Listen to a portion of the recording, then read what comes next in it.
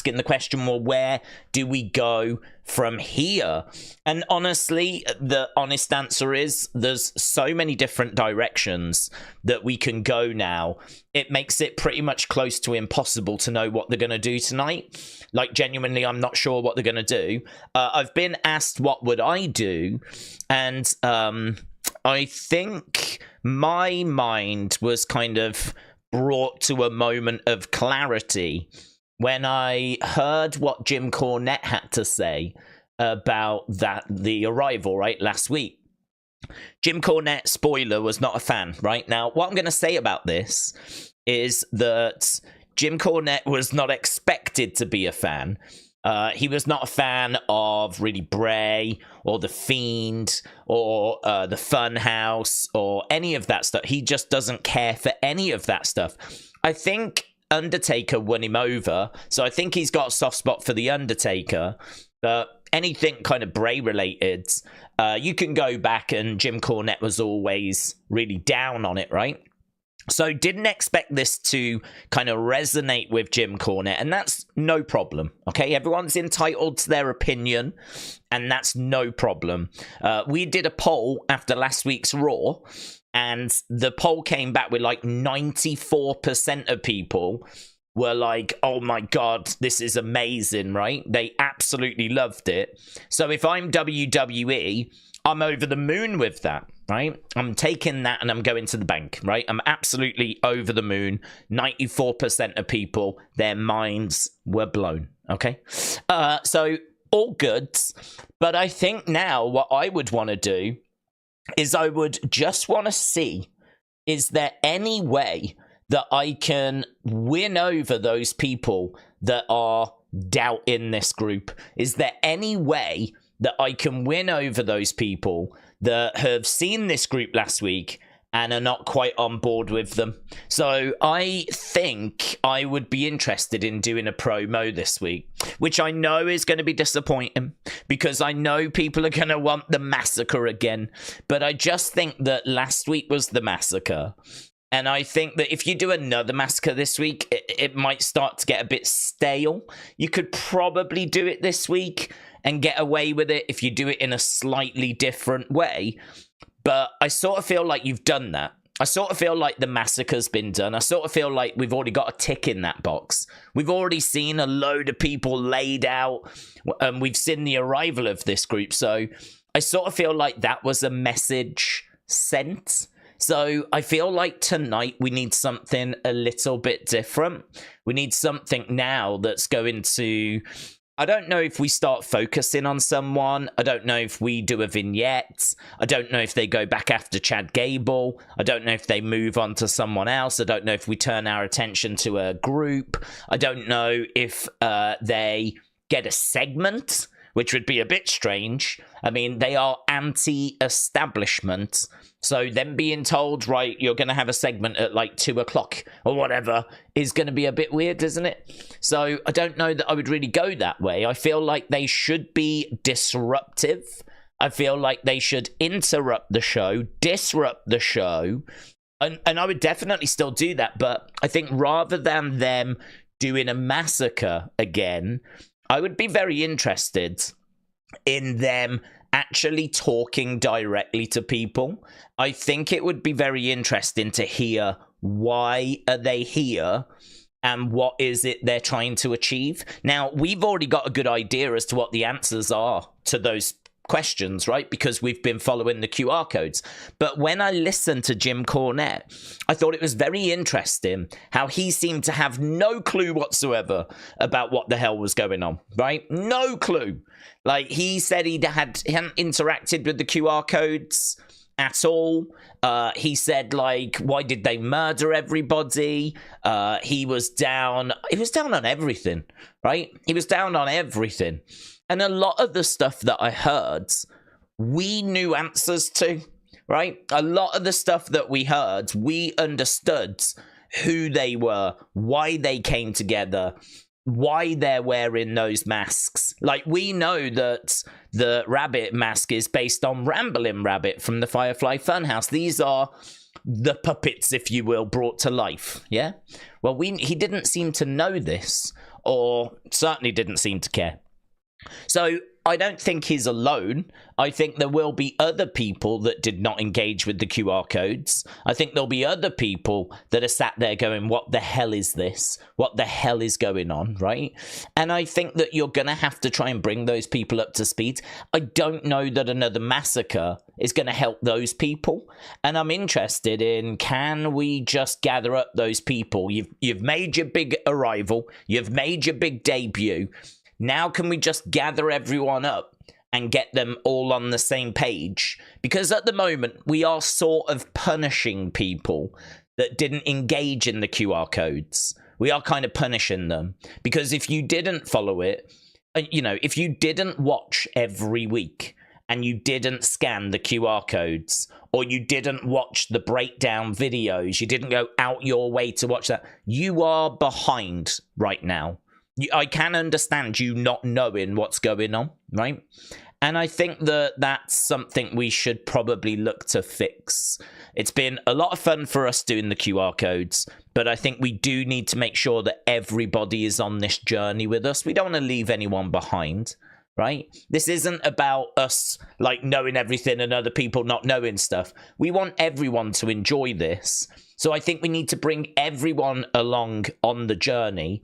And maybe when people know what's going on, everybody, some of those people that weren't on boards, they might get on boards. And to be honest, if some of those people still don't get on boards, well, at least we know we tried. At least we know that we tried to bring them along. My worry would be that we just keep doing massacres and all this kind of stuff. And visually, it might look very good, but you're not informing people of why this is happening. And I think it's a bit unfair to expect them to go back into the QR codes. I feel like, we need some promos. I think you need to bring people up to speed with who these people are, why they got together, what they're trying to achieve, how they're going to go about doing it. And in all fairness, not just tell us stuff that we sort of already know, but I feel like you could also expand that. Because we need to know where these promos are going to come from. Like, I would imagine they'll be in the cabin in the woods. Back in the day, Bray would do it in the Firefly Funhouse, right? And we had a Firefly Funhouse. I don't think we use that going forwards. We're going to need a new background now. And so we can start to explore that. And also, how did these characters look when they're in that setting? Do they look exactly the same, or do they have their masks off? What does Rowan look like without his mask on? What does Mercy look like without his mask on? I feel like there's so much for us to dig into, and we need to know their promo styles. We need to know their personalities. We need to see how they interact with the other characters. Could you imagine the Bloodline story if all they did was just attack people? A lot of the success of the Bloodline story was seeing them interact with each other. All those little conversations, those little looks, those little moments backstage, they really added to the group. And it really helped give the group some depth. And it helped the group just feel more well-rounded, right? At the moment, a lot of people have just seen this group attack a load of people out back. And they don't know why they did it, why they're here. They don't know anything, right? And I really would like to try and bring them people up to speed, to be honest. So I'm looking for something like that. You can still have them in the backgrounds as other people are talking. You can still have glitches throughout the show. You could even have the odd person being found like laying down backstage, beaten up, attacked, and Adam Pearce looking concerned. But I don't know that I would personally run another massacre tonight because, as I said, I think that box has been ticked. And I think I would like to try and inform people now why what happened last week happened. Because I promise you, there are many people out there that did not engage with these QR codes. Or there's many people out there that only got back into wrestling a few weeks ago. And we were already a good chunk of the way through the QR codes. So I think rather than sort of punish those people, let's try and bring them all onto the same page as we look towards where we go from here. So I would be looking at something like that. I don't know that that's what we get, of course. We could get another massacre. We could get them targeting Chad in his match tonight. We could get them going after Judgment Day. We could get them doing a vignette. We could get them like popping up at the start of the show, the end of the show. They could be anywhere tonight, right? They could be absolutely anywhere, doing absolutely anything. But those are my thoughts. That's what I'm looking at. I would like to try and bring everybody onto the same page and move forward from there and see, is there any way that we can get the Jim Cornettes of the world, maybe not to love this, but at least go, do you know what, fair play, there's a bit more to this than I first thought, and we'll see where it goes from here. I think that's probably the best you could expect, is for him to go, okay, I see where they're coming from. I see where they're coming from. I understand now who they are, what they're trying to do, what they're trying to achieve. Really enjoyed the promo that I heard. Felt like it was from the heart. And, I'm sure you could really do something, say something that's just going to pick up those stragglers, shall we call them? Stragglers. We'll pick up the stragglers and bring them along with us. So, them's my thoughts. Before I jump into the super chats, I do want to just go down what we've got on the show tonight. So, quite a stacked show. Lots of things going on. We've got Alba and Isla. Alba and Isla taking on Kayden and Katana. So, I think this is for the women's tag titles. We got Kofi taking on Karrion, right? That's obviously been building for quite a while. He put out a 13-minute video the other day. 13-minute long promo, Karrion Kross. And I didn't get a chance to watch it, but he was breaking down, like, Kofi and Kofi's mentality. And the bits that I saw were fascinating. He is so good with those online promos. So definitely need to revisit that. But let's see how that goes tonight. Bron Breaker against Ludwig Kaiser is very strange. We've got that match tonight. We've got, obviously, Money in the Bank. We've got Shayna Baszler taking on Kairi, Sane taking on Lyra Valkyria. Winner goes into Money in the Bank. And as well as that, we got Braun Strowman against Chad Gable, who has been added into the match, but it seems a little bit iffy. Don't know what's going to happen there. Taking on Bronson Reed. A lot of people have said they would have the Wyatt Six interrupt that match. I personally wouldn't. I think that a message has been sent. Message has been sent. They attacked Chad Gable last week, and I think what I would do is I would have Chad trying to wrestle this match, and he would struggle. I said on Twitter I would have him go down to like one knee and just hold his head and just be like, no one's around. You got Braun and Bronson fighting on the outside, and you've just got Chad really struggling, and he just can't seem to get himself into the match. And eventually, like, a doctor comes over and goes, "You okay?" And like Chad's like just gone, and so the doctor leads him to the back. I don't think you need an attack in that. I think that Chad can still sell the effects of last week. I think what happened last week should still have an effect this week. A lot of us were surprised that he got added to the match, to be honest. So I think that I would definitely have him showing the effects. That would make sense as to why he's out there, so that he can show the after effects and show that things aren't right. People will then start speculating, oh my God, have they got to him? Is he let him in? And like, people will start speculating about whether they've took him over and whatever. I don't think it's anything like that, but it's just, listen, if you mess with the Wyatt Six, they're gonna F you up. Right, and it won't just be for a week. You're going to feel like the effects of that for a little while after as well. And that's Chad getting off lightly, right? That's Chad getting off lightly. If they wanted to do even more damage, they easily could. But it's a warning. It was a warning to him, and it's a warning to anyone else that watched. If you cross our path, we're going to absolutely F you up. So I would definitely have him selling the effects of what happened last week and get him led mid-match to the back. I just don't think you need another attack, personally. I think that you can still sell last week's. So, yeah, lots of stuff, all of that and so much more. Let's jump into the super chats because I don't want to fall behind with those. So, Bishop Straight, shout out to you, said, how do you follow that awesome Wyatt 6 debut, said Bishop Straight. Well, I think that you, as I said, I don't think you can follow it with another massacre, another same type of thing, because I think people are tuning in and everyone's looking for something different this week. Some people are looking for another massacre. Some people are looking, you know, there's some people that want a match already. There's people out there going, do you reckon they'll wrestle this week? It's like, no, I don't think they'll wrestle. I'm not expecting them to have a match, right? I mean, I'm expecting WWE to not really want to allow this group in. And I'm expecting WWE to have heightened security, just like we saw on SmackDown.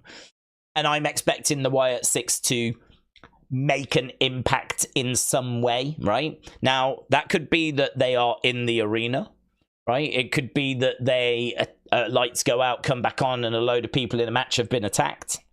They could absolutely do that. It might be that people get attacked backstage, so it could be more attacks. Or it could be that there is a vignette that interrupts the show. So we could be backstage and all of a sudden we could get a glitch and then boom, we're just in a cabin. Imagine that. Imagine we're just watching the show backstage, something's happening, there's all this glitching all of a sudden, and then boom, there's just a cabin. Just the inside of a dark cabin. And we're like, what the hell is this? Where are we? What are we doing?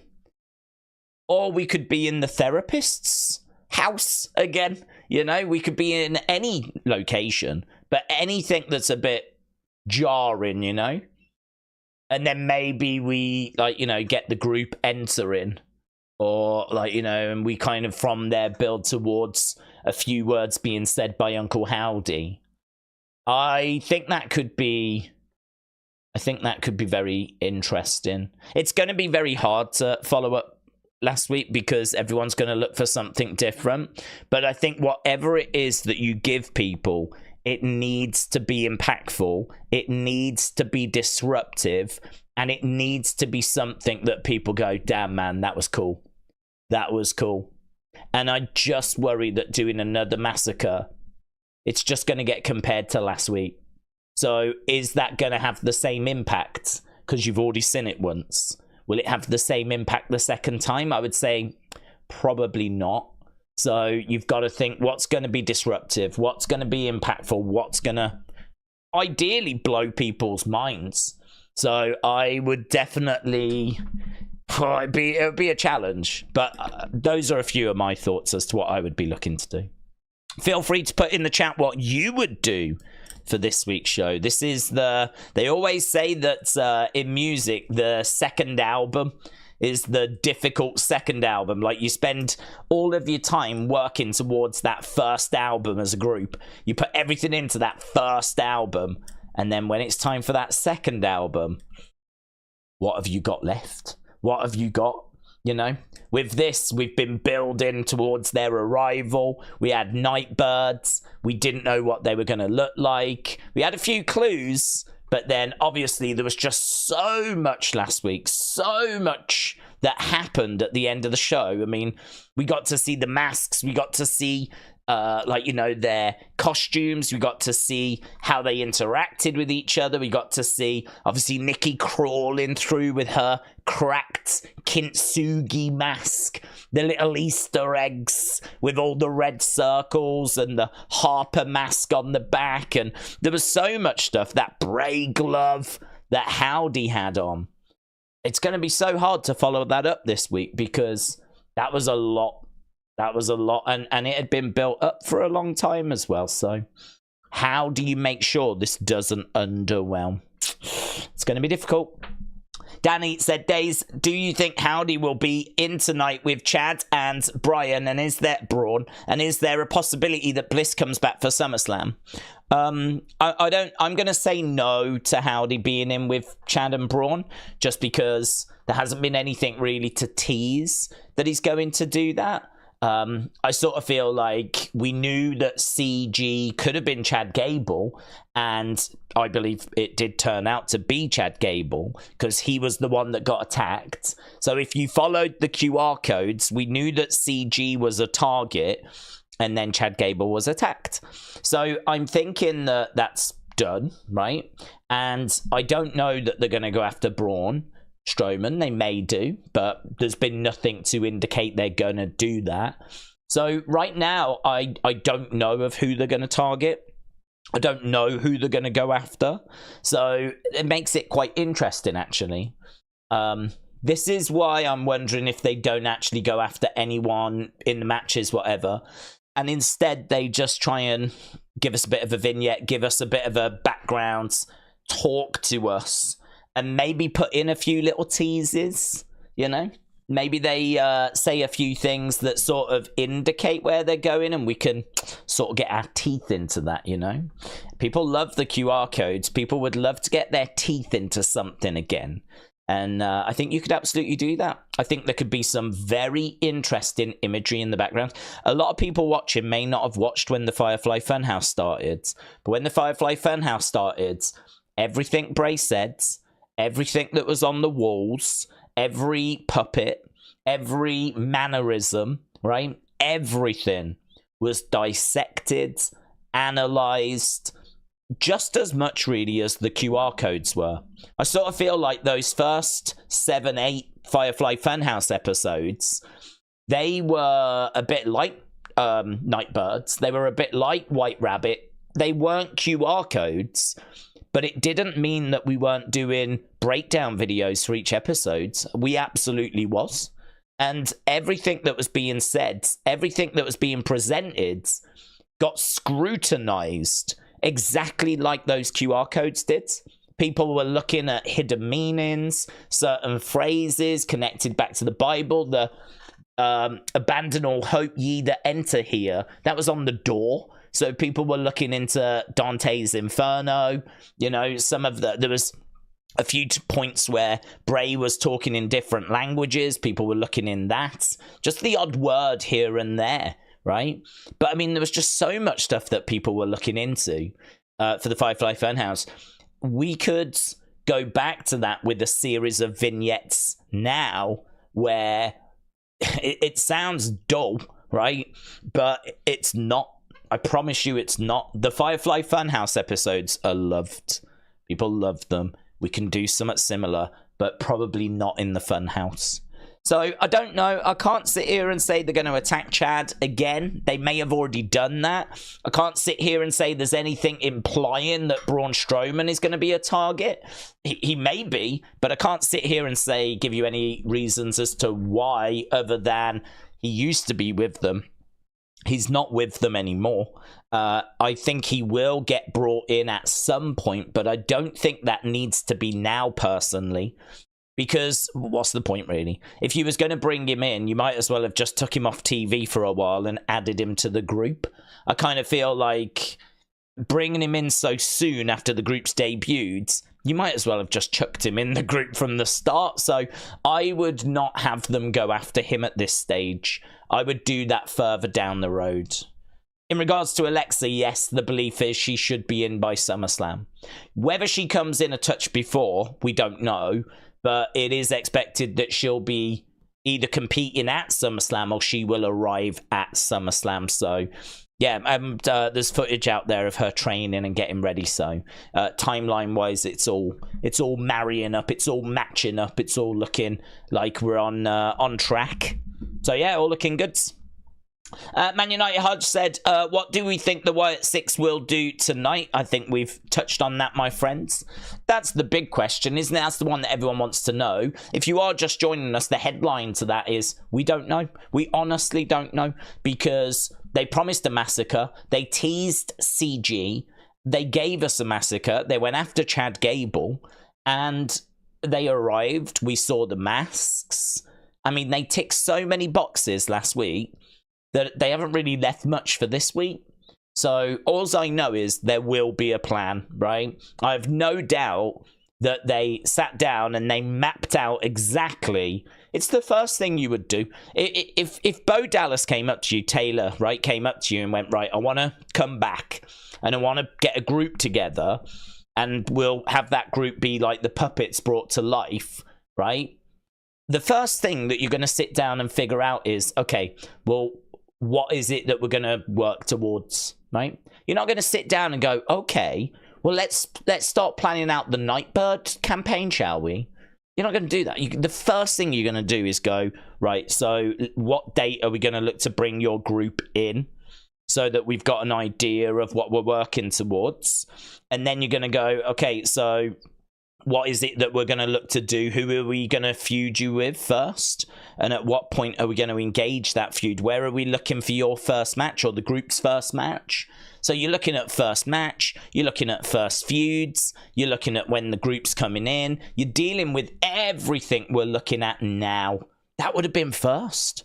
That would have been the very first conversation. And once you've got, say, the first month, 2 months, maybe 3 months, and long-term picture, like we're going to get you here for WrestleMania. We want you to be doing this at WrestleMania 41. Right, that's the long-term thing. But the first 3 months, you're going to feud with Judgment Day. Your first match will be at SummerSlam. That's what you do first. So all of this will be planned. No doubt about that in my mind. And once you've got that bit done, then you sit down and go, right, here's the fun stuff. How are we going to do the bringing you in then? What are we going to do? And when are we going to start the whole process of bringing you in? Like, are we going to go White Rabbit again? And do something like that, and then you start doing the fun stuff, which is the Nightbird stuff. All the other stuff, I mean, you need to figure out all the other stuff because you need to know the masks, the costumes. You need to make sure that whoever they're going to feud with is not already in a feud, because you can't bring in this group and then go, right, who should we have them feud with? Can you? I mean, like, you need to make sure that their opponents are going to be available. Their opponents, their targets are going to be free and available for them to feud with. So that's why you would do this bit first, and Nightbird you would do after. So I have no doubt they've got a plan for tonight, plan for next week, plan for this month, next month, month after that. I think they know where they're going with this group easily for the rest of the year. Maybe not in detail, but as a outline, as a, like, we're going to do this feud followed by that feud. Alexa's coming in here. We're going to move on to Braun after that. Like, I feel like all of that will be skeleton, if you will. It'll be they'll have a good idea. So just because we can't really sit here tonight and go, oh, I think they're going to do this, doesn't mean that they don't have that answer. Obviously they do. So I just hope that whatever it is, to be honest, I just hope that it is going to be a case that they can kind of live up to last week's hype. Everyone's like excited. I think last week was very well received, overwhelmingly well received. And so it's a case of, right, well, what is it now that you follow up that with? How do you blow people's minds all over again? But only this time, people are going into it with obviously having seen last week. So the benchmark is really, really high. It's very, very difficult. Very difficult. Carl and Dawn said Cornette was okay with Taker sacrificing Stephanie McMahon, but not okay with the Wyatt Six. He needs to move on, in my opinion, says Carl and Dawn. Well, I mean, look, I don't mind him having his own opinion. One thing I respect, if you will, about Cornette is I do believe what he says is his honest opinion, right? Might not be an opinion that I share, right? I think that sometimes he can say some good stuff, and I think sometimes he can say some stuff that's a bit out of touch, right? He says a lot about women's wrestling, for example, that I categorically disagree with.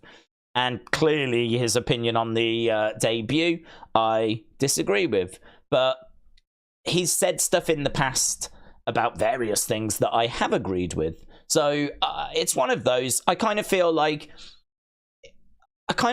there's no one in this world that's going to have the same opinion as you, and we've said this a lot. And I think that, you know, we start 2 hours before, and I will say a load of stuff, and I expect at least half of you to be disagreeing with what I say at any one point. right? Any opinion that I share, I expect at least half of the people watching to go, nah, I'm not sure I agree with that, right? I expect that because we're all different. We've all got our own wants and desires when it comes to wrestling. We all know the kind of thing that makes us happy and what we enjoy watching.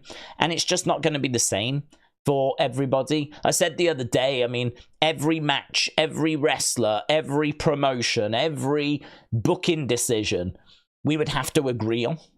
And that's just not possible, is it? So I'm all right with him having that opinion. If anything, I would see it as a challenge in the sense of, okay, so there are doubters out there.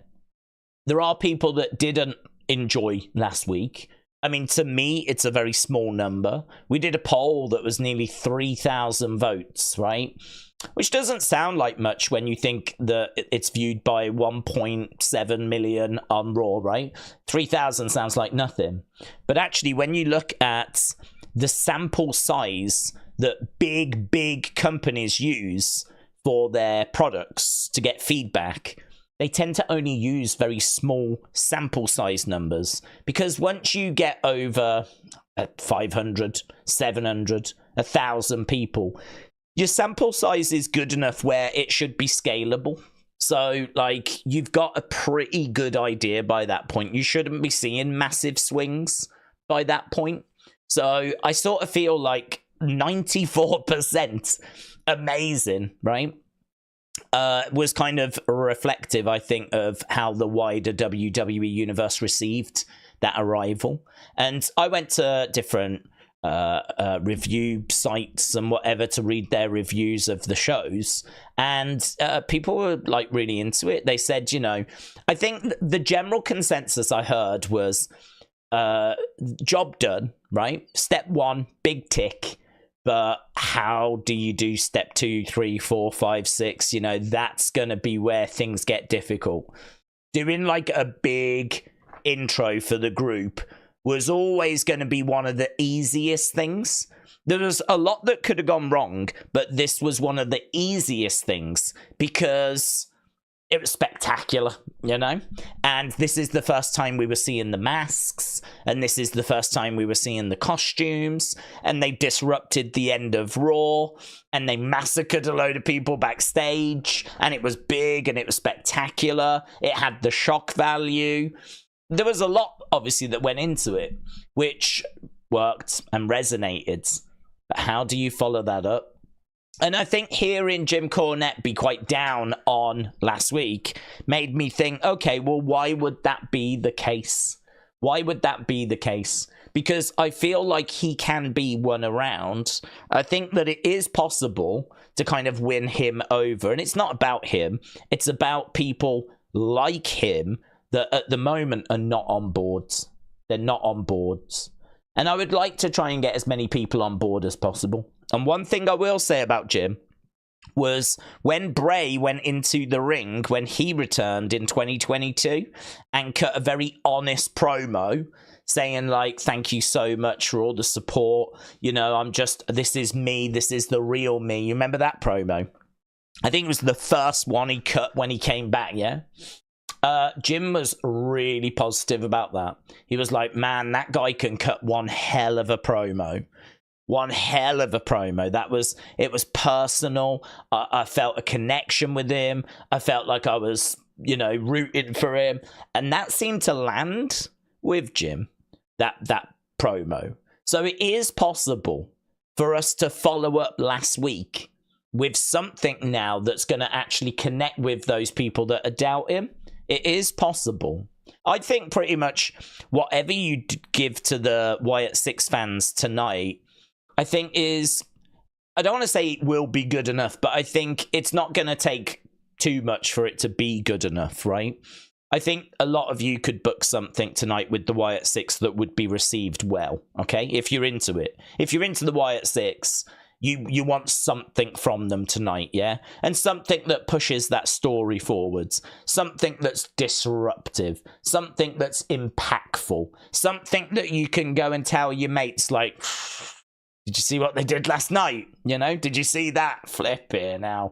Like, if you can find that, I feel like if you're into it, it's a tick, right? So I think it's quite easy, actually, to please the people that are into this tonight.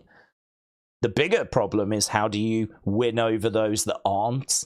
How do you make sure that you try and bring them along for the ride? So that would be, if I was working on this, a bit of a focus for me tonight, because I feel like disruptive, impactful, you're gonna bring along the people that are already into it, but can you win over some of those that aren't? But, you know, I mean, look, Carl, Dawn, you might be right. Maybe that's just something which, you know, you could try and you're just never going to win some people over. There are just natural born haters out there. So, you know, perhaps like you're just not going to succeed, but I feel confident that you can. I feel confident there's people out there that did not do the QR codes. And I feel confident there's people out there that I think would get on boards, but you've sort of got to help them a bit, you know? They didn't do the QR codes. They didn't watch every Raw and every SmackDown. You know, there's people out there that are at work and they can't watch every Raw and every SmackDown. And they might try and read about things, but maybe they just aren't able to keep up with everything. And yeah, you can make the argument, well, they should have done a bit more work themselves, but that's a big criticism of AEW, right? And I don't want to bring them into this, but whenever they brought in people from New Japan, one of the criticisms was, I don't know who this person is, and why haven't AEW done a better job of telling me why I should care about this person? And one of the responses you got was, well, if you're a real wrestling fan, you should do your own research, right? I don't agree with that. I didn't agree with it then, and I don't agree with it now. I don't think that's correct. I don't think that people have got time to do their own research, you know? I think people have got kids and lives and concerns and worries, and they you know, if they're sitting down to watch your wrestling show, then you should be, you know, bending over backwards to sort of thank them for that, because in this day and age they can choose to watch anything they want. So to then have the nerve to turn around and say, well, if you was a real fan, you'd do a bit more work. Nah, that don't wash with me. That don't wash with me. I don't think that's the right attitude. So I don't agree with that from the AEW perspective of, well, if you want to know who this New Japan person is, do your own research, right? I don't agree with that. And so equally, I don't agree with it here, right? No double standards. No double standards. I don't agree with it there. I don't agree with it here. I think if you didn't follow the QR codes, then we need to bring you up to speed. We need to help you out. We need to, you know, do something on the show that's going to kind of lay this out, even if it's just the basics and it doesn't go into the same level of depth as what the QR codes did. I think that we need to help some people out here. And I would like to see us do that. I really would. Because I think there's some people that are struggling with this that probably wouldn't struggle with this if they had a bit more of an idea as to what was going on. Daniel said, I really hope we get to see the Wyatt 6 tonight. Oh, I'm sure we will, but I mean, I don't know if they'll be in the arena.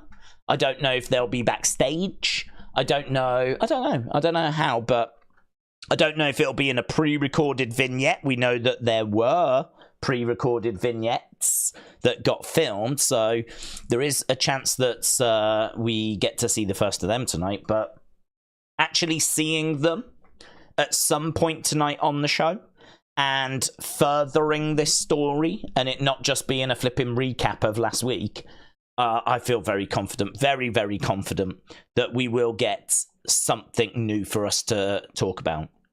I mean, let's put it this way. I'll be gutted if I don't get a chance to do a Wyatt 6 video tonight. You know, my plan is, after this, I want to do a Wyatt 6 video. I mean, I feel like it's Raw. We need the next stage in the story, the next chapter in the story. And so I'm looking to have that conversation. I want to see what it is. I want to know exactly how it's going to go down. So I'm here for that. So yeah, if we were not to get anything but a recap or just a little glitch or a few little glitches, nah, I can't see that. We're going to get something meaty, I'm sure. So Daniel, shout out to you, my friends. Michael said, great work as usual. Do you think each member of the Wyatt Six has got their own entrance music? Maybe a variation of Shatter? Well, I mean, we don't know quite if Shatter's going to be the song, to be honest. I mean, obviously the intro was looped, but we never actually got past that. So I don't know if it's going to be Shatter. I don't know if it's going to be a new piece that has the Shatter intro. I genuinely don't know.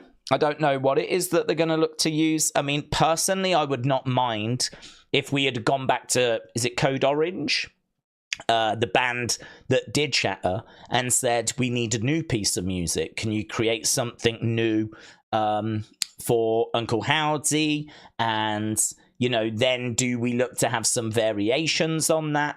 I do think each member should have their own theme. Yep. I think each member is their own character. I think they've got their own personality. They're gonna probably go on to have their own feuds. I wouldn't just want to keep running the same music again and again and again.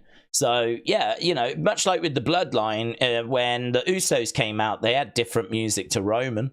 Or like when Solo came out, he had different music to Roman. I would definitely have different music for all the characters. As to what that music's going to be, I don't know. I don't think I would use Shatter, to be honest. I don't think I'd use Shatter. I feel like that's Braze. And I don't think we need to use Shatter, because Shatter, as we said, was his theme, and I don't feel like we need to use his theme. You can always make the argument it would be a lovely tribute, blah, blah, but I don't think we need to do that. I think that it is possible. It is, believe it or not, I know it's hard to believe, but it is possible to create other good theme music. And I know that's hard to believe because we live in the age of Def Rebel, but it is possible to have more than one good theme music. So I would go to Code Orange. I'd say give me something that's got Shatter vibes. I'm going to use that for the new Uncle Howdy theme, and then from there I'm going to look to either, I don't think the band would do it. I mean, they're a band. I can't imagine they're going to want to create 6 different pieces of music. But maybe I go to Def Rebel, if I have to, and say, listen, can you give me 5 other pieces that are sort of based on this key, based on these chords, based on this tone, and I'm looking for things that are going to be personal to, you know, give me something for Ramblin' Rabbit. Give me something for Mercy. Give me something for Sister Abby the Witch. Give me something for the other one, Huskus, you know? But let's try and find a way of connecting it to the main piece, which is for Uncle Howdy. And then Shatter, as I said, can stay Braze, basically. But I don't know, maybe we don't go that way. Maybe we don't go that way. Maybe they do give them Shatter. But it certainly was Shatter that was looped, the intro for it last week. I don't think we're going to just keep that for Uncle Howdy. I don't know how people would feel about that. Just the intro, like, just looped over. How people would feel if we did just keep that for Uncle Howdy. I don't know. It was all right. It fitted last week, but I don't know that it's epic enough, cool enough. I don't know that you're going to quite get the goosebumps, whatever, you know. It's not the same as, like, Undertaker, the gong, and, like, oh my God, lights go out, everyone freaks. I feel like we could probably find something better. Edward, shout out to you, bud. Hope you're well. Edward, LFC1, the baddest on the planet, and that is confirmed because it has it in his profile name. So, Edward, shout out to you. Hope you're well, bud. Thomas said, I think Jason Baker was at SmackDown to make sure that the Wyatt 6 imagery was in place, and they put him on camera as a nod to people like us that follow the hardcore, says Thomas. Maybe. I mean, I don't know that the imagery is his remit, to be honest. I think he does, like, the masks and the costume pieces. but I don't think his involvement really extends beyond that. He's someone that's got like his own studio and whatever, so yeah, I don't think he's really looking to. I don't know. I don't know how he fits into this, but I think it's more he does costuming and masks and things along those lines. So maybe his presence was there as a cool little Easter egg for us, or maybe it was just a case of like there's an open invitation whenever he wants to be around. Hard. I don't know. Hard to know on that because we didn't really get anything on SmackDown. It wasn't really loads. Probably the biggest talking point was a video package which they did and showed, which was just what happened on Monday, and they put the puppets on top of the new characters. Just for those that were in any doubt. Which was a good video package actually. I mean, that goes some way to explaining who these new characters are, Putting the puppets on top of the people will draw that connection for anyone that's not made that connection yet, Chris said, I can see Uncle Howdy say they're free to cause chaos since Bray or The Fiend held the back. So it's time for a nightmare to begin. So Chris can see chaos being caused. Your Uncle Howdy said, what if Gable comes back brainwashed, starts the match like usual, but starts losing, Wyatt music hits, Chad with wide eyes stares at Howdy and then obliterates to win? Well, this is where it gets a little rocky, to be honest, because they've said this is going to be based in realism. They don't want any like supernatural stuff. And what I would say about what you've just proposed there is that does sort of operate in a grey area for me, because he could do that because they could have hypnotized him. They easily could have hypnotized him so that when he heard a certain piece of music, he felt like he was untouchable. He feels like he's unstoppable. He can unlock a deeper part of himself, a violence that he's never unlocked before. He can go absolutely crazy when he hears like a certain piece of music. Like, that's something that is possible in the real world. Like, hypnosis is a real thing. And it could be that, that to me is not something which is all that far-fetched. It's one that probably needs a little bit of going with it, if you will. But for me, if it can at some point sort of be explained along those lines, maybe you have Chad saying, I felt like I was hypnotized or something backstage, just to kind of plant that seed of, well, this is how he did it, right? I sort of feel like even those that don't want this to go down those supernatural roads, it still gives them that sort of grey area that they feel comfortable in, which is me. I feel comfortable in the grey area, I think that this is something that you've got to be a little just careful with, let's put it that way, because I think once you start straying away from the grey area, once it starts becoming just out and out supernatural, you're going to leave people behind. There's going to be people that won't come on this journey, and then if you start getting less and less people coming on the journey, that's where the online criticism is going to grow. You'll get people that, won't think this is as cool. Maybe the ratings don't do as well. Like, it's tricky. It's tricky. So it's one of those where I think you've got to know how you want to present the group. And I think they do. They've come out and said that they want this group to be not supernatural. Which I think is good and right. Because I think that's going to satisfy the most people, right? You can still make them cool. You can still operate in a grey area, right? You can still do certain things, like, as we said, your Uncle Howdy there talking about what if Chad loses it, right? And has been brainwashed. But I like that, because I think the word brainwashed, the word hypnotized, they're the kind of words that live in that grey area, yeah? Words like possessed can be a bit challenging, but I think there's certain words, vocabulary that you can use which keeps things within that sort of grey area. So I would just say you can do it. I would just be super, super careful with it, because I think the one thing you don't really want to do at this stage, where we're still sort of in that first impressions kind of area, is you don't really want to scare too many people away. You want to make sure that you're bringing along as many people for the ride as possible, because if you can get as many people on board right now, then obviously as the stories progress, you're probably going to be losing people. And so as you're losing people, you don't want to be losing too many, and you want to be keeping as many people on board as possible. So you want to start with as many on board as possible. So I would really be trying to see if I can find a way of winning over some of those that didn't quite get it last week. If there's people out there that hated last Monday, and you ain't going to change your mind, there's not much you can do about them. There's not much you're going to be able to do about them. I do think there's people out there, though, that just didn't quite get it. I don't think there's loads, but enough where I'd want to try and get them to get it.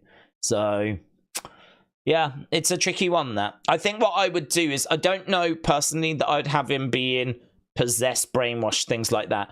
I would definitely have him struggling in the match. And I would definitely have him like showing signs of, say, a migraine, or showing signs of like just really struggling, because I just don't think he needs to be attacked again. If he gets attacked again this week, that sort of says that maybe they didn't do a very good job last week. If you've got to attack him again this week, like, surely if Uncle Howdy attacks you one week, you're done. You're done. Maybe not done forever, but certainly for a good few weeks. So to attack him again would sort of send a bit of a subliminal message that you didn't do a very good job flipping last week. So I would not have Howdy attack him again this week personally, but I do agree with your Uncle Howdy there that I think you could have Chad showing effects of last week. However that might be. Words of Red said, Daze, get your popcorn ready, because someone is getting taken out tonight. Is it me? Are you taking me out? That's very kind. Words of Red, thank you so much. That is so lovely. So there we go. I've pulled, and Words of Red apparently taking me out tonight. Little bit of dancing, which will be nice. Apparently we're getting popcorn as well, so that'll be lovely. So Words of Red, shout out to you. Said, hope you are well. Well, I am now. And big shout out to all of you in the chats. You're awesome. So there we go. Look at this. Words of Red. Absolutely lovely. Anna, hello. Shout out to you. Anna said, I'd be happy with a couple of vignettes of the Wyatt 6. Anna, I hope you're doing well, my friends. Saw that you was doing very well in the latest poll that went up. We're trying to find who is going to be the June inductee into the Community Hall of Fame. Every month, the members nominate someone in the community, or they nominate lots of people, actually. And then the 5 with the most nominations go into a poll, and then you lot can vote on that poll. And right now, it's on the community tab, and you can go and you can vote. I said that I will announce the winner tomorrow, NXT. During the NXT stream tomorrow, we'll announce who has won for June. And at the moment, I saw Anna was doing very well. But good luck to everyone that's in that poll, because all are worthy winners. So, yeah, very cool. Anna, shout out to you. I hope you're well. The Ring General said, happy Monday, Daze. The mat is sacred. It is. You're right, my friend. You're absolutely right. It is sacred. The Ring General. Hopefully we see Gunther soon. We know that he's got that big match at SummerSlam, but we haven't seen him for a little bit, have we? I don't feel like I've seen him for a while. There was a thought, of course, that he'd been attacked last week, but no words on anything other than Chad Gable. And actually, I think PW Insider came out and confirmed that it was only Chad Gable was the only talent that was attacked as part of that massacre. So we're not expecting it to be a case that he was attacked or anything like that. Gunther. But yeah, that was definitely a big talking point, I would say, last week. People thinking that all this talent had been attacked when it was seemingly only Chad Gable. Clint Green, shout out to you, my friend. Appreciate the support. Hope you are well. Wrestling Russ, is that? Said, I kind of want them to keep us guessing and then hit us hard every now and again with like a big wow, just like last Monday. I don't want to burn it out right away. I love that. I agree. I do think that I agree. But to expand, I'm going to say, I do think you need to do something tonight, though. I think that there was a little tinge, not from me, but out there was a little tinge of disappointment when didn't really get anything on Friday. Again, not from me, because I was quite confident that they were probably going to make this group Raw exclusive. And the reason for that is because I think, well, everyone's exclusive to a brand, and they want to give you reasons to watch SmackDown, which if you want to follow Cody's story and the Bloodline story, you need to be watching SmackDown. And if you want to follow the Wyatt Six, or you want to be following Drew and all of that, you need to be watching over on Raw, right? So they seem to want to find ways of getting you, obviously, to tune into the different shows, trying to give you different things on the different shows. I did wonder if they might do Wyatt 6 on Raw and SmackDown last week as a one-off, as a way of just introducing the group. So I did understand from that point of view why people were thinking, oh, maybe we get them on SmackDown as well. But I think when we didn't get any QR codes or any sort of teases, or there was nothing in the week, no journal updates, there was nothing that kind of said, see you on Friday. I went into Friday expecting to not see them. So then when we didn't, it was like, okay, fine. Well, there we go. See you Monday. See you Monday then. And that's where we are now. So, yeah, I think it's one of those where I think there was a little tinge of disappointment out there. Nothing too big. I feel like, oh man, if you don't give people something tonight as well, then you might just, that disappointment, I think, would get a lot bigger, actually. So I think you do need something tonight. But yeah, I agree with you. You can't just keep doing big attacks, massacres week after week after week after week after week. It's going to run out of steam.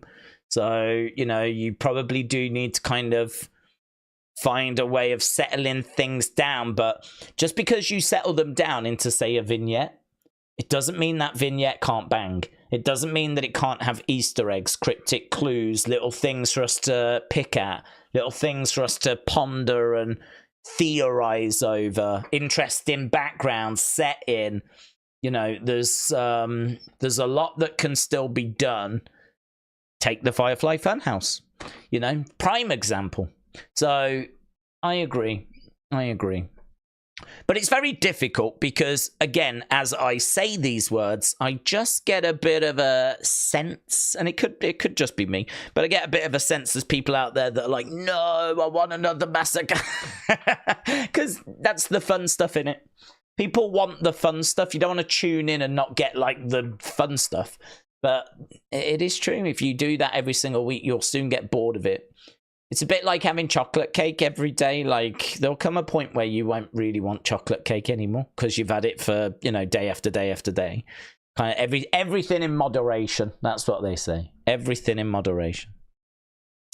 Supportington said, Daze, I am back after a health scare. I missed you all. Well, Supportington, welcome back, my friends. I'm sorry to hear that you had a health scare, but welcome back, buds. And good time to be back. The group are in.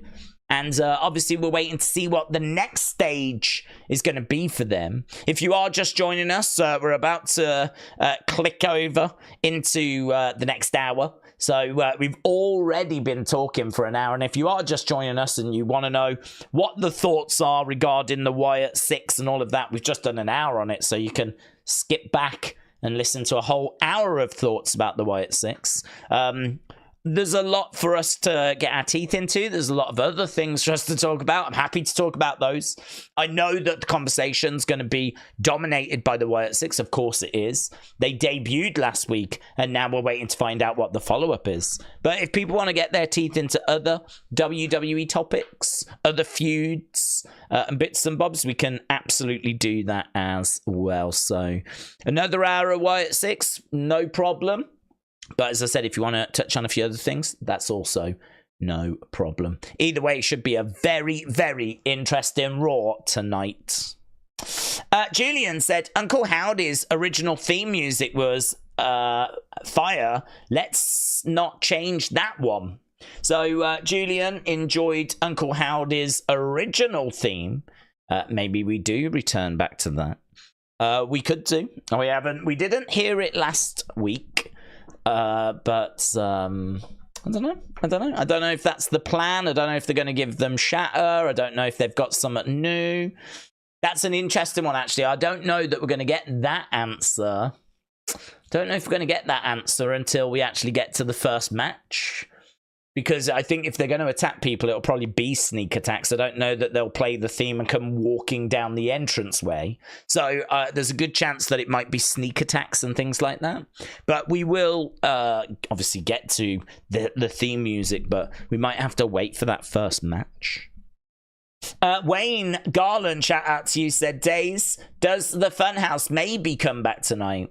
Well, the Funhouse could, and I think that would be quite jarring, wouldn't it? After what we saw last week, if all of a sudden we get Bo's Firefly Funhouse, and he comes through the door and is all like, hello, and he's all like Bray was. But only now, instead of the puppets being there, we've got maybe the members that are all like, hey, how you doing? Good to see you. Like, they're all like really like OTT friendly. And we do like a Firefly Funhouse episode, but with all of these characters. I think the thing is, if you do that, cool, that would be a lot of fun, but what are we going to get out of it? I think one thing I wouldn't do tonight is just sort of spin the wheels. So, like, I wouldn't do, like, a Firefly Funhouse episode where we do a word of the day and we do, like, all these fun references to the Bible and whatever, but we don't actually seemingly move much forwards. You know, I would be looking for them to really be explaining what the group's about, who they're targeting, why they're targeting them, what they're trying to achieve. If a Funhouse episode can achieve that, put me down for it. Yeah, I'd have no problem with it. But I think if it's just going to be that we spin our wheels and we don't really move much forwards, I can just see those people that are down on this already being just more down on it. Like, now they're faffing around in the Funhouse kind of a thing, you know? I really do think there's people out there that just don't know what's happening at all. Like, they did not follow the QR codes. And you can sort of understand that if you didn't follow the QR codes, that you would be a bit lost. So if we can use the Funhouse to bring people up to speeds, and of course, we want some stuff as well. There's no point just telling people and bringing them up to speed about what was in the flipping QR codes. We need some stuff as the hardcore fans, because we followed all the QR codes. We shouldn't get punished for doing that. We need a little extra as well, but you can easily do that. Lots of little Easter eggs, interesting things in the background, interesting little cryptic clues, word of the day maybe that does connect. If you unscramble it, you get a different word, and that might point towards who they're going to be targeting. I don't know. But you get my point. If a Funhouse episode can do that, put me down for it. Right, but Steven said, I would send Bo out there as himself to explain a few things. His connection to Howdy and other members, and I do think people would appreciate that. I agree. Do you know, one of the things that I always wanted from this return was, and I've said it a few times, I would really love for Taylor to be himself. I would really love for him to, it doesn't have to be tonight, but at some point I would love for him to come into the ring and say, look, it's me, it's Taylor. I really wanted to do this because I want to speak to you, the fans, and have him like. We haven't really heard from him outside of the documentary, and talk directly to the fans, and I think that would really help, because there's a lot of people that I think there's a lot of people that didn't watch the documentary, guys. A lot of what I'm saying is going to sound alien to a lot of you. It's like I'm talking gibberish, right? I could totally understand people being out there going, what is this loser on about, right? Of course everyone watched the documentary. Of course everyone scanned the QR code. They didn't. Not everyone watched the documentary. I don't have the official viewing figures, but I'll bet you now it ain't 2 million, right? And the same with the QR codes. I'll bet you now it ain't 2 million people that scan that flipping QR codes, right?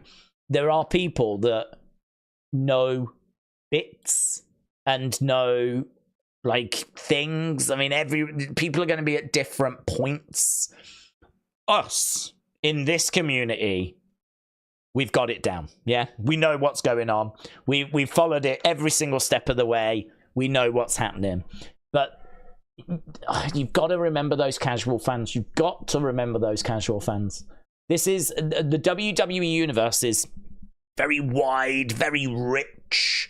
Don't forget as well, you can't even get the flipping Bray Wyatt documentary in the UK. I don't think it's gone onto the WWE network still. Right? So just from a starting point there, not the whole world has even got access to the Bray Wyatt documentary. So it's one of those where if you're a kid and you're into your wrestling and you enjoy watching it, I don't know if you're going to be able to go out of your way to find a documentary that's not on the network, or you're going to be able to know how to solve some of these flipping clues, right? Unless you're going onto Twitter to get answers and whatever. Like, you could totally understand people being left behind. Totally understand people being left behind. So I think it is important that we try to bring people up to speed. I think it is important that we try to explain a few things. But again, I think it is important that we get some as well. Because, we don't just want it to be a case where this week it's boring whilst they explain a load of stuff we already know. I would not make that mistake if I was booking this. I would make sure that I was doing both things. And that is bring people up to speed and give us lot that little bit more. Yeah, that we will really enjoy. And still have things in the background, in corridors. Definitely I'd have you could have Abby, Nikki kind of standing there, in the distance. And someone walks past and she's gone. And it's like, oh my God, did you see Nikki? Did you see Nikki? I could see all of that kind of stuff going on. Did you spot her in the background? I think there's a good chance we might get things like that tonight. And going forward as well. Might get puppets in the corridors and whatever. I mean, I don't know that they're done, the puppets. We know they were out in the real world at points. So, I mean, they could be in the corridors as well. Certainly the members could be around. I mean, you could totally see Adam Pearce saying, I've got extra security tonight. This place is on lockdown, all that kind of stuff. And then you keep seeing the members popping up in the backgrounds. I feel like you could totally get something like that. So, Stephen, shout out to you. I think explaining himself, explaining a few things, connections, I think that would be pretty good. But I am very conscious of not making it boring as well. Very, very conscious. Because I think it is the kind of thing that could go wrong very easily. But then all of this is stuff that could go wrong very easily. Listen, I want to show you a couple of bits before we go on to our next super chats. Although I do want to shout out Goshima Gaming. Shout out to you, my friend. Appreciate the support. Just wanted to show you this. So I did. Will we get another Wyatt 6 attack tonight? Will they actually attack someone on the show tonight? And 2,000 votes.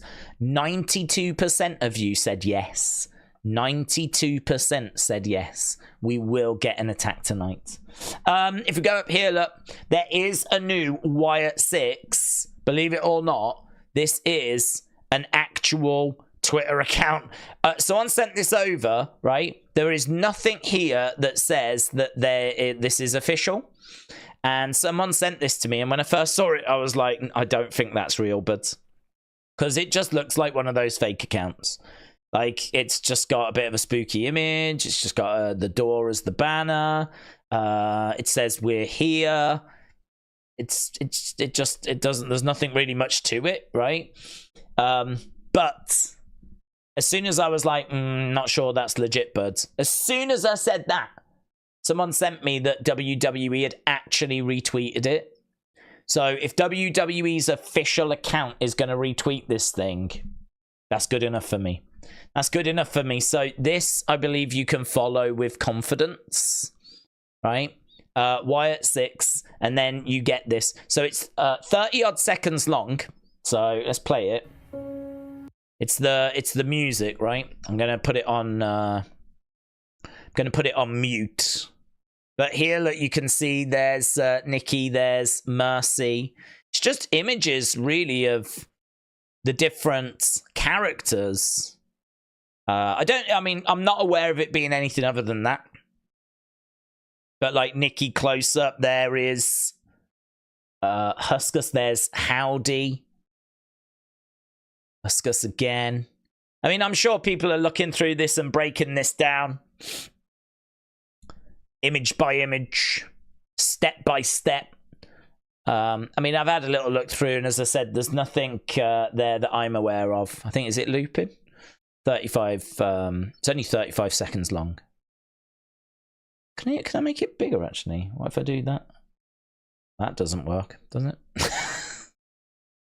That doesn't help anyone. What does that do? Picture in picture.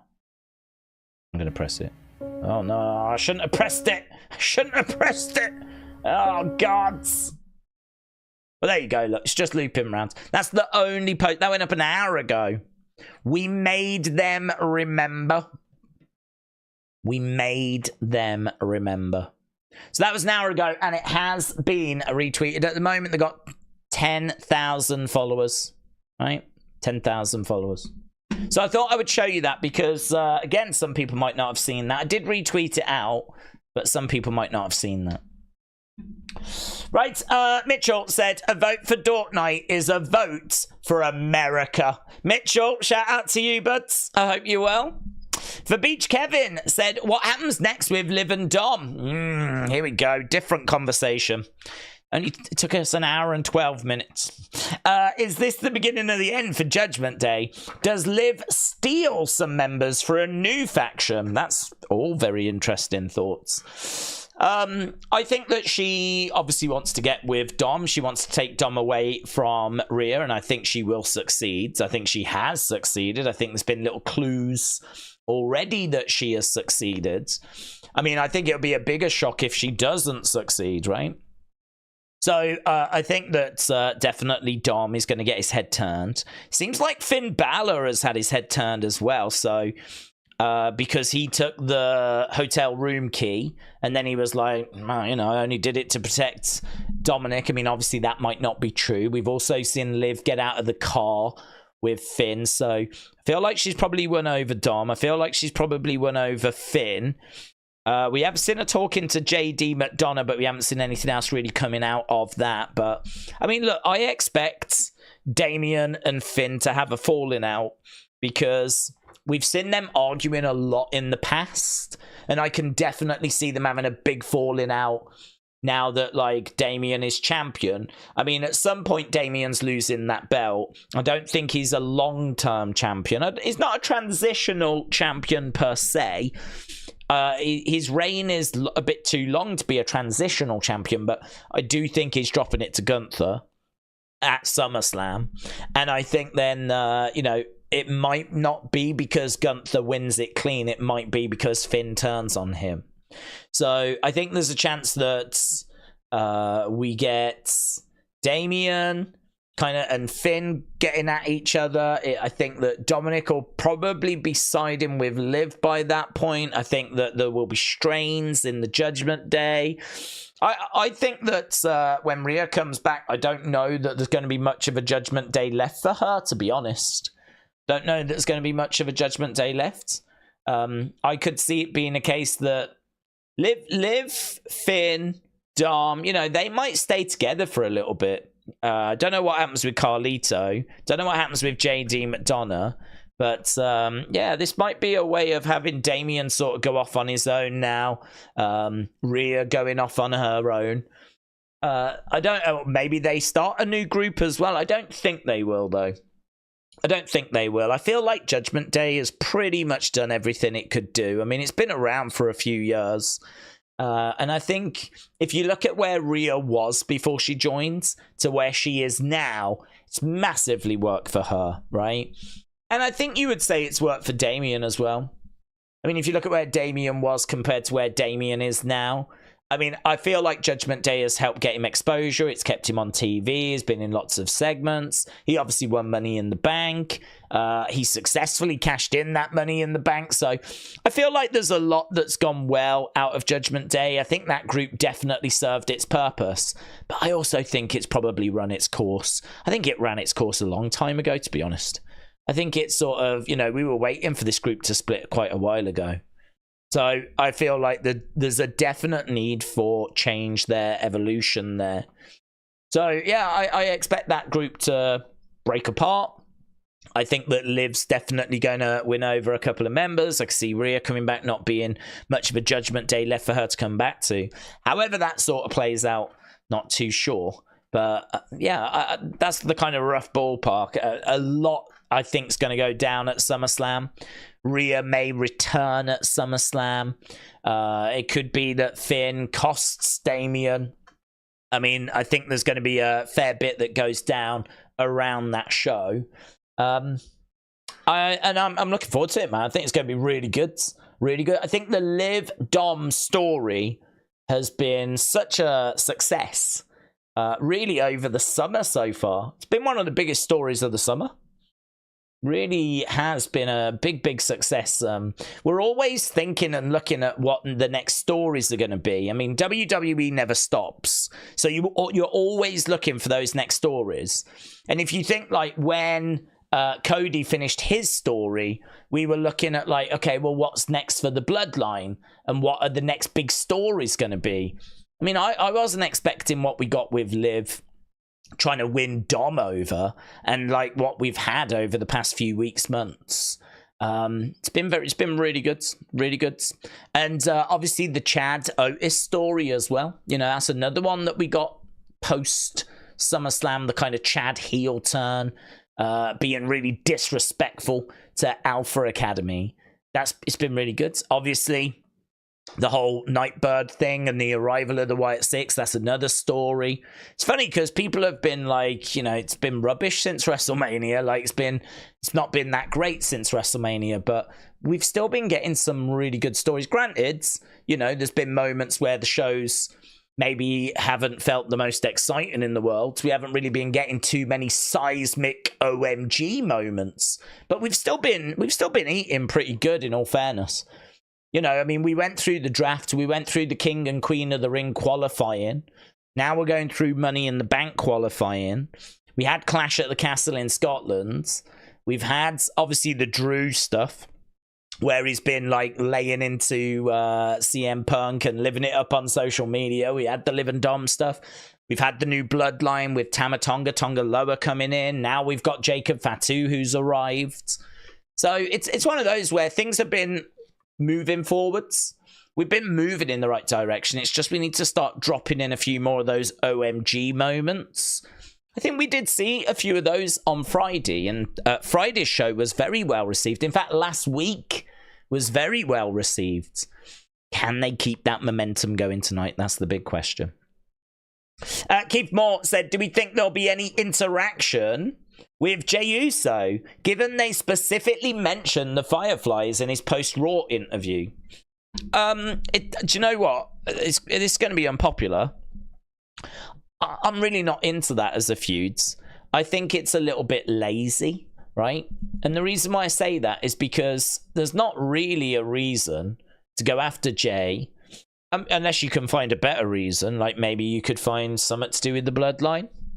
But I think the Firefly thing's really lazy, because he didn't spend ages trying to get the Fireflies as part of his entrance. He hasn't, apart from one tweet which he has massively walked back from, shown any disrespect towards having the Fireflies, right? To me, that's just not something which is really a good foundation for a feud. These Fireflies, the crowd light thing. The reason why I say that is because it was the fans that gave that to Jay. It was the fans that chose to give it to Jay. It wasn't Jay that asked for it or demanded it or has even gloated about it, right? Apart from one tweet. There's one tweet which got deleted that people can point to and say that's he went too far there. And I agree. There was a tweet where it was like, I don't care if you think I shouldn't have them, they're mine now, ha ha ha, right? But he deleted that tweet, right? And he walked back from that tweet because I think he knew in that moment, oh, this ain't giving out the message that I should be giving out here. This isn't the message that I should be sending. So he deleted it and he walked back from it. Everything else has been, I'm so grateful to have them. It's so special to feel Bray's aura. You know, I didn't choose them, but I know that's my boy looking out for me. All that kind of stuff in interviews.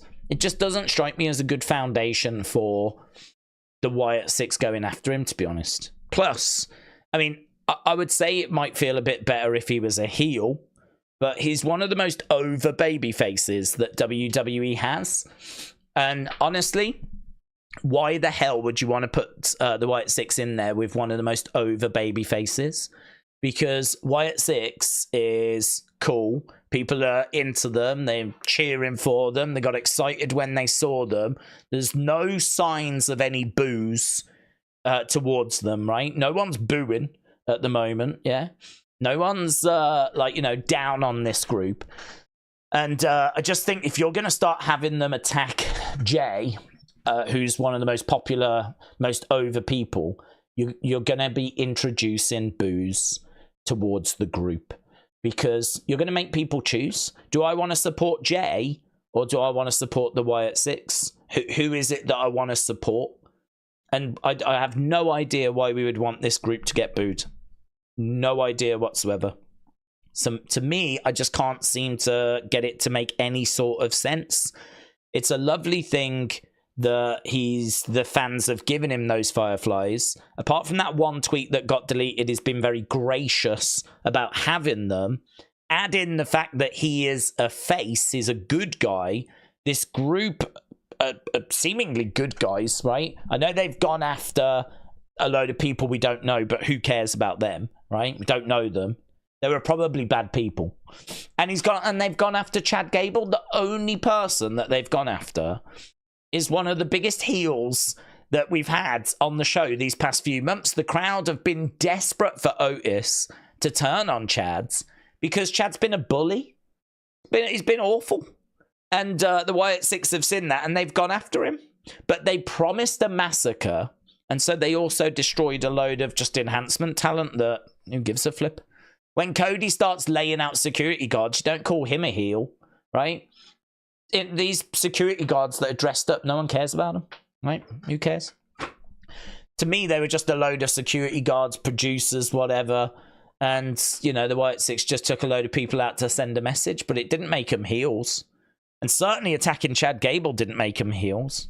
So to me, I just cannot make it, just doesn't add up. Doesn't add up. It seems a bit lazy to me. Like, we ignore all of that stuff that I just said and we go after Jay just because he uses the Fireflies or he's got them in his entrance. That is it. That is it. That's all. That's it. I mean, I just feel like there's a lot of stuff missing as to why you would go after him. So no would be my answer. I wouldn't. I wouldn't have them go after Jay. I don't think they'll go after Jay. I'm not expecting them to go after Jay. If they do go after Jay, I'd have big concerns about everything that I've just said. And honestly, I genuinely don't know how that would play out. I really don't know how that would play out. So I'm not expecting it. I think that anyone that's thinking about Jay and that being a potential target, I understand why, because he's got the Fireflies, which was so connected with Bray. But for everything that I've just said, I can't get it to kind of make sense in my head as to how that's going to benefit the group. It's just going to make the... I mean, like, for them to come in and go after Jay for that reason would seem a bit petty to me. I think there's much bigger reasons to come back, you know? It's much bigger fish to fry. There's much bigger challenges, and there's injustices as well. I mean, they've already told us in the QR codes why they're coming back. They're coming back because they feel like there's a lot of people that are being held down. There's a lot of people that are being undervalued. There's a lot of people who are not being allowed to fulfill their potential. And so that's why they blame the establishment. That's why they blame the system, because that's the system that held them down. That is what the QR codes told us. So for me, that is what we're doing. That's what we're going after. We're going after people that are holding others down. If you're holding people down like Chad was, if you're holding people down or not allowing people to fulfill their potential, you're going to be a target.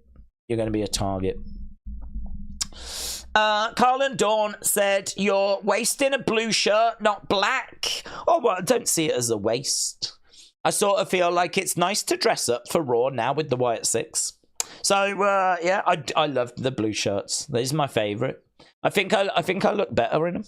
I look like a workman. I look like I've come round to fix your washing machine. And that's a good look for me. So, yeah, I think rather than wearing black all the time, I do like to throw in the blue shirt every now and again. And I feel like tonight's a celebration. So, let's go. Let's go. And also, if you do need your washing machine fixing, I have got I'm a good rate. I'm a good rate. I'm very reliable. I have got an excellent Yelp review. So, I'm just saying, yeah, bear it in mind. Geezer HD, shout out to you, my friends. Hope you are well. We got 33 minutes to go, guys. 33 minutes. I don't think they're opening the show. I'm going to tell you that now. Wyatt 6, I don't think they open the show. I think it's another one where you'll get bits throughout the show, but I don't think they open the show. So, Geezer HD, I appreciate the support, buds. Geezer HD said, I've been watching wrestling since I was little in the 70s. I laid off for a few years, from like 2016 to 2020, but I have come back. And I had been getting bored until the Nightbird stuff, and now it has brought me back. Geezer HD, shout out to you. That's really cool. I mean, what I would say is I think that wrestling is cyclical. I think that it goes round in circles. I think that, and that's not meant to be a Bray reference, but I think that there is some truth to that in the sense of you can go through a hot period, and a hot period is never going to last forever. It never has lasted forever before, and I don't know why that would change now, right? There's too much stuff that can go wrong. There's too many changing tastes. There's too many bad decisions that can be made. Like, you can go through a hot period, but what follows a hot period is a cool period, right? But then what follows a cool period, a hot period, like, you're always going round that circle. You know, people loved the golden era, but what followed the golden era was new generation era. People didn't really like that. And then after that, what followed that? The attitude era, right? And after the attitude era, we got ruthless aggression, which wasn't bad. I'd say it wasn't as hot, but it was, you know, we hadn't really totally cooled off during ruthless aggression. There's some people that prefer it actually to attitude era. But we get to the PG era, don't we? I mean, we get to the point where we just get a load of silliness and, you know, we just completely have moved away. By the time you get in towards that kind of 2013, 2014, kind of the dying stages, I would say, of it being like at its peak. You're kind of having to go through a total divas sort of stuff as well, you know.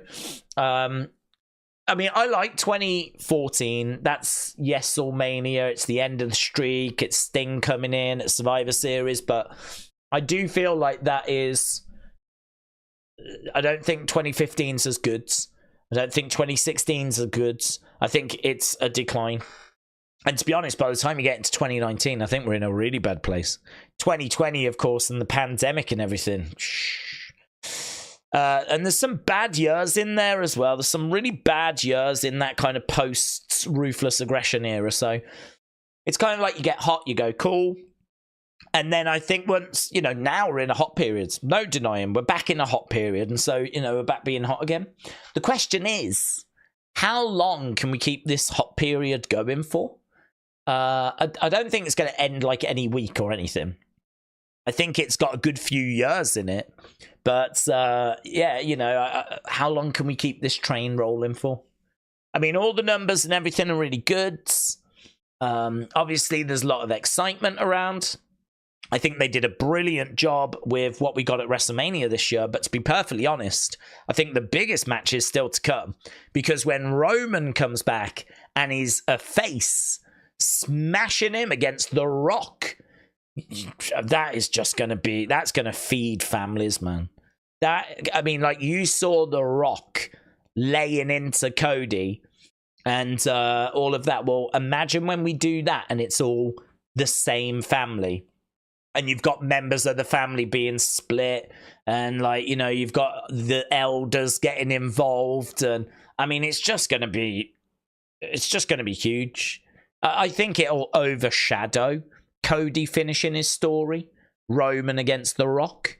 I mean, I think Rock Cody will be amazing as well, but Roman Rock is a match we've wanted for years and years and years. We didn't want it this year because we just want to get flipping Cody's story finished. It's like, no, we don't want to do that before we finish Cody's story. It was just at that time we had a priority as to what we wanted, and we wanted Cody's story being finished first. So we got that done, but it doesn't mean that we don't want Rock versus Roman, right? We do want Rock versus Roman. We've always wanted Rock versus Roman, just not at this year's WrestleMania, right? Because we wanted the Cody story done. But now, if someone was to say they're going to do Rock Roman at WrestleMania next year, Roman's coming back, he's going to be a face, you'd be giddy. You'd be giddy. You'd be so excited. Because you know that build is going to bang. You know that main event is going to bang. You know it's one of the biggest matches. Probably the biggest match we could do right now is Rock versus Roman. We've got that to come. And I don't even know that it's next year, because word on the street is that WrestleMania 41 is going to be Rock versus Cody. So if that's true, then Rock Roman looks like it's going to be WrestleMania 42. So what that says to me is, whilst we've still got these massive matches and Triple H is booking, and we've got all this great talent coming through, you know, Bron Breakker's coming through, Ilya's coming through, Lyra's coming through, and you've still got the legends like Randy around and Bailey and, you know, Roman's still about, Rey Mysterio's still around. You've got this lovely blend of experience and youth. And so, yeah, we're in a hot period, and I can't see it ending for a good few years. I think, honestly, I mean, we could be sat here in 2027, 2028, still eating pretty goods. Pretty goods. I would worry by the time we get to that point, because history tells us it's very hard to keep a hot period going. I mean, I feel like WWE probably got hot in about 84, and it started to go cool about 91-ish. So I reckon that you probably got about 7 years out of that. That was a good run. Attitude Era, those, what, 90s, late 96, 97, going into 2001, 2002. Probably got about 5-6 years out of that one. I mean, what followed wasn't too bad, but the invasion angle is not well received, is it?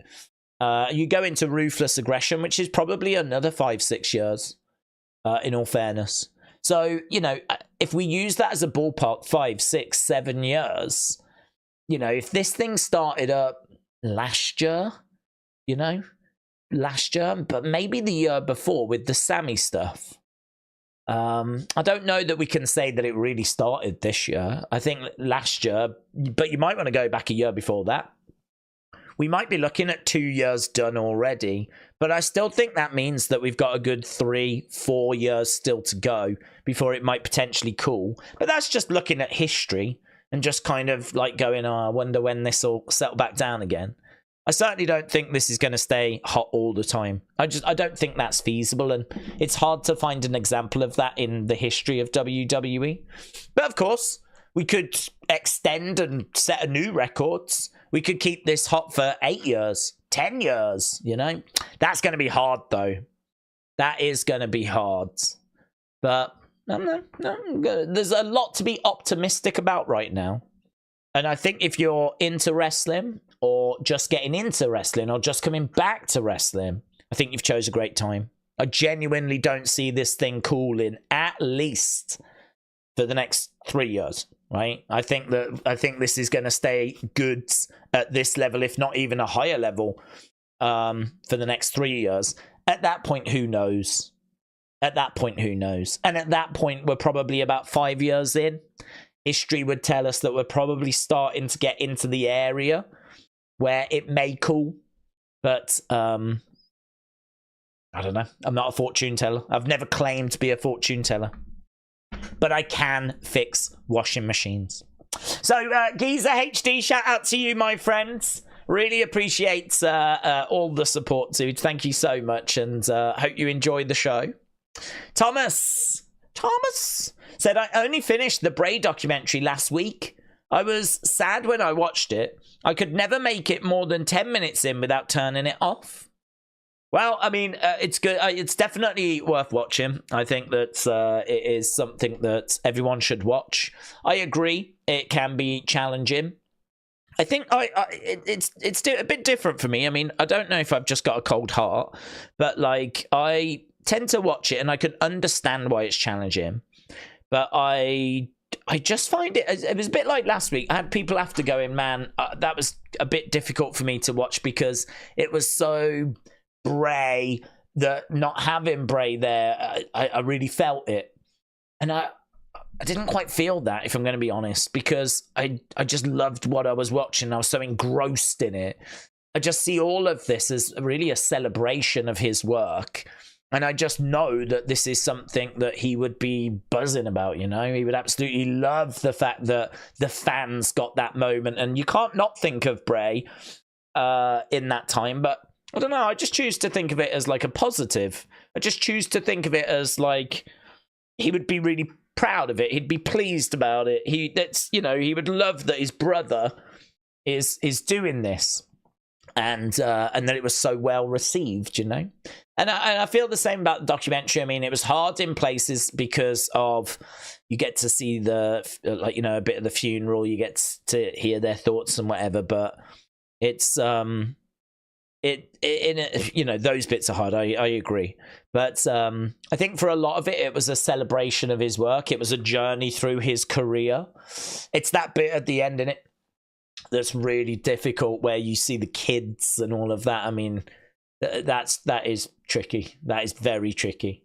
But I think for the vast majority of it, it was just a real celebration of his life and a celebration of his work. And I found it a pleasure, really, to be honest, to be able to revisit a lot of that stuff. I loved it. I mean, I would say I wish they would do another, but you don't really need another. You've kind of touched on all the major parts, but I don't know. There's so much that you can always look at with Bray. There's always I feel like everything. You could do a whole documentary just on the Wyatt family. You could do a whole documentary just on his time with Matt Hardy. You could do a whole documentary with the Fiend and the Funhouse, right? And do a whole documentary on his return. I mean, each one, there'd be enough footage and enough stuff to talk about where you could just fill out a documentary. You've got like this Bray one as the overview, but you could always dig into those different chapters. You could always do that because it's just hours and hours and hours of footage, isn't there? Think of all the stuff WWE has got. You could easily do a documentary that just focused on the lore of Bray and Sister Abigail and the Man in the Woods and how it all connects and, you know, all that kind of stuff. I mean, you could easily do that documentary as well. I feel like there's just so many different angles that you could approach Bray and his story and his history. I would love to see them do more, but that's probably asking a bit too much. They don't tend to do that, to be honest. I think they've done one and they killed it, and that's probably enough. But no, I would have liked more, to be honest. I don't know how many hours the Undertaker Last Ride documentary was, because remember they did that as episodes. It wasn't just one film; it was episodes, and I genuinely can't remember how long each episode was and how many episodes there were. It would not shock me to find out that each episode was an hour. And there were 6 episodes, and so in length, it was 6 hours. That would not shock me, right? Well, if that is the case, I would argue that you could do the same with Bray, with like episodes, each one an hour long on a different era of his career. But again, it ain't happening, so a bit irrelevant. So Thomas, shout out to you, but Blame Darius said, Daze, can you check your emails? I've sent a community suggestion regarding last week's stream, Faction Forever. Blame Darius, shout out to you, but I will try and get to those. I mean, I am drowning. Not gonna lie, I am drowning. I do need to try and catch up with a few bits and bobs, but yes, I will try and get to those, but Michael, shout out to you, my friend. Appreciate the support. Hope you are well. Big shout out to everyone that's joining us as well. A lot of excitement out there about tonight's show, and I can tell you that we are 19 minutes away. 19 minutes away, that's all. 19 minutes away, and we will be going over to the show. So, Michael said, I started watching wrestling again about halfway through Nightbirds. I would recommend that people watch Bray, Fiend, Howdy, Funhouse, Alexa playlists on YouTube. It did help me catch up with the overall story. That's a good suggestion. I think that's something that absolutely can help, is people going and finding those old playlists, kind of working their way through. I think that is also something that can take quite a bit of time as well, to be honest. I mean, even if you just want to watch like the Funhouse stuff.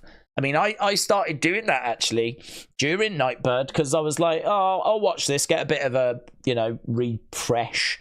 And I mean, I think I got like a couple of hours in. I still hadn't done them all.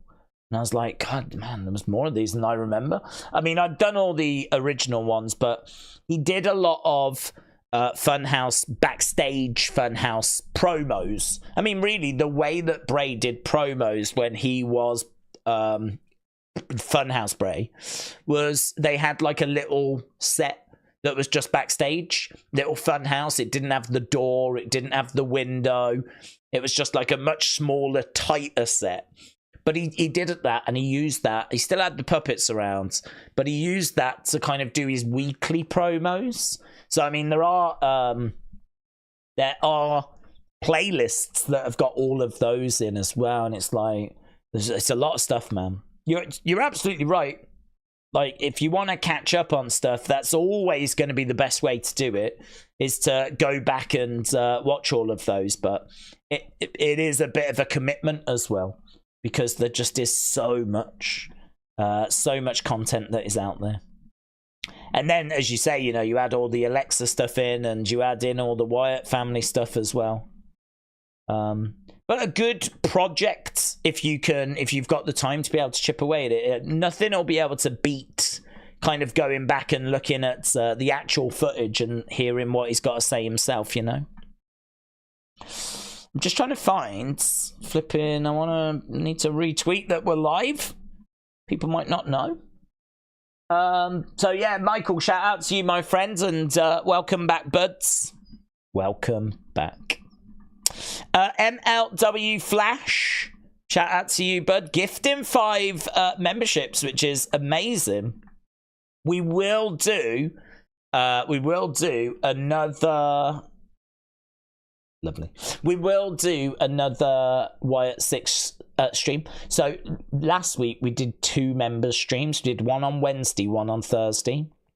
And we did the poll to try and figure out who is going to be the next inductee into the Community Hall of Fame. This week we will do another 2 member streams. So we'll do one on Wednesday. That's going to be Wyatt 6, and then we'll just talk about everything Wyatt 6. And then we'll do one on Thursday, and that one, it can have a little bit of Wyatt 6 in. I mean, I'll just go wherever the conversation goes, but it's probably an opportunity to kind of dig into some stuff that's not Wyatt 6. So, yeah, hopefully the members are enjoying that setup, and as I said, you know, so many people that are kind of joining us for those streams that I love doing them, and I'm quite happy to keep those going, those 2 going a week. I think that it's, you know, we do streams on a Monday, a Tuesday, a Friday for Raw, for NXT, and for SmackDown. So to actually fill in those gaps with member streams on the Wednesday and the Thursday just makes a lot of sense. So, and to do one just dedicated to Wyatt 6, I mean, that makes a lot of sense at the moment as well. So, yeah, it seems like people are enjoying those. So, long may that continue. Niall said, Daze, most importantly, green or yellow pot noodle? Niall, good question. I'm not really a pot noodle person anymore. I've never really been a pot noodle person because... I've said before, certainly whilst I've been doing streaming, I'm very conscious that I do a lot of just sitting here. So if I was to be eating pot noodles and stuff like that, I may not get out the chair. So I definitely want to make sure that I don't, like, you know, allow this to get out of control, right? So I really do try to eat fairly healthy, to be honest. Salads and stuff like that. So that I don't, like, you know, I mean, if I was to just eat pizzas and pot noodles and burgers and hot dogs and all that sort of stuff, I know where it would lead. It would, you know, I'd be flipping massive. So I really, really do try to not do that. So my honest answer is right now, neither. When I was younger and I didn't have such concerns, I think the green one was chicken and mushroom. I mean, I don't know if you have pot noodle in America. It's pretty awful. It's just like this dry freezed noodles with whatever the flavor is. So if it's chicken and mushroom, you'll get the smallest bits of chicken. I don't even know if I've seen a bit of chicken in a chicken and mushroom. I think the chicken is more just like, do you know what I mean, in the air. I don't know that it's in the pot.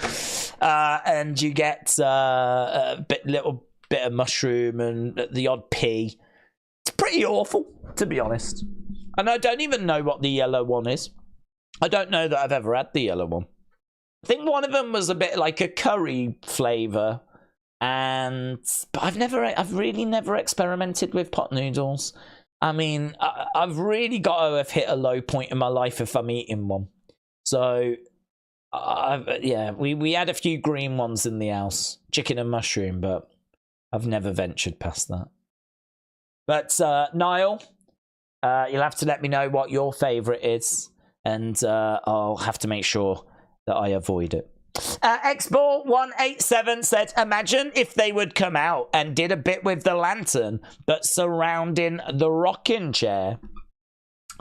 Yeah, I mean, I don't know that would be enough substance, personally. I mean, I get where you're coming from with, like, paying tribute to Bray and everything, and it would resonate well with people, but I think people are looking for a bit more meat in the sense of where are we going?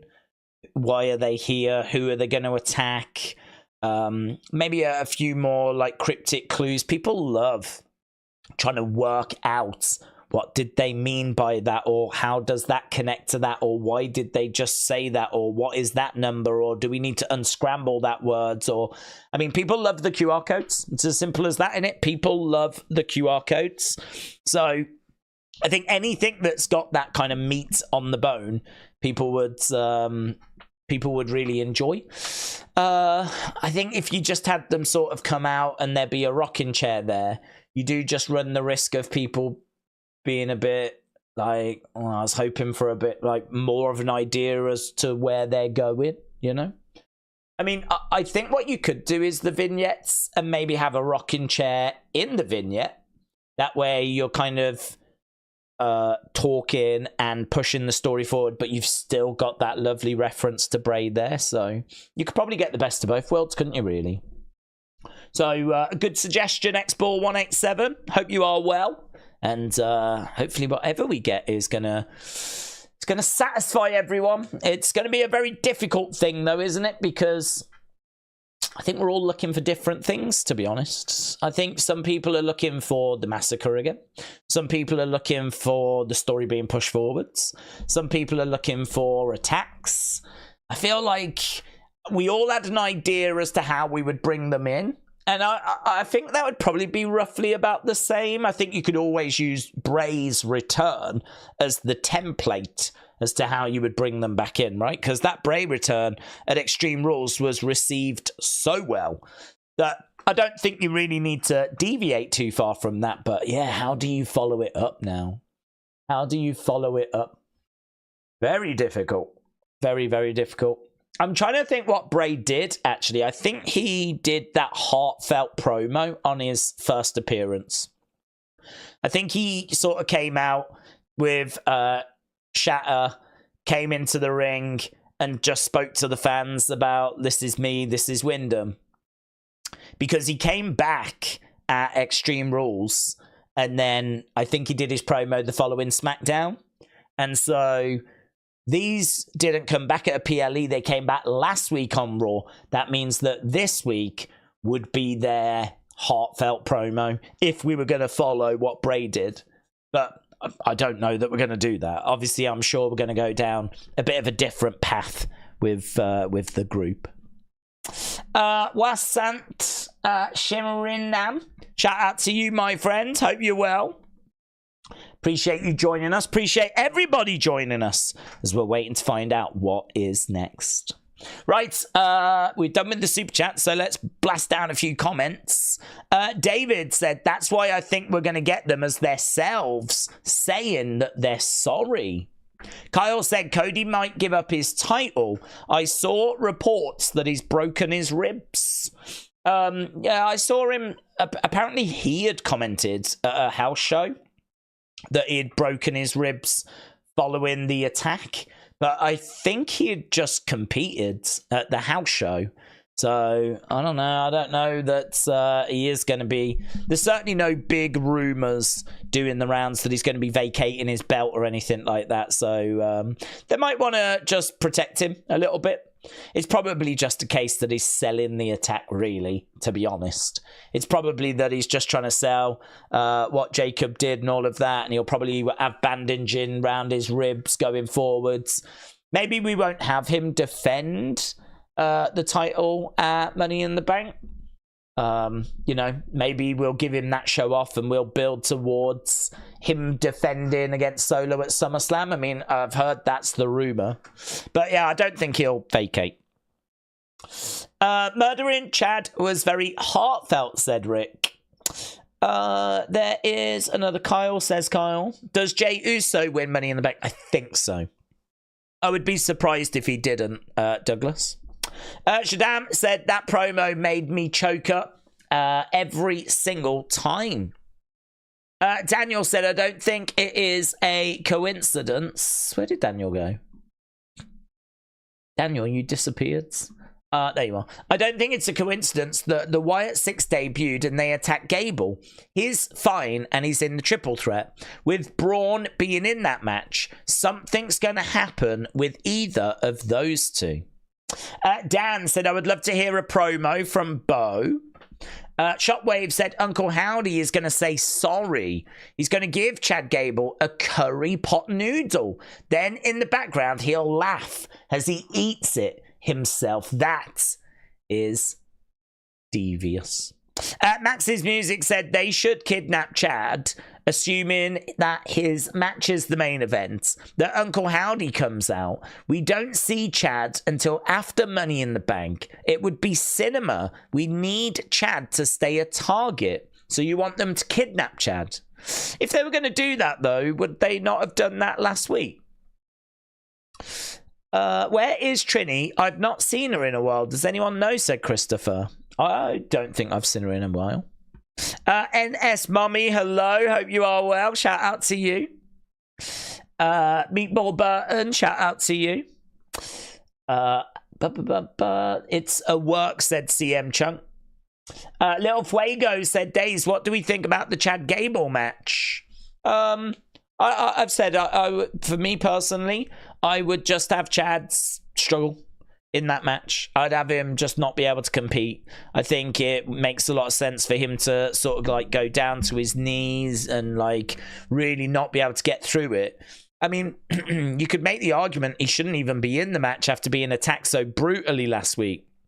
You could easily make the argument it doesn't really make much sense that he is, you know, going to be trying to compete in a match now.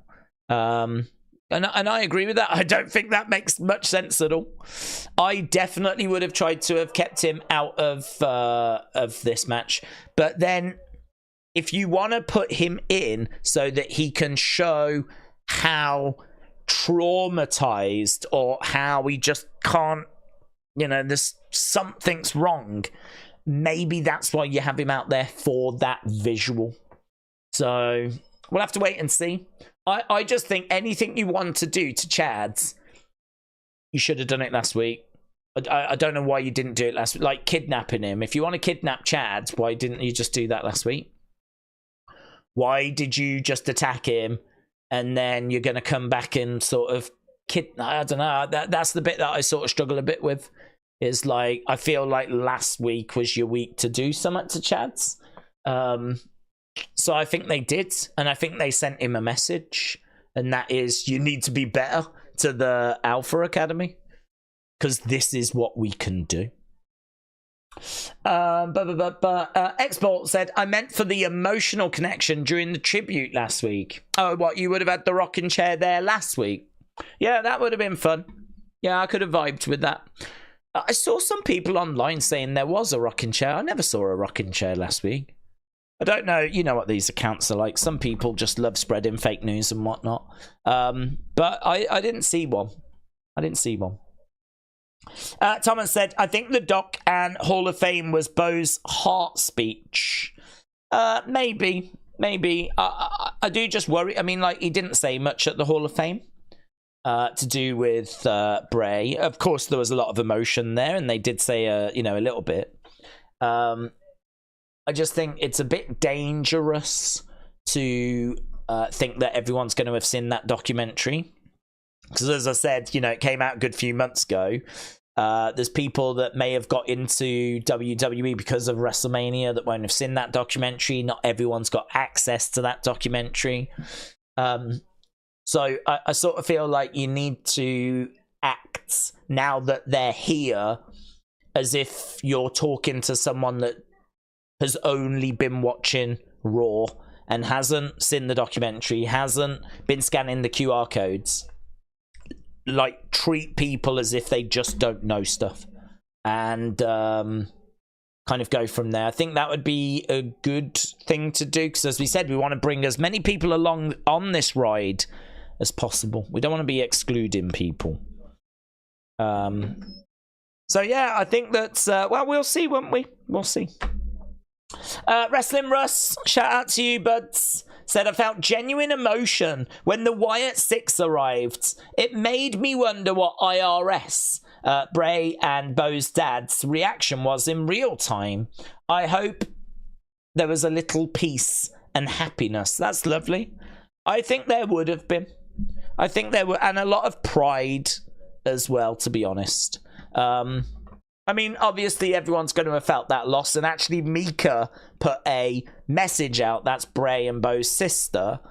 She put a message on social media where she spoke of Bray and how they, you know, felt his presence and all of that. So it's going to have been a double-edged sword, isn't it, what that family went through last week. But, you know, this is all positive. I mean, Bray's loss is clearly not a positive, but what we saw last week and how well received it was, that's all positive. You know, so much stuff could have gone wrong, but seemingly none of it did. So, you know, you can't really ask for much more than that, can you? Can't really ask for much more. LS Dub says hello to everyone. LS Dub, hello, my friends. Hope you are well. Corey, welcome to you, buds. Appreciate the support. And WrestleBuzz said, Daze, I'm excited for Raw and keep up the great work. Thank you, my friends. Right, I've got a tricky moment here. Right, the show is about to begin. So we've got then, now, forever. Why is it not starting here? There it is. There it is. Okay, we've got the intro. Together. Bum, bum, bum. Right, the intro's fine. So the intro has gone absolutely fine. There's no glitches or anything like that. So we are in Indianapolis.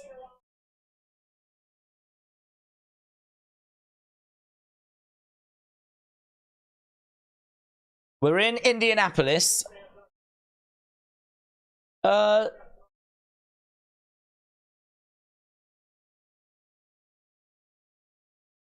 my god, this might be the best episode ever. We got The Miz on commentary.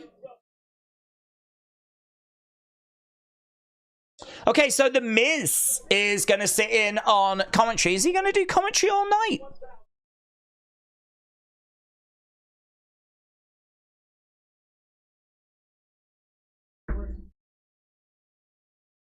Never have we seen or experienced what happened when we went off the air.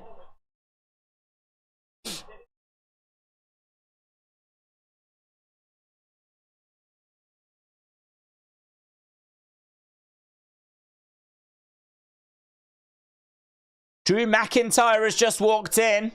Drew McIntyre gets into the ring. Right, WrestleBuzz, shout out to you.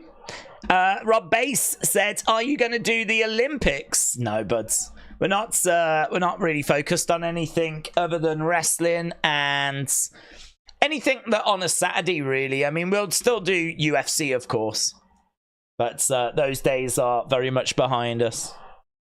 Right, here's Drew. Drew's in the ring. See what Drew's got to say.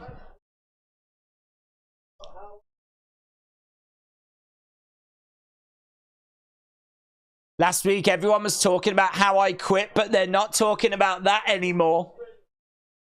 Obviously, on Friday, he attacked CM Punk.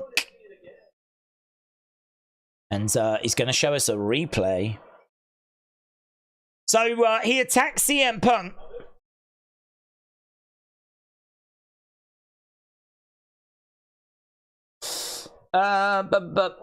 Get revenge, Drew, said Carson. George said, we're ready. We are ready. We're ready for whatever's going to go down tonight.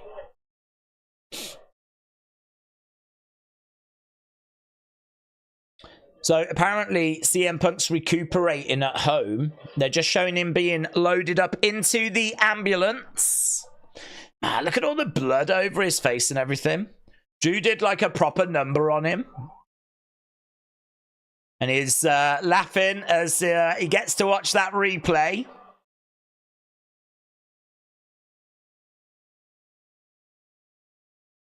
I prayed for this.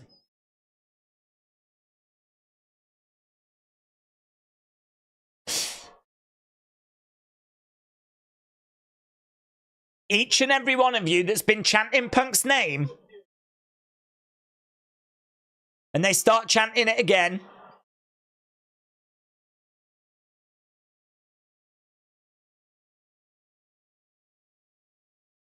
when you chant his name, it's just in memory. Lone Star Friend said Punk is overrated. Daze, I've tweeted you the Mania doc's finally coming out on July 3rd. Thank you, James. I promised my sick wife that world title. Drew getting heated. If you chant his name, you are dead to me. Sending a message to Punk. I hope you're uncomfortable, in pain. I did this to you.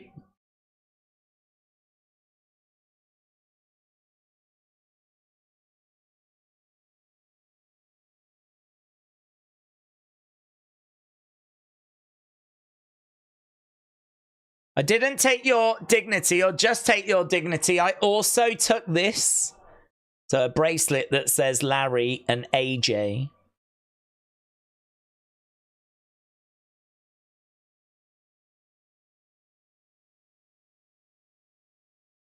A fan made this for you. But to you, this is absolutely priceless.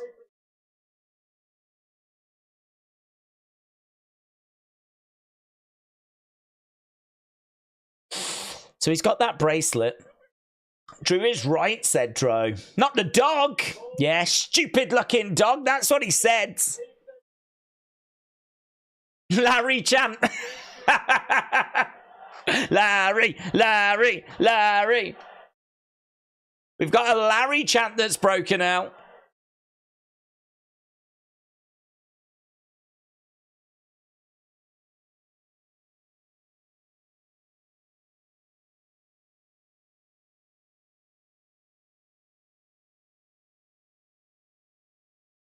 I'm going to enter the Money in the Bank ladder match.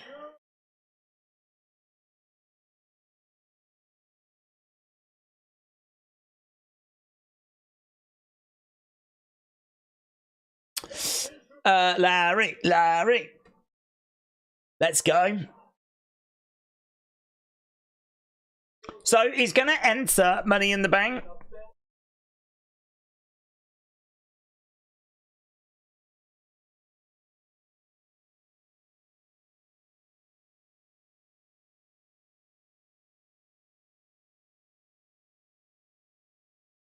Don't know how I feel about Drew having the bracelet. I mean, like, I don't really know that that bracelet means much to CM Punk.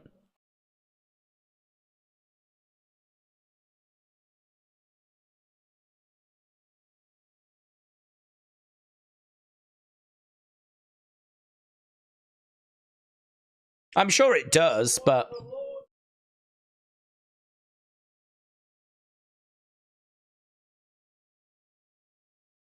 So he's going to start wearing it. Crowd are booing. So he's going to be going after Money in the Bank, and he's going to be wearing that bracelet that says Larry and AJ that he took off CM Punk. I would have preferred it if we had seen the fan give it to Punk at like a house show and it had done like the rounds on social media. Legit, I just don't remember seeing it.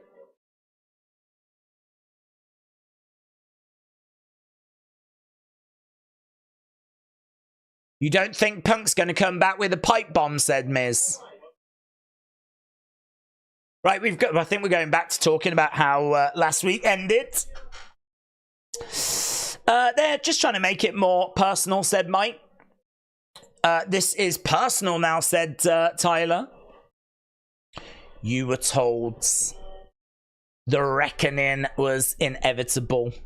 So I think this is the same video package that we saw on SmackDown.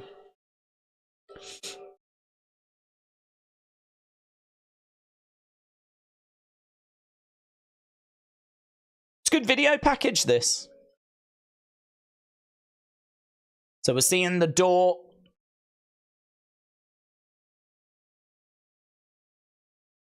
The door is open.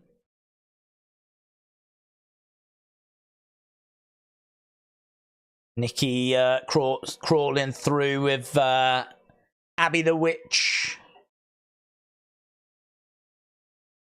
being put over the top. There is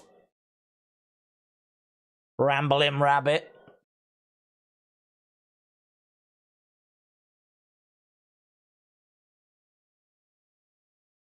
It would have been lovely to have got a bit of an update, though, wouldn't it? To have known exactly what happened.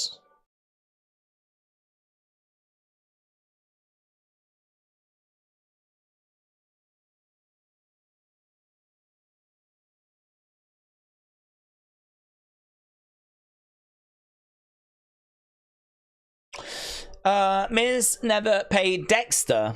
Uncle Howdy incoming, said Truman the Gamer. The Scottish psychopath. There was... I did love that smile on his face, man. The Ring General said Matilda's better than Larry. I did love that smile on Howdy's face as he made his way out and he was like laughing and you could he was just having such a good time.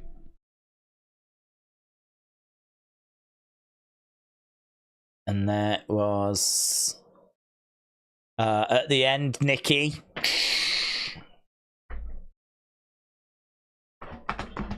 Right, vehicle arrives and someone steps out. Right, the bunny is Eric the Beard, said Truman the Gamer. That video package is sick. How long is Bobby Lashley out? Haven't heard much. Just wondering if he'd be a target for the Wyatt 6. Shockwave, don't know, to be honest. Haven't really heard anything on Bobby. Haven't really heard any updates. Let's have a little look, shall we? See if we've got any news on Bob's Bibbidi Bob.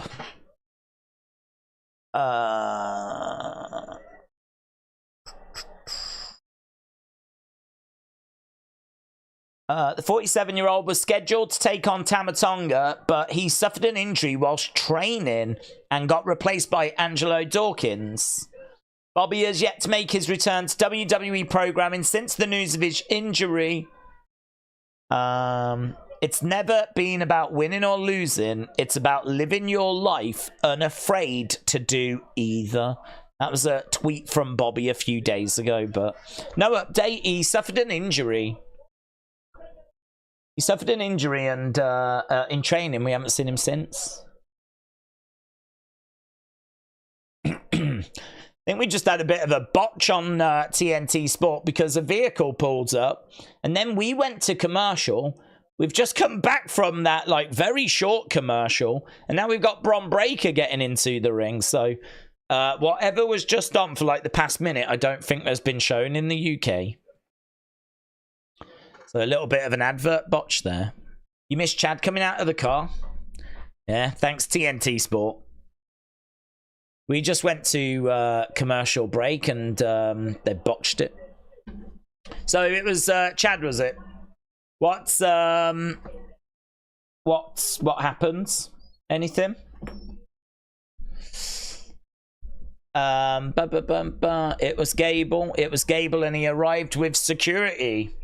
Okay. Alexa was teased. Let's have a look, shall we, and see if we can have a little search of Gable.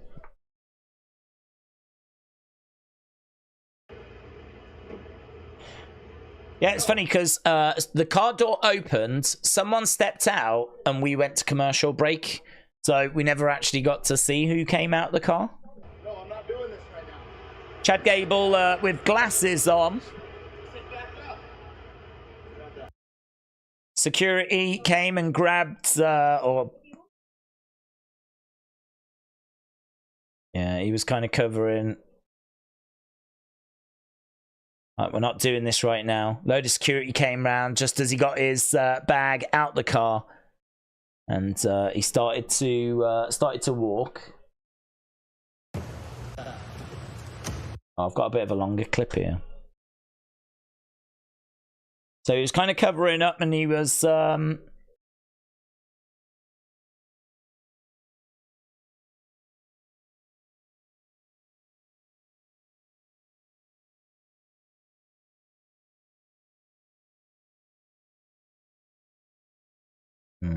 the way it stays on that Alexa thing as well.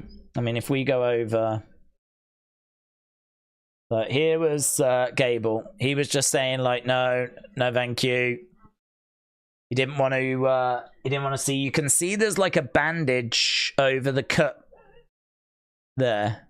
He had all this security as he was walking, and then he goes past that truck, and you can see Alexa.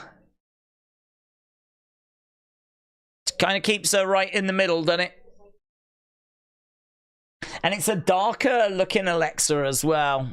It's that sort of moodier Alexa.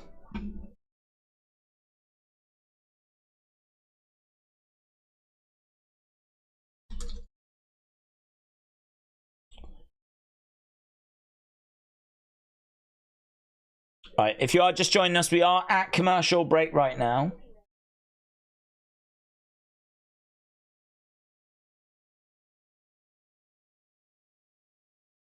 Right. No, thank you. Mitchell said, Daze, bracelet on a pole match is incoming between Punk and Drew. Let's go.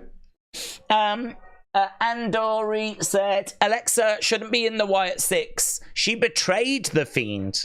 Yeah, but Uncle Howdy seemed to be wanting to try to bring her back into the fold. She did betray the Fiend. But then last time, Uncle Howdy was trying to get her to come back.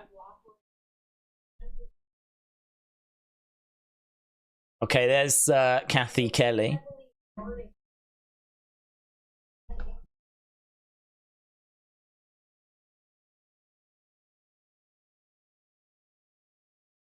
The superstars are shocked that Chad Gable is here.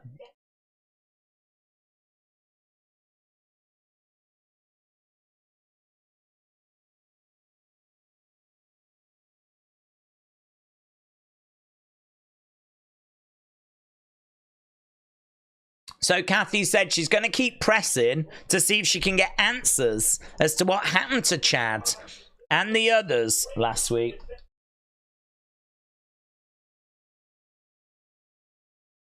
Okay. Do we think in far future they will make figures? Oh yeah, Jordan, definitely. I feel very confident they'll make figures of this. I mean, very toyetic, I think they say. Toyetic. It's a word for when something would make a good toy. It would make a good figure. It's very toyetic. Well, I mean, is there any more toyetic WWE superstars than the Wyatt 6 at the moment, you know? And we've never had a Howdy. I really don't know why.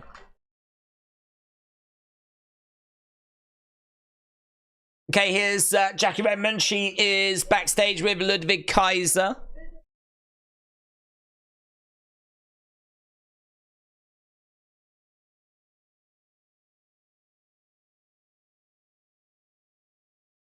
Braun Strowman.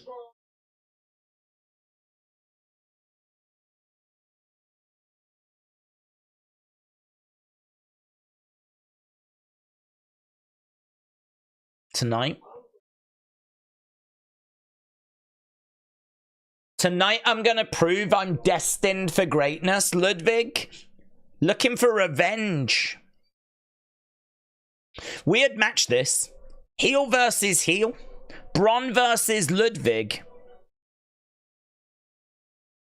Strange little encounter, to be honest. Okay, so Ludwig making his way down to the ring.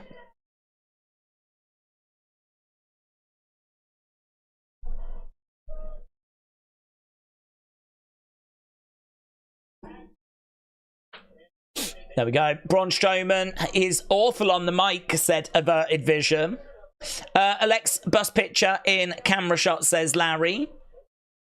Winglebert said, Bron's been in the ring for half an hour now. Corey said, what if on the other side of the door, Nikki... What if on the other side of the door, Nikki crawled out of Liv's hotel room? Is that what the door was to? That was actually the door that took you to Liv's hotel room. Well, I get the feeling there might only there'd be more than Nikki crawling out of there, the way that she's been throwing that key around. Keys for everybody, isn't there? Eh? Right, Ludwig back in the corner. Did you see the news about Rhea that she can return any time when she's ready? No, I didn't. Maka, where did you see that? But Mitchell said, if Uncle Howdy ends up in Liv's hotel room, that would be a plot twist. That would be a plot twist. Angie and Joshua said, I'm so excited for tonight. Wyatt 6, Liv and Dom, whatever else Raw has got to offer. I honestly think Raw has got a lot to live up to because SmackDown was awesome, said Angie. I agree. I completely agree. Oh, look at the speed! Wow! Wow! Amazing speed by Bron Breakker. Collides into Ludwig. Ludwig goes down. And I tell you, the crowd were all kinds of pumped up. Look at this. Boom. Boom. Collided into Ludwig. Ludwig went down. So, yeah, I think that's... I think you're right. I think it's going to be very difficult for Raw to live up to that SmackDown. This Raw, and it's probably unfair, has just got a lot of expectation on it. Because SmackDown was so good. Last week was so good. It's got a lot riding on it, hasn't it? And it's going to be very difficult, I think, to meet everyone's expectations. But listen, that's the challenge. And you've got to be excited by that challenge if you work in WWE. Because that is a challenge that's never going away. Ludwig in the corner and referee trying to get between Bron and Ludwig. Oh, is he poking at the eyes? Thumb to the eye there by Ludwig. Big kick. Bron goes down. Throwing in some shots. Ludwig. Big kick there by Ludwig. Bron goes down into the corner. Referee coming over. Ludwig in control. He grabs Bron, hurls him into the ring post. And Bron is feeling the effects. Mike said, I don't know if you heard, but they hired a writer for SmackDown. Yeah, I think they just promoted. I did read that. I think it was someone that was there already that they just kind of promoted them, which makes a lot of sense. I mean, if you're there already doing the job, you know, rather than just bring someone new in, you probably have got someone there that you can bump up. Kick there by Kaiser. It was PW Insider that reported it. Rhea is trending on Twitter. If you click and it should be there. Okay, no, I believe you. Your mic is lagging, is it? Tyler said there's a little bit of lag. Really? Okay. There shouldn't be. We've got a new cable. So I don't know what this is all about. Oh, look at that! Bron goes launching at Kaiser. Damn! Look at that. Launches. Clothesline, and over the commentary table goes Ludwig. So we go back to commercial break. Bron is awesome. Breakker is nuts. This is a brutal match. Asham said, where's the poll? We don't really need one at the moment. I mean, we'll do one when the match ends. Please fix the mic. It lagged for a moment, but it's been fine since. It doesn't seem like everyone's got an issue with it. There is no lag. It's only the mic that cut in and out, and all you have to do is refresh, says Brony. Surely with the moveset and explosiveness, Bron is built as a face on the main roster. Nita Nitro said, how are we at another commercial? I know, man, they so get in the way.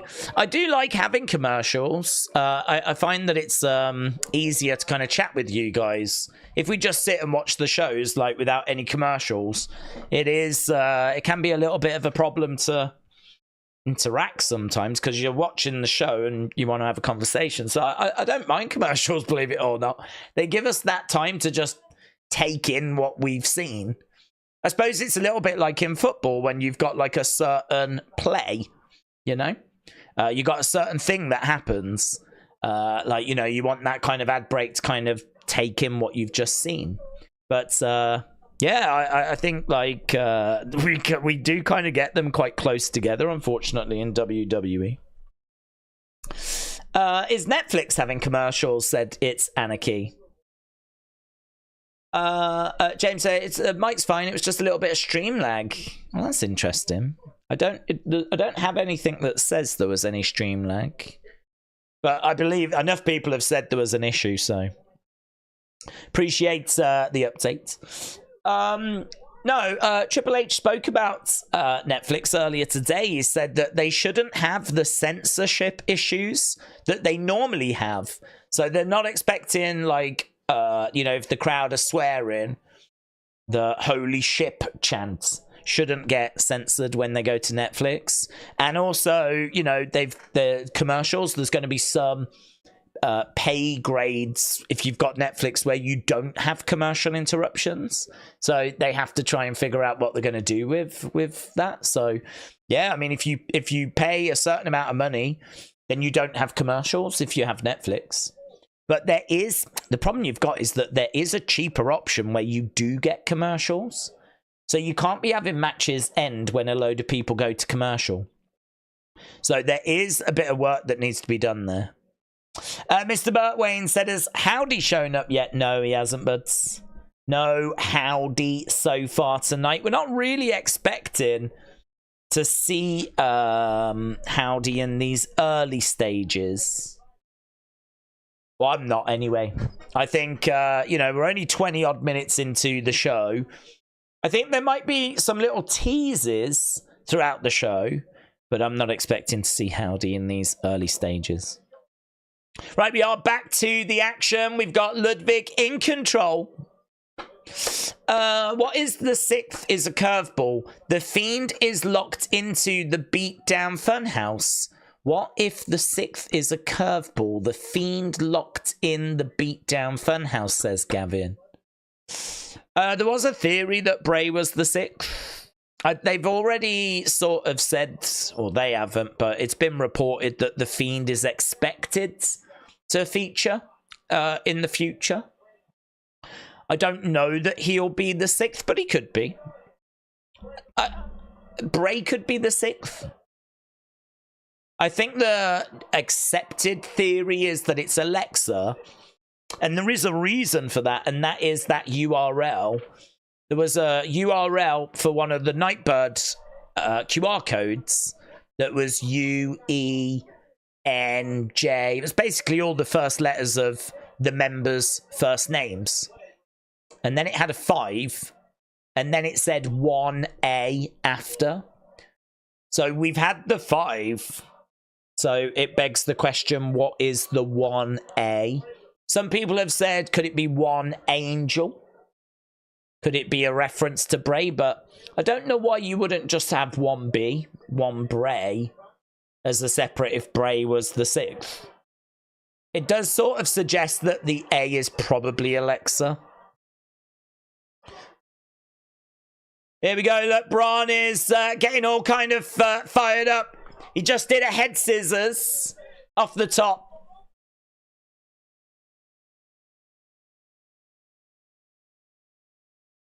Right now, he's got him up against the ropes. He's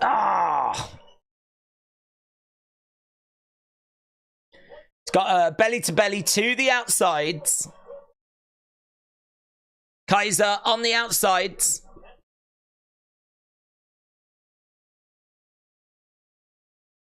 Bron looking to go around, looking for that spear. Oh, moves out the way. Wow! Bron goes into the ring steps, and he goes into them hard. Ludwig Kaiser just stepped out the way. So, Braun colliding into the steps. Ludwig gets back into the ring. Gets out the other side. He's going to look to charge round now. Oh, here we go. He's charging round. Oh, Sheamus! Sheamus! Was that a brogue? Damn, Sheamus came out of nowhere, man. Good crowd this, you know. Really fired up. So just as Ludwig was running round, he gets caught by Sheamus. And now Sheamus is stripping the commentary table. It looks like he's got a new shirt that says banger after banger after banger. Oh, Bron with the spear. Bron spears Sheamus, who had Ludwig up. He ends up dropping him. Jeez, it's all kicking off, mate. It's all kicking off. But the bottom line is that Bron Breakker stands tall. Sheamus down, Ludwig down. Bron Breakker is the one that walks away. Right, we're backstage in the Judgment Day clubhouse. Is that a new TV? Liv Morgan. Liv has given a new TV. Who they playing as? That is Rhea, is it? Rhea and who? Is that Rhea and Jeff? No? Is that a creator superstar?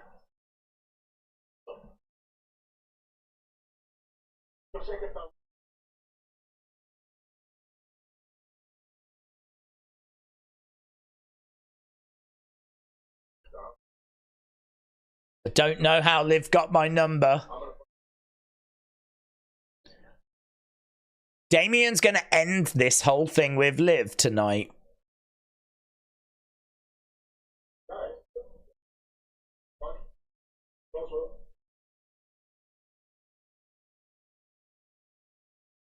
Do you know who else is having some fun? Braun Strowman. Enjoy your games. So they're sat there playing a video game. Time for games is over, says Finn. Oh, they're going after Braun.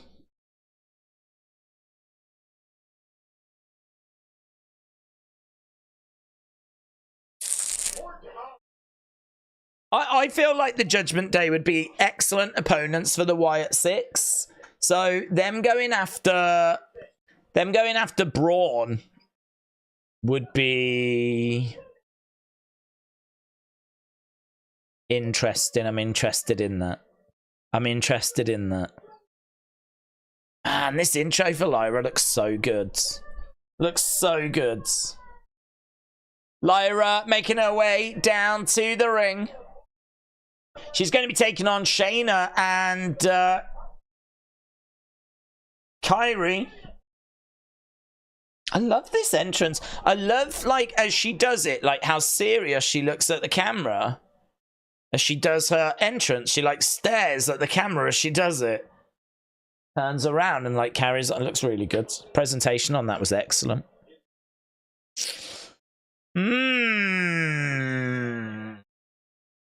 Lyra should win Money in the Bank, said Derek.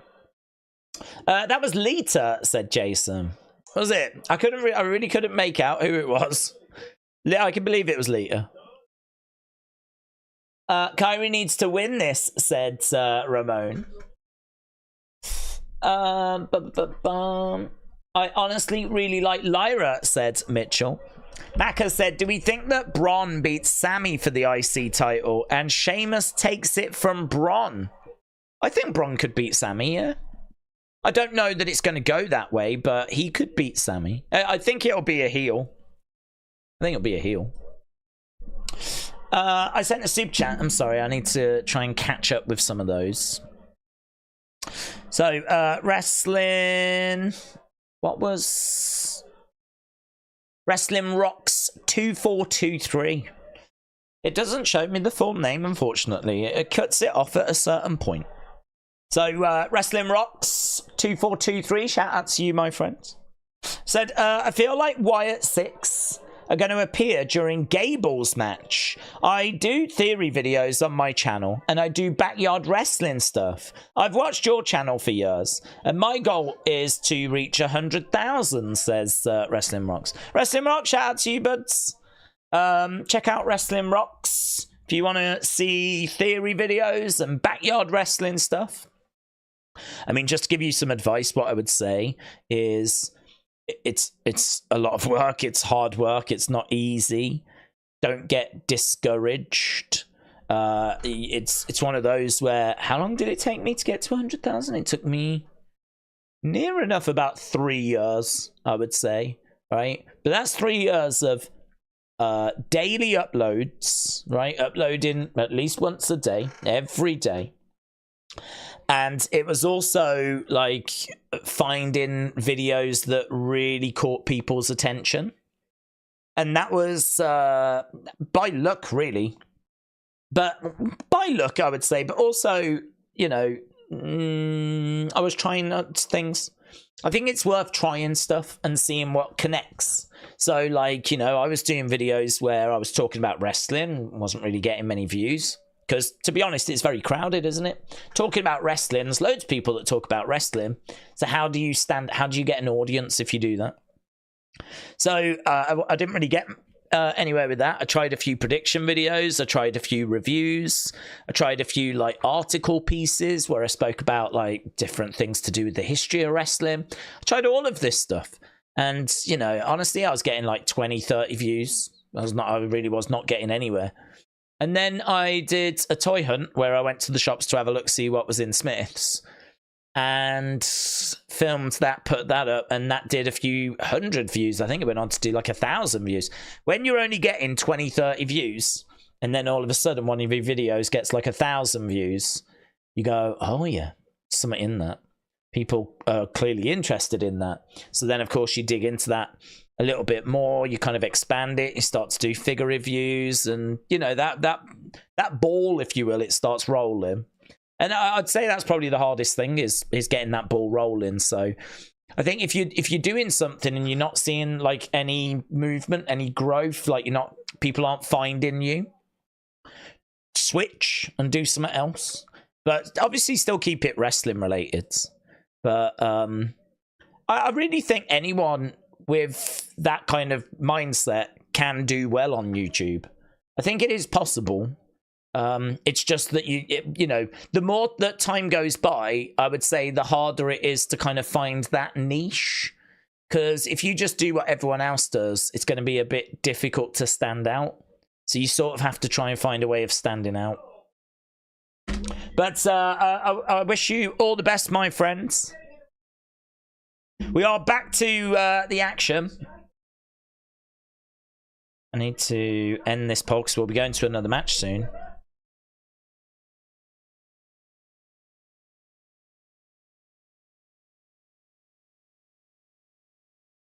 Please calm down. Who's here? Sami is here. Sami Zayn is here.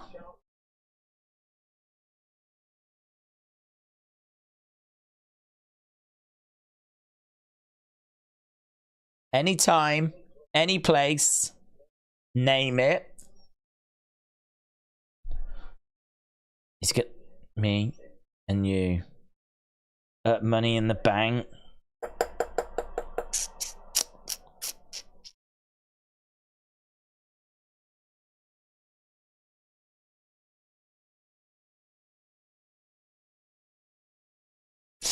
If he drops the IC title to Bron at Money in the Bank, can we still get him in the Money in the Bank?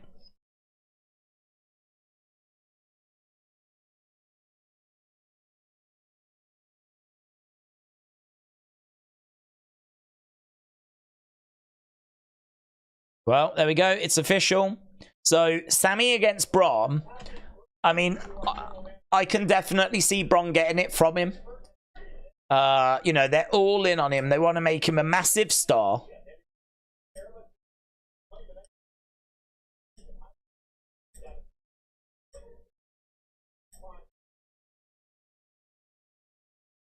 Yeah.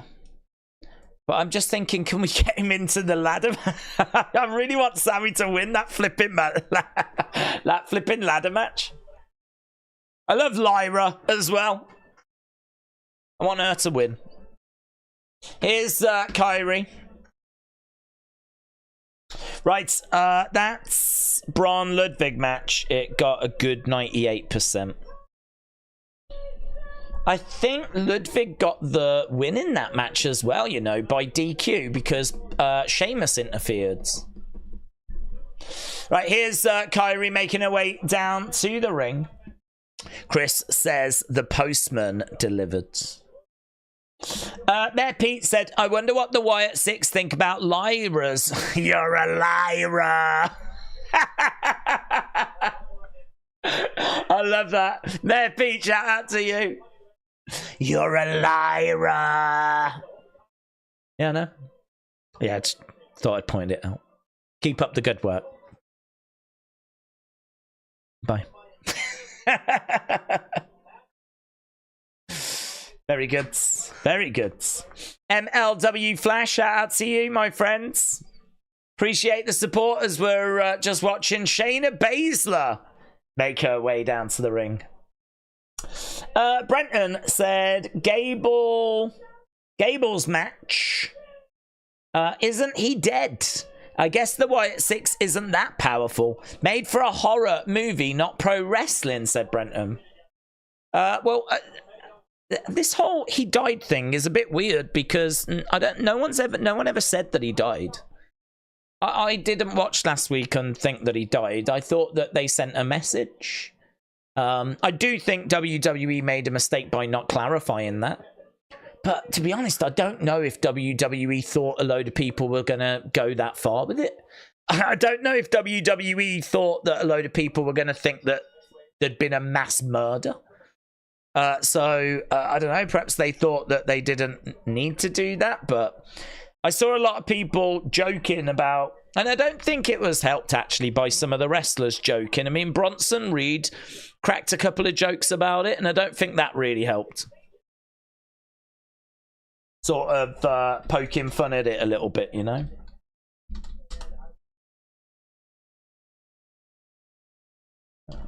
Kairi. You're a Lyra. I do love that. It's very good. Brian said, can we get Alexa Bliss back? Because she knows how she's a mistress of the nightmare. Like, she knows she has the power of the Undertaker. Chris said, I think Sammy is going to get involved in the Bloodline Civil War, which is why he needs to drop the belt. That's fair. I think he should be involved in that, in all fairness. Can he get involved whilst also having the briefcase, though? Right now, we got Lyra against the ropes, battling away with Kairi. Kairi is up, gets caught. Oh, nice work there by Kairi. She takes over Lyra and Shayna. These three battling away at the moment as Kairi is climbing up. Looking to deliver. Well, I thought she was going to go for the elbow, but a big crossbody to the outside. Down goes Lyra. Down goes Shayna. Look at that. And another commercial break. How many commercial breaks have we had in like the past 43 minutes? It's crazy, isn't it? Everyone gets commercial break. The real Mr. Andrew said, I remember when the Uncle Howdy stuff first started, and Uncle Howdy told Bray that Bray would never escape your Uncle Howdy, or was it your Uncle Howdy? Hang on, what? I remember when the Uncle Howdy stuff first started, and Uncle Howdy told Bray that Bray would never escape your Uncle Howdy, or was it you are Uncle Howdy? No, I think he said your Uncle Howdy. I think it was a sign-off. That's how I took it. You'll never escape your Uncle Howdy. I never took it that he was Uncle Howdy. I mean, in all fairness, they were sort of teasing that. There was plenty, myself included, people that thought that Bray had a bit of a split personality thing going on. I mean, the voice is... I really think that Bray was doing the voice at points. I mean, I know that Bo's voice is quite similar, but there is still a little difference there. And there was times where it really sounded like Bray. So they were doing a big thing of teasing that Bray was Uncle Howdy, which, because they knew that when Bray was in the ring and Uncle Howdy came walking out through the Titantron, that would be an OMG moment. So I think they were planting those seeds. But actually, that one I never took that way. I just took that as a sign off, as like your Uncle Howdy. Not you are. But that's an interesting one. Right, we're still at commercial break. Brenton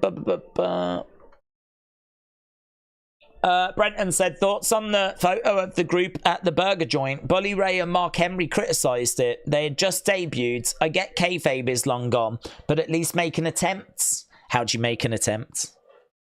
What are you meant to do? I don't see how you can prevent that in this day and age. I mean, kayfabe's gone because of the internet. Kayfabe's also gone because everyone's got a video camera in their pocket.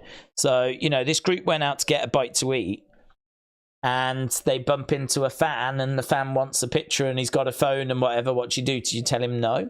I don't know what you do. I don't know how you stop it.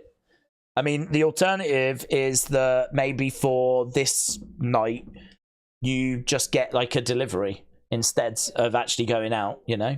Maybe you could be critical of that, but the only thing I'd say is that eventually this group, you know, this group is going to be seen in public, because you're not going to be able to keep this group hidden away.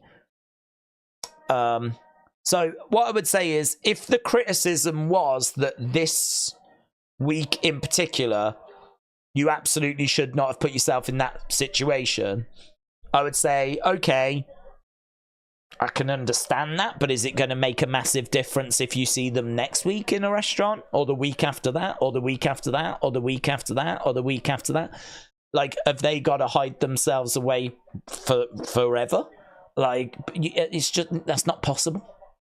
That's not realistic in the modern world. So I think that I didn't hear the criticism of whatever some ex people were saying.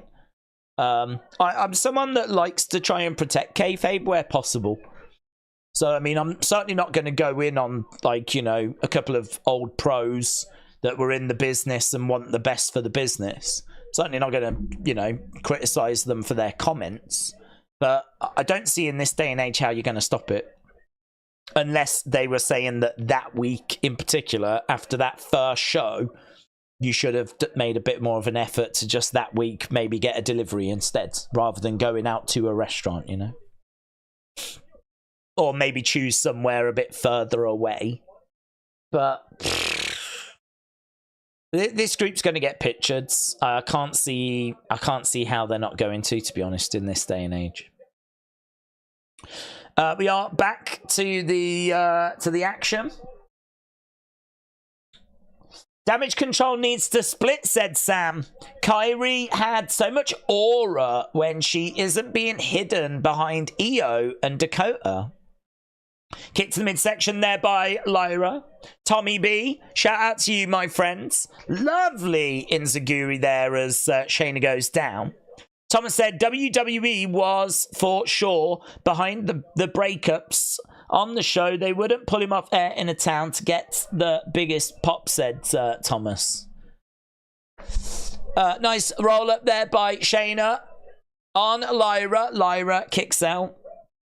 Kenzie said, do you think Ludwig gets involved in the Sammy Bron match? I don't see them giving Bron a title run so soon. Do you think Ludwig gets involved in the Sammy Bron match? No, I think we're going to go with Bron. I think they are all in on Bron Breakker. And I think they might want to get him to the IC title because they might want him to have a good run with it. And then the plan is that they're looking to get him really up in the mix. To the world titles. I mean, word on the street is they see him being a big player when we move to Netflix next year. So it could be that he tries and fails this time to get that belt off Sammy. But Sammy doesn't need that IC title. He's been there and he's done that. I mean, he had that... he was IC champion before he even feuded with Johnny Knoxville. And that was before he joined Judgment Day. He just doesn't need it. Oh, elbow by Kairi. It connects on Shayna. Lyra picks up Kairi. Ah, driver plants her. 1, 2, 3. Lyra wins. Let's go, man. Here is your winner. Lyra Valkyria picks up the victory.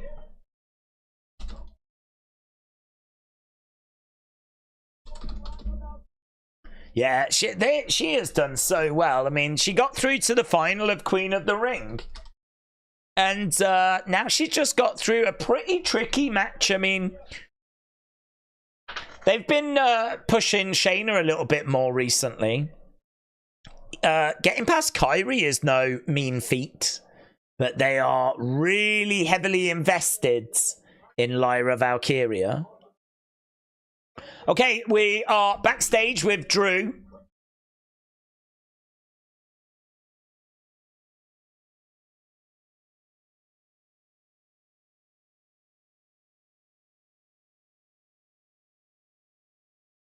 All you've done is disrupt things on both shows, said Adam.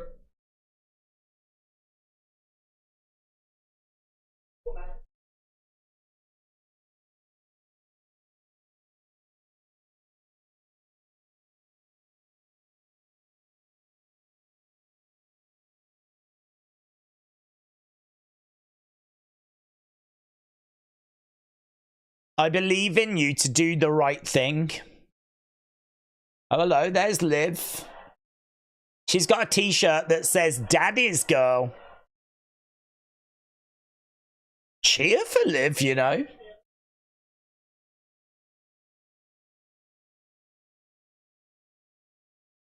So here's Liv. Oh, there could be loads of stuff in the background here, you know. She is making her way towards the ring. There was a dude there that looked like a slim pallbearer. There's a couple of producers that were chatting. A couple of people chatting, but can't say that I saw anything. They repaired Gorilla quite well.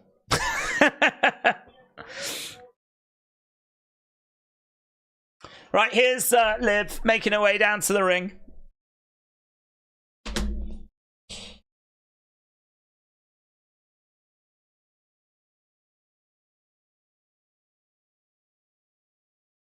Michael Cole said, one thing I've noticed about Dominic lately is that he's been reposting things that Liv has been putting out.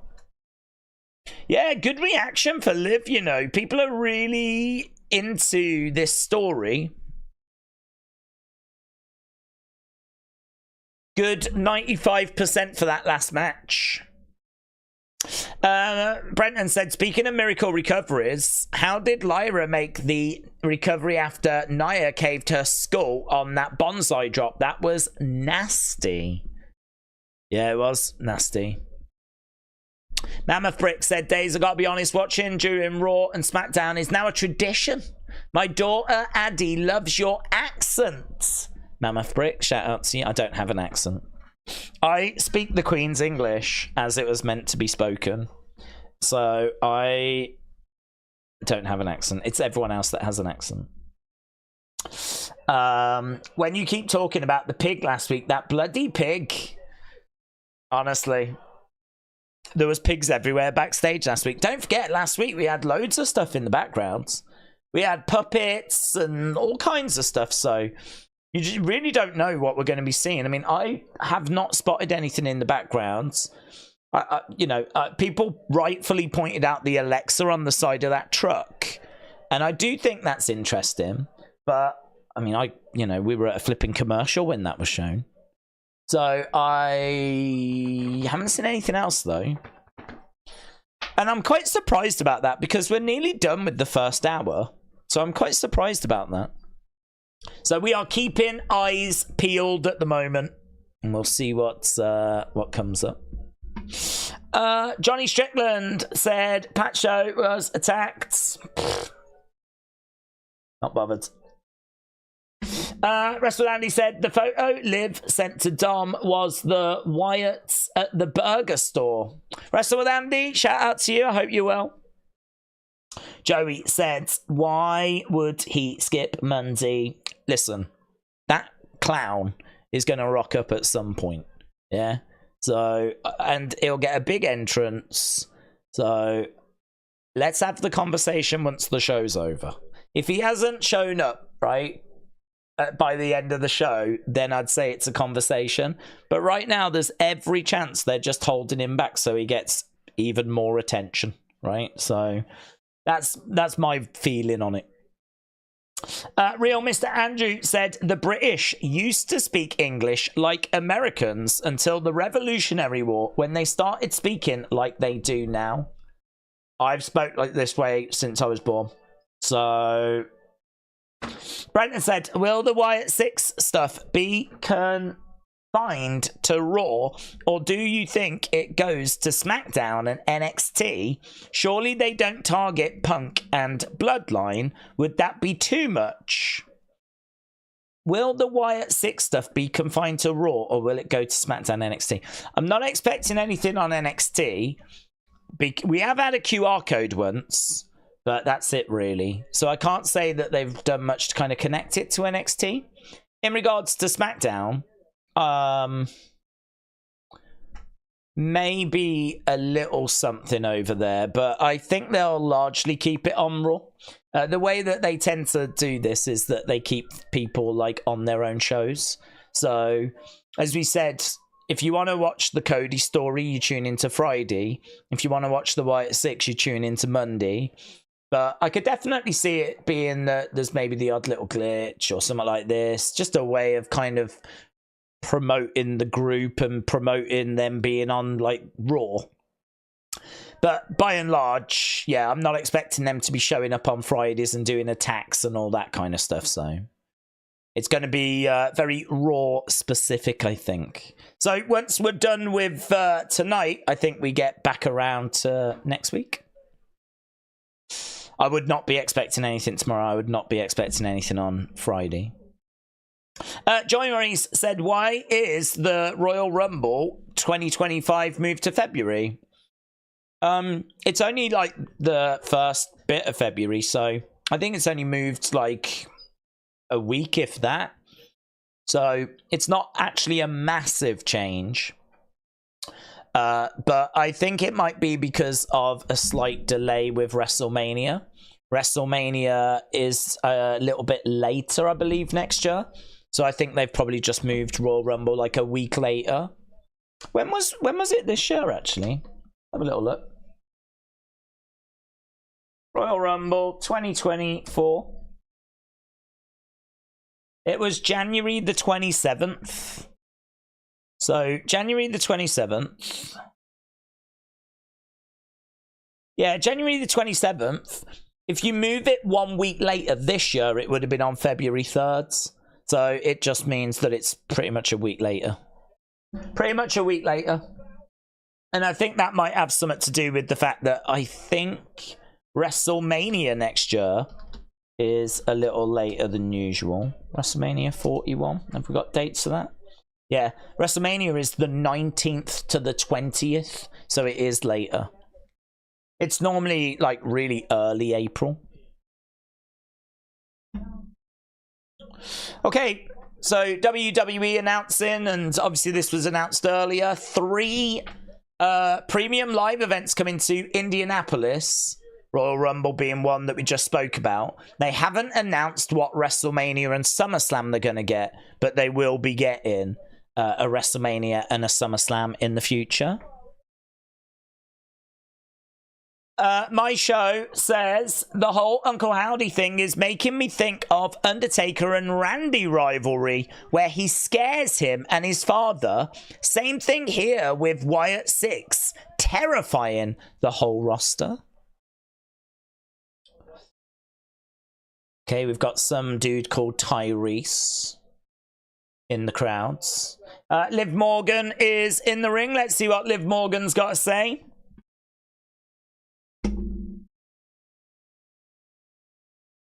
Well, straight away she calls out Dominic. So this is how we're going to start the second hour.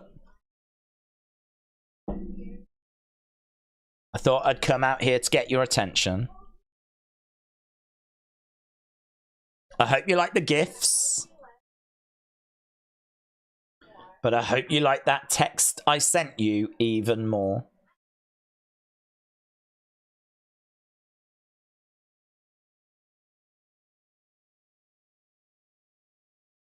Once you're honest,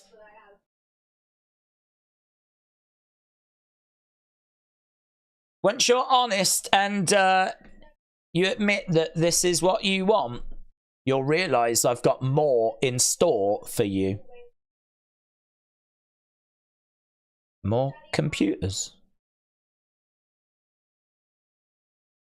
So she calls out Dirty Dom.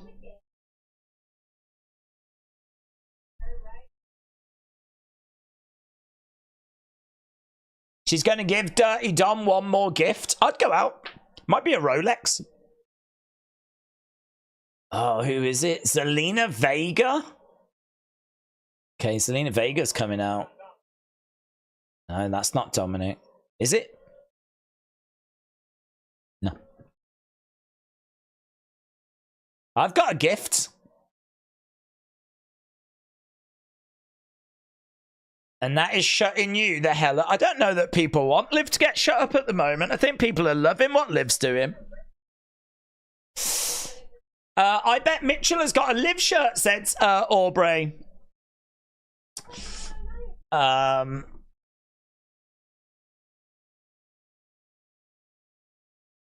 here to talk about something you forgot about. Whilst you're out here chasing Dirty D, I'm out here chasing the Women's World Championship.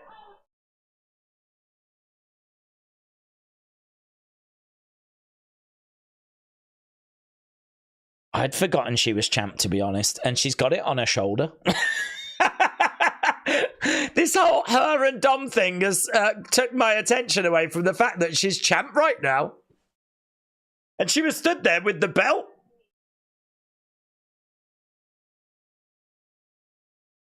Okay, so Zelina's come down.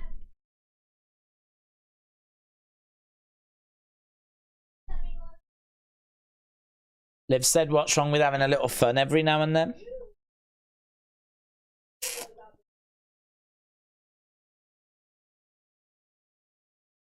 Zelina said she's starved for her opportunities.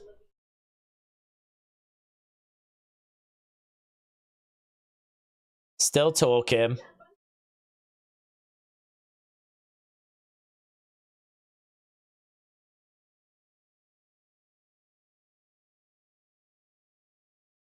How about Liv versus Zelina? Right here. So the crowd liked that idea. It's going to be one of them. She'll say no. Liv said, I'd love to, but I'm in the middle of something. Dominic! Dominic! Dominic! I would love to, but I'm in the middle of something. Oh, is he coming out? Yeah, you'd have to, wouldn't you? She's got another gift. Who knows what it is? Who knows what it is?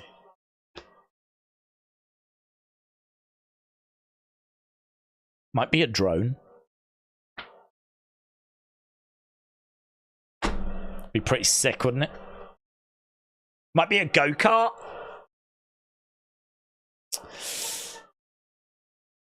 Wrestle votes. Sean Ross Sapp have got some news, said Jonah. What are wrestle votes saying? I got the gifts, I didn't like them. Liar. You're a liar!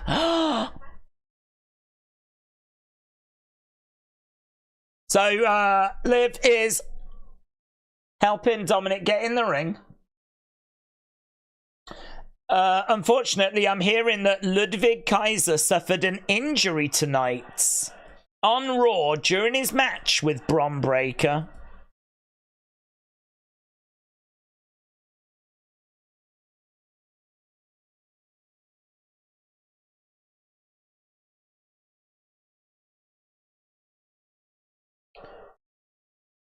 Dom says, I'm not her man.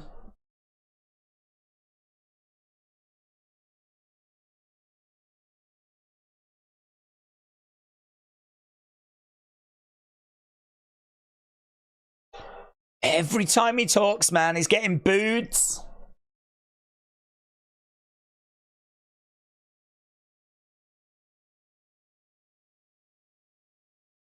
If you're going to fight for the Women's World Championship, I want to help. What?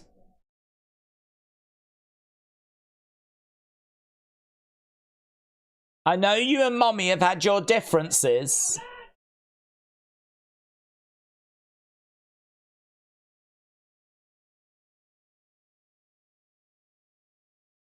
Yeah, he can't get a word in, can he? Liv is short as hell. Zelina is shorter, says Prince Muta. Okay, so Dominic's come out. The crowd are just booing him out the building, man.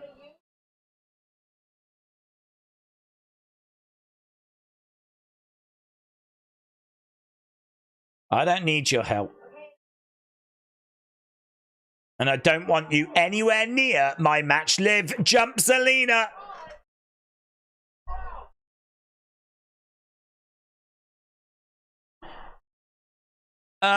Ray jumps in the ring. Ray grabs a hold of Liv.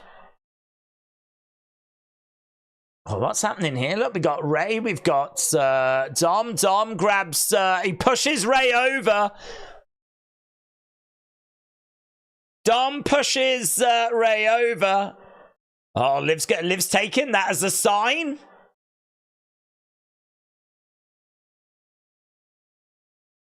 Oh, she can't believe it, man. She can't believe it. She's took it as a sign. It might be a sign. It's a sign he doesn't like his deadbeat dad. Look, she's like, he loves me.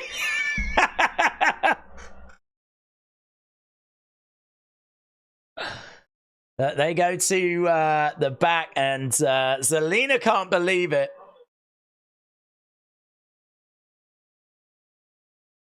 Yeah, good. That was all right.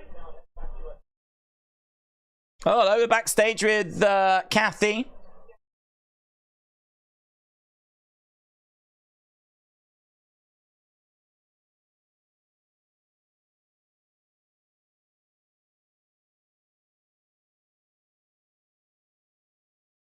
Oh, hello, Adam Pearce comes out of the Chad Gable's dressing room.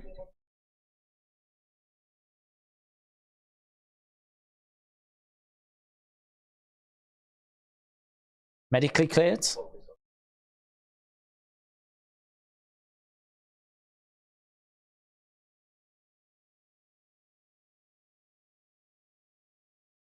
Adam Pearce said, I don't think that's my story to tell, talking about his mental state. I can tell you that he's focused on tonight.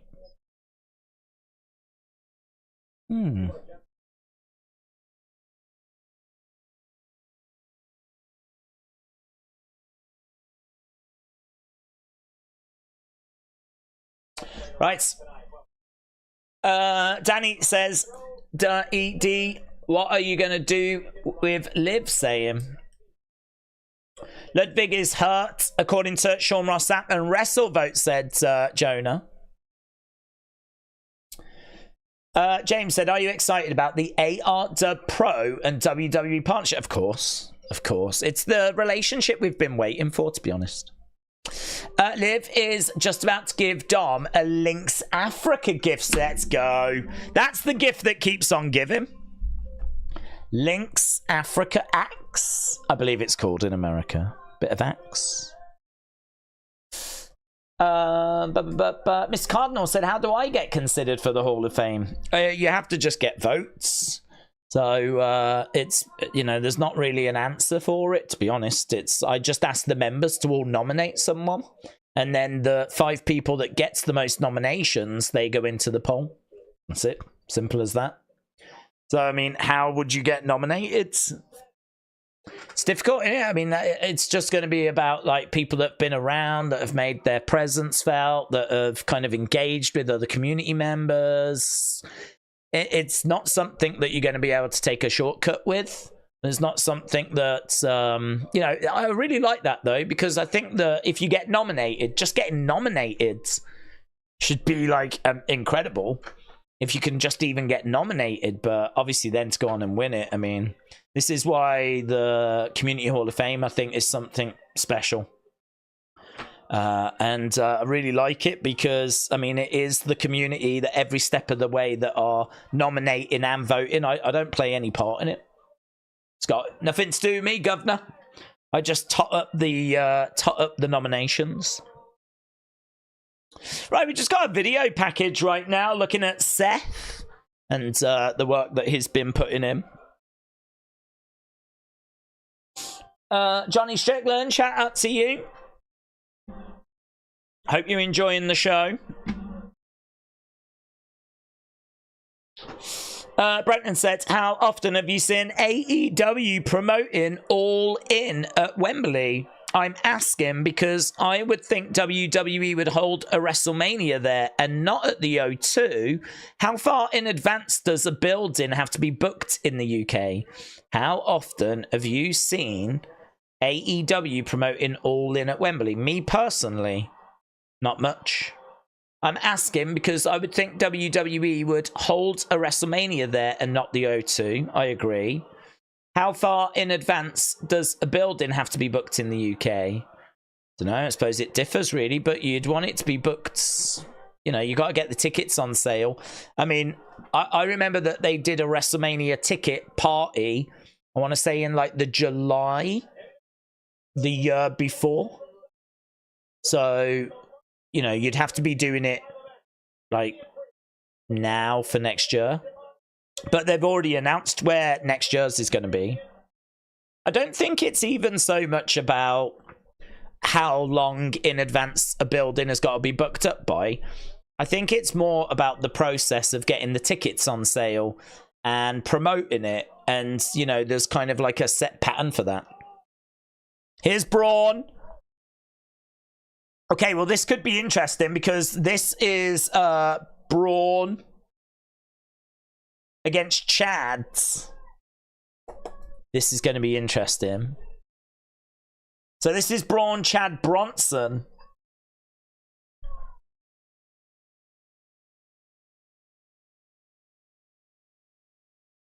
I don't think that we get the Wyatt 6 interrupting this match in person. Doesn't mean that we won't get glitches or anything. Or that, Chad's not going to be feeling like the effects. But, yeah, I'm not expecting to see the Wyatt 6 in this match. But we could. We could. Because Braun is obviously an interesting person in the history of the Wyatt family. The Wyatt story. And we know that Chad as well. There was Solo saying Roman's not coming back. Just having a look back on SmackDown.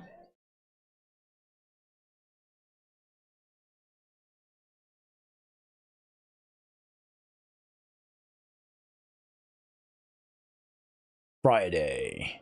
Oh yeah, Madison Square Garden on Friday.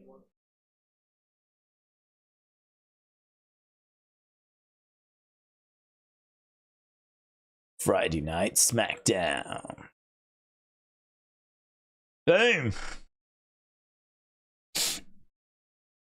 Right, Coach Co said, physical, don't come to me. They say shake it, Daisy. Shake it, P. Hennessy, bottle size. Dixon McLean, sure. Where will the weary whale wear wool? Don't. Awesome. Coach Co, hope you are well, my friends. Hope you are well. Yeah, it is...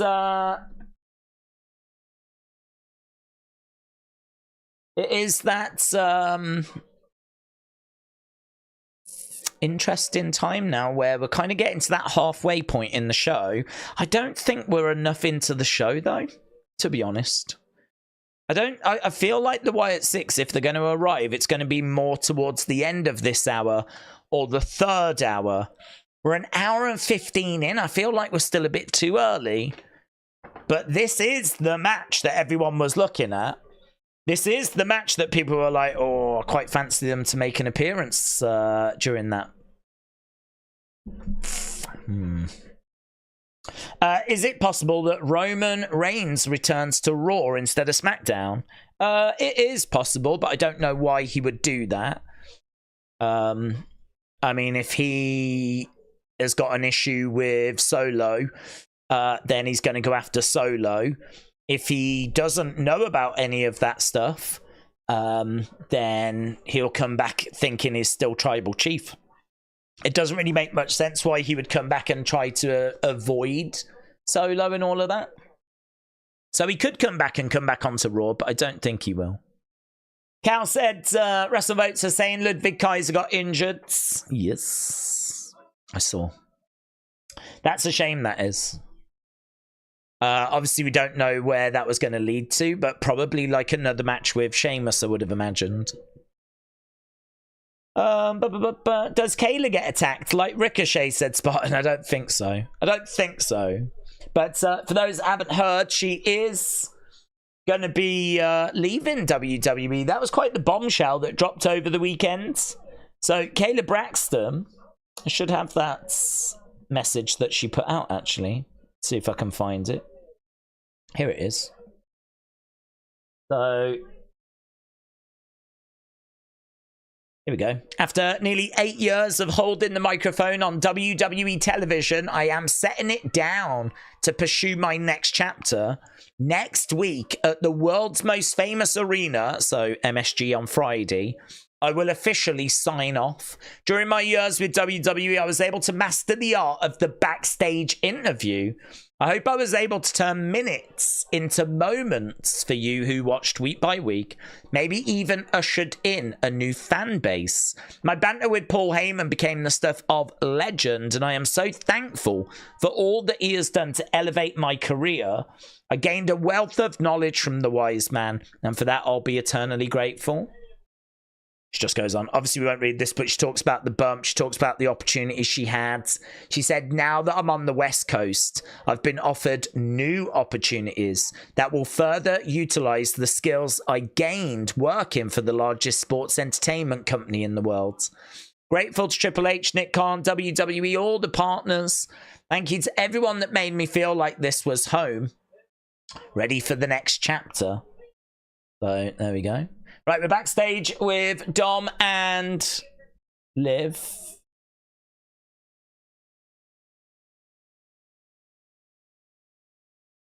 I know you want this just as bad as me. Oh, she hugs him. Thank you.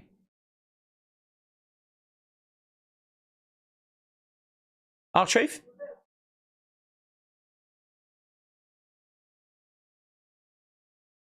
Was that Tom or Nick Mysterio?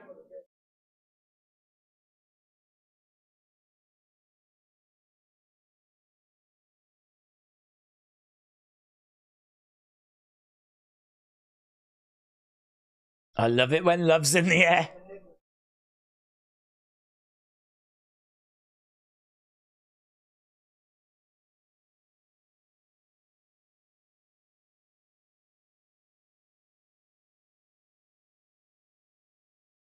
I think I can get Dom a match for next week.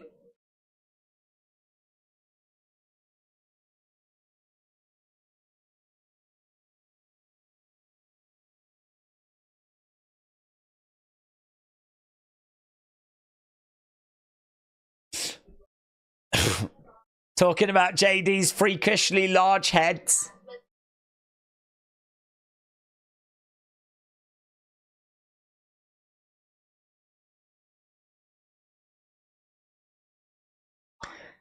So Liv's getting a title match made for Judgment Day.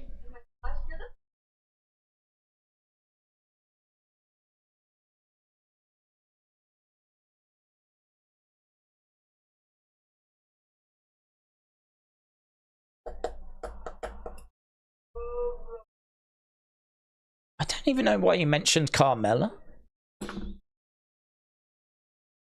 I like how the Miz is furious about that. Right. Maybe they drag Gable away in the match or something happens, said Tanner. Well, Miz has gone storming off to the back.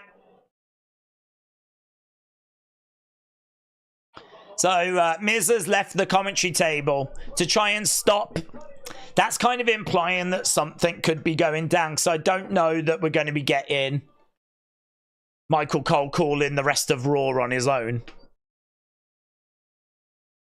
Here's Big Bronson Reed making his way down. Braun Strowman still in the ring. Liv's acting has improved miles, said Rick.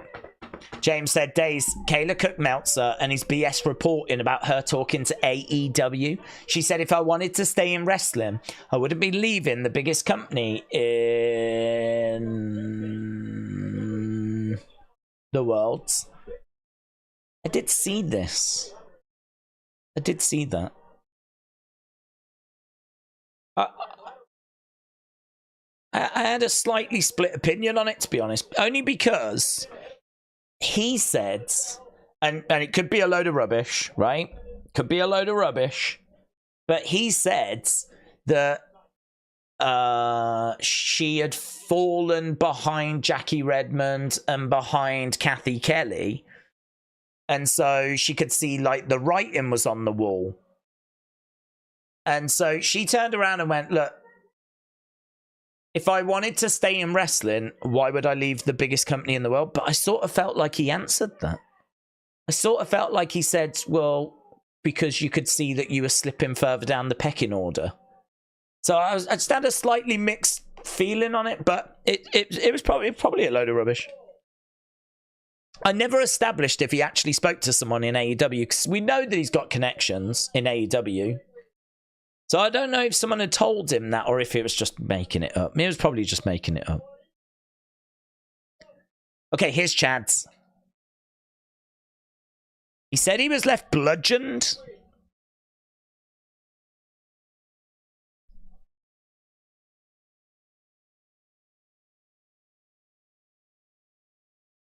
Chad Gable cannot be killed.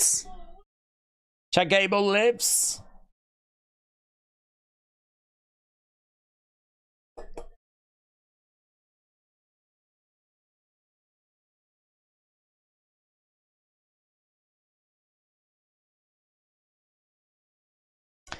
So he hasn't learned any lesson, has he?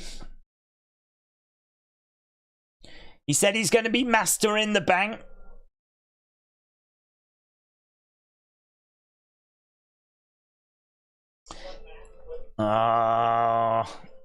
We've got the graphics flickering.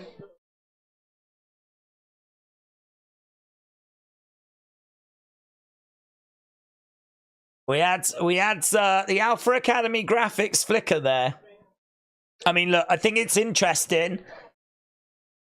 I think it's interesting that he's seemingly not learned his lesson.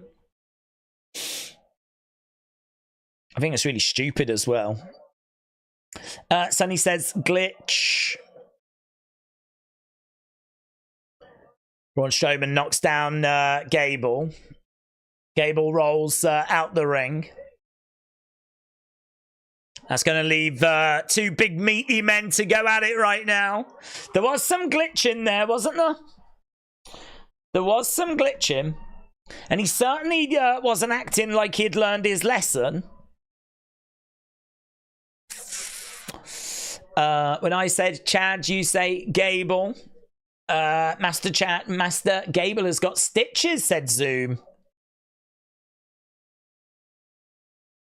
I don't know how. Oh, Strowman just got caught against the ropes there. He just got knocked back by Bronson, and he got all kinds of tangled in the ropes momentarily. Gable comes in, tries to pick up Bronson. Bronson, though, picks up. Oh, Gable to the outsides. I don't know what we're doing out there now. Is Bronson going over? What's he doing? Oh, what? Damn, suicide dive by Big Bronson Reeds. Meat. There we go. To be honest, I don't know how I feel about that. I don't know how I feel about Chad's encountering the Wyatt Six and not changing from it, you know? I would have preferred for Chad to have had, like, you know, to have bumped into that group and to be, like, not wanting to talk about it, you know? Instead, for him to come out saying, oh, I can't be killed, and still sort of like, I don't know. I don't know.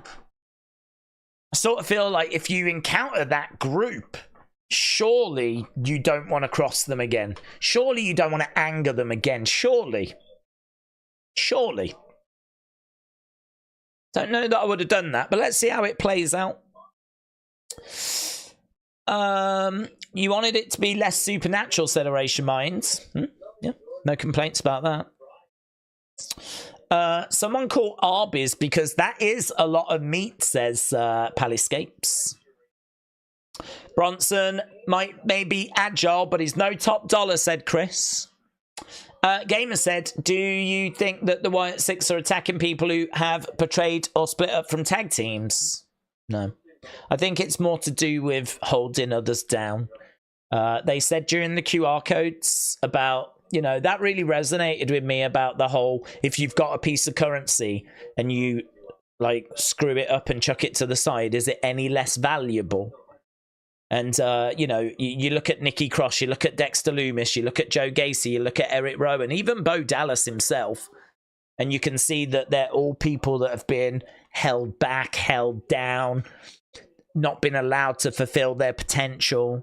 We know that one of the targets in the journal is all to do with the establishment, right? So we know that, like, this group have come together to try and free people from the cave, shall we say? And we know that that cave and you're being lied to and all that kind of stuff. That is what, to me, that was loud and clear that that's what this group was all about. So for me, it's about people that are holding others down. And what we know about Chad Gable is that he has been really awful to Otis and Akira Tozawa and to Maxine and whatever. So they paid him a visit. He doesn't seem to have learned his lesson from what we just saw.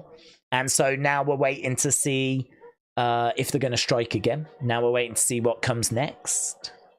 I mean, I think he's still got himself in the firing line. I am surprised that he's not shown a different side, you know? I am surprised that he's not really apologetic about that. We didn't need to turn him face, but I would have had him be more nervous about, like, I don't know, even talking about it, you know?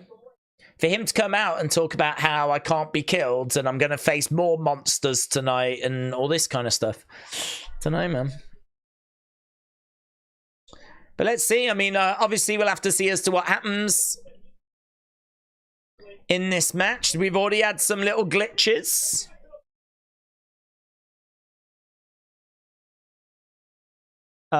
Nick said, do we think Roman returns on Friday to stop Solo?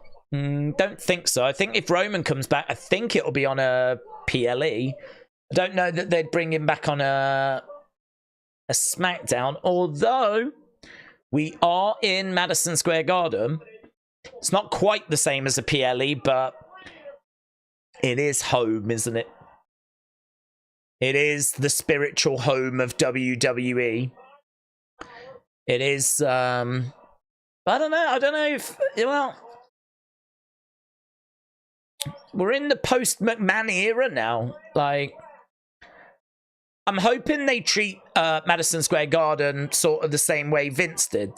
Although, you got to say, Vince sort of moved away from the Garden and went more to the Barclays Center. So, I mean, even Vince didn't treat the Garden that great towards the end. But historically, MSG is home, isn't it? So, I can't say I'm expecting Roman on Friday. But the fact we're in the Garden, I think you're right, is interesting. Kick out there by Bronson. Chad has got Bronson down. Good little match this, you know. Chad climbing up. Braun grabbing the leg of Chad's. He's grabbing Bronson, pulling him out the ring. He's got Bronson and gently pushes him into... Didn't really have enough snap to that. Nice power slam there by Strowman. Strowman's fuming, man. Rips off the shirt. Chad's slumped over on that turnbuckle. Ah, here's Judgment Day. Judgment Day are attacking Braun. So, Judgment Day attack Braun. Chop block. Oh, Judgment Day all over Braun Strowman right now. This is interesting. This is interesting. This strikes me as something the Wyatt Six aren't going to be fans of seeing. Big Bronson Reed's in the ring, and Chad Gable is up in the corner. Gable climbing up, hits a moonsault, lands it. 1, 2, 3. Chad Gable wins. Chad Gable wins. Right. We need to have a look, see if there's any flickers or any other glitching. Chad Gable points up at the Money in the Bank. So we're just seeing a quick replay. Chad Gable getting the victory.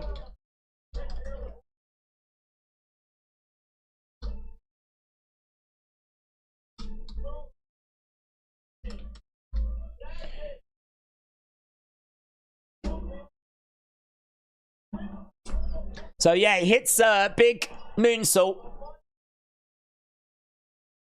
And he's pointing up at the Money in the Bank briefcase. He's on the graphic.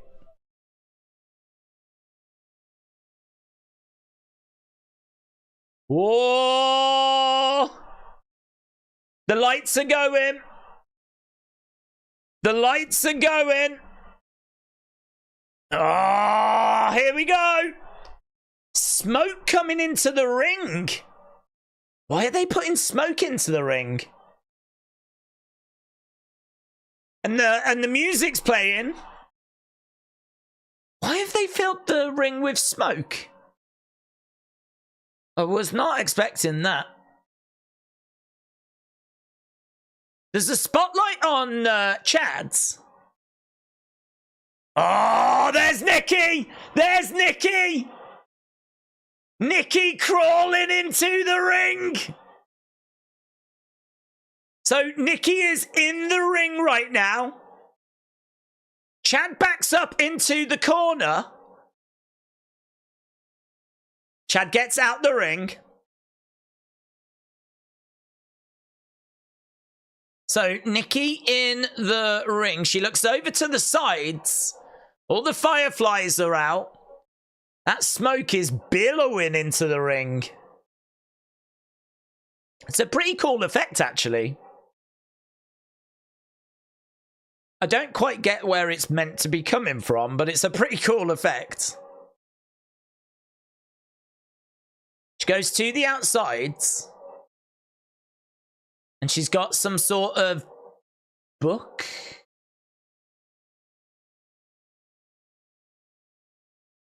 box, which she delivers to Michael Cole, and she goes walking away.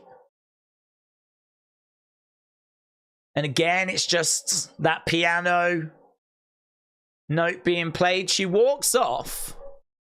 What the hell's in that box? I don't even know if it is a box or what it is. But we're just watching Nikki walking through the crowds.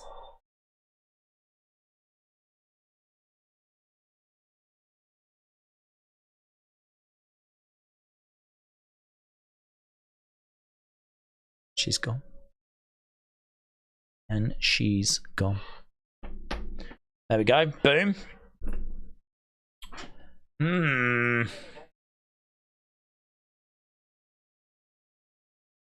What do we think about that? What do we think about that?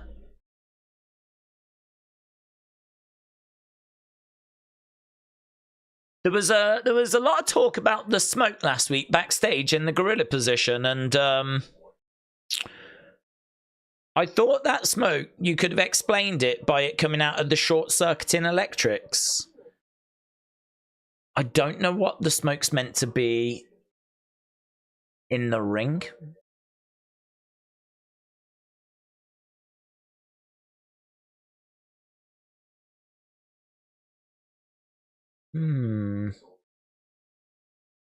That scared me, said Mr. Rage Bomb. Did everyone see Bliss on the truck earlier, said Justin. Yes. That jump scare scares me all the time, said I'm a Villain. Another commercial break. Lee said it's an L. Chuck said nah. Maestro's World said trash. Ultimate Active. Oh, I don't know that that's landed, you know. I don't know that that's landed. Let's go. Let's do a quick poll. Quick poll. Thoughts on what we just saw? I know there's going to be like people are like, oh, I'm not too sure what I just saw, but you know, how do you feel about it? We did this quick poll last week as well to get like a reaction.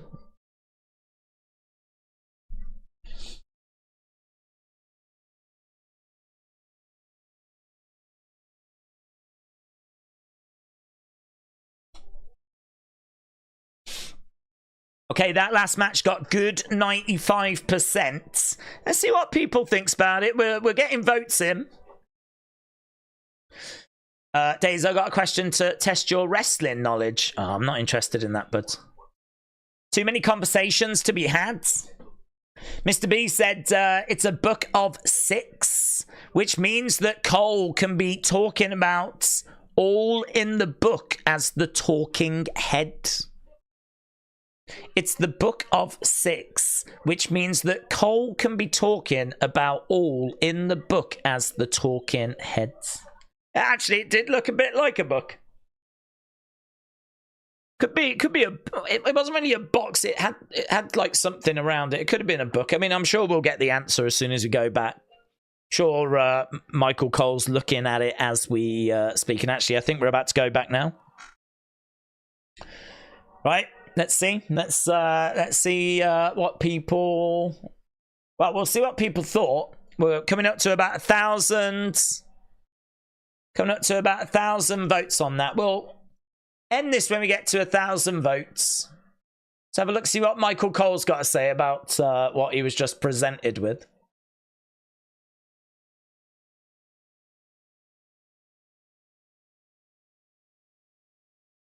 Just got an advert for 2K right now.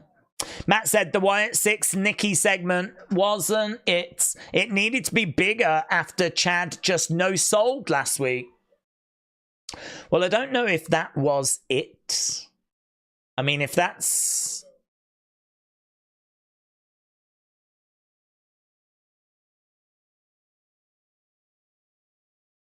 I don't know if that was it for tonight. It's not what I would have done. I know that much.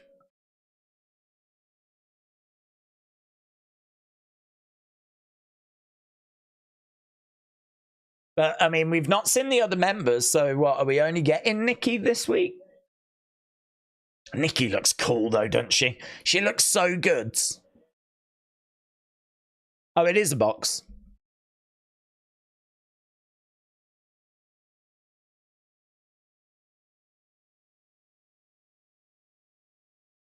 Crowd are chanting, open it. So it is a box, and Michael's opening it. It's not a very well wrapped box. It's a videotape.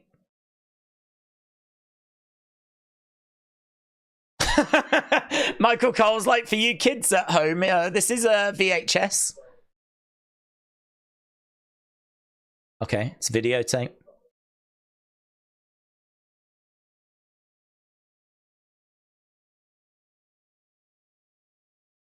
Michael Cole said, this is the damnedest thing that I've ever been a part of here. Look, we're backstage with Chad knocking on a door. Otis. Is the rest of the crew in there?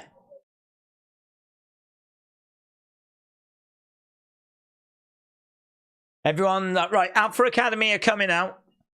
Chad's gone to see the Alpha Academy.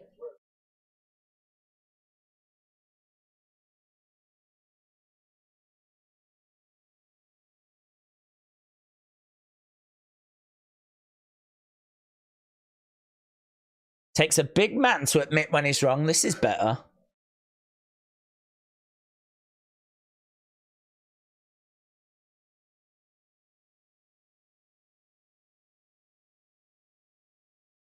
But he's meant to be joining with the Creeds. So I don't believe this.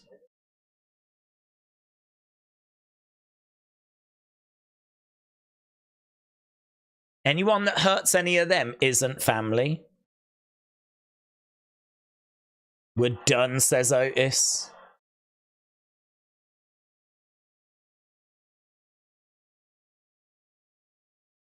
You've put us through a lot. You really hurt Otis.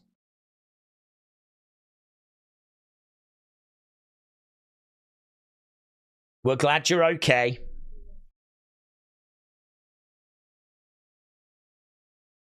Otis just needs some time.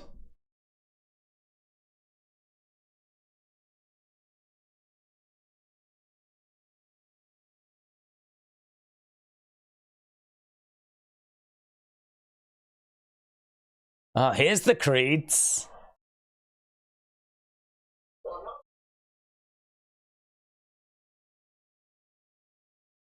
Chad says, no, I'm not all right. I need some help.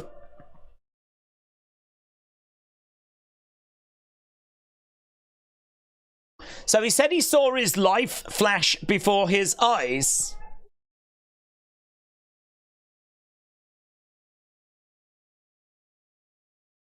Right, Isla and Alba making their way out.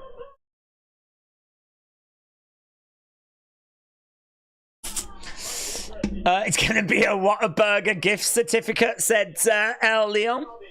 The Creeds, yeah, the Creeds. Well, we know that Chad's going to be getting with the Creeds. Chad said he saw his life flashing before his eyes. Alpha Academy weren't interested. Or, well, main Otis wasn't interested. And the Creeds arrived.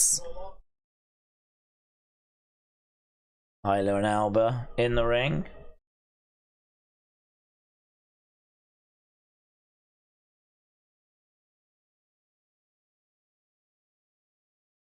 Okay, let's end this poll.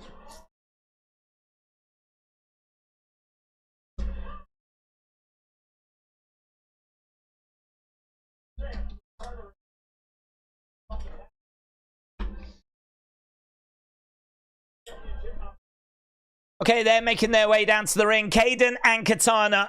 They're going to be taking on Isla and Alba.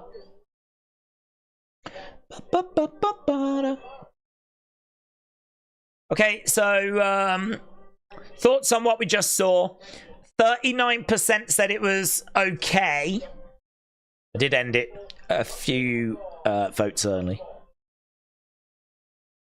But it doesn't, it's there or thereabouts. So 39 went good, okay. 27 said great. 24 said amazing. 9 said bad. That got a good 91%. What we just got with Nikki, good, okay, got the majority there. So that is a bit of a fall from what we got last week at the end of the show. Honestly, I respect that. I mean, I would have voted the same. I would have voted the same. I don't think what we just saw was bad, but I can't say that was the same level as what we just had last week, you know? I would have much rather, actually, if we had... I would have much rather that Chad had kind of shown that he was a bit different in this match. I would have preferred it had he have come out and he'd just sort of been a bit quiet, and I would have preferred it if he'd found a way to get the win and then he goes to the back and he's like, I think the way that it seemed like he was still being a bit heelish, and I didn't really need that, and I didn't really get the smoke bit. And I mean, Nikki just sort of crawled towards him and he backed up. I don't know.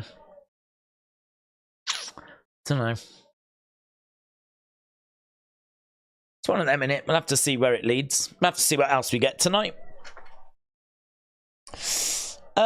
We need to let the story summit. The crowd is silent, said Cody. Well, I mean, it's a hard thing to follow that, isn't it, really? I think the crowd are probably in the same mindset that we're in, where we're still digesting it and we're still thinking about it. WWE fans are fickle. Can't you let the story cook without complaining, said I'm feeling oozy. Well, I don't think it's about complaining. I don't think there's too many people that have come out and said it was bad or anything. I mean, it got 9% bads. But, I don't know, there's just so much excitement around this group, isn't there? Have to see what comes next. Thomas said, people keep saying one run in with the Wyatts should change Chads, but people die over their arrogance all the time, says Thomas. Oh, people say one run in should change Chads. I think it should, to be honest. I think if you bump into that group, they are so terrifying that I can't imagine that you have a run-in with them and then you're just fine after.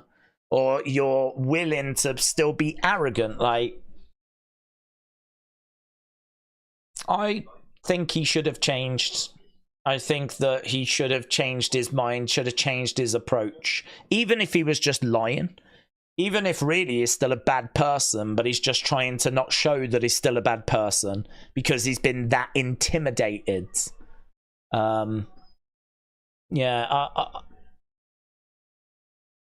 Yeah. Alan said, nothing's going to match last week, especially the emotion. We should just let it play out and it will pay off, says Alan. Jen and Lorelei said, I'm willing to just let it cook. Muse 0042 said, Cole is the 6th member. Yep. That's why they've just given him that box. He is the 6th member. Tricky said, I don't see Supernatural more cult than anything. Yeah, well, that's what they're trying to do. They're trying to present them as not being supernatural. They are meant to be more cult-like, so if that vibe's coming across, that's very good. Right, we're back underway with this match. The Beach Kevin said, do we expect Chad to fear for his life like Tony Khan? Well, listen, flipping Chad Gable went through a hell of a lot more than Tony Khan did. So if Tony feared for his life, I can't see why Chad didn't. Chad is a real man, and he's not afraid of Halloween masks and smoke machines. Yeah, but the smoke and the fog that was backstage, as I said, I thought that was from, like, the short circuiting.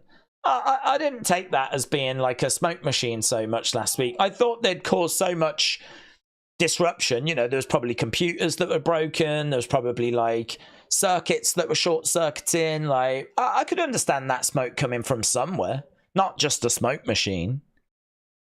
I'm struggling to explain the smoke machine today, but the stuff that was backstage last week, I kind of felt like, yeah, I can get with that. But I don't know, man. That mask that Nikki's got on looks so good. Nikki, I mean, like, one good takeaway from what we just saw there is that Nikki looked great. Nikki looked great. Chad was still intimidated. I love the fact that they're delivering messages on VHS tapes, because that plays in really well with Nightbirds. So that's good. So there's definitely, you know, some positives that you can take away from that. The other positive as well is, as people have rightfully been saying, we don't quite know where this... oh, that's a lovely... oh! We don't quite know where this is heading to, do we? We don't know what's on that videotape. Right. Isla and Alba have picked up the victory, but Damage Control jumped them. Damage Control get in the ring and jump them. Matty Ice said, I've got faith in Triple H. He'll learn from any mistakes. Yeah, well, we have kind of moved past that Nikki bit. We've got Kairi, we've got Io, we've got Dakota. They've come running down.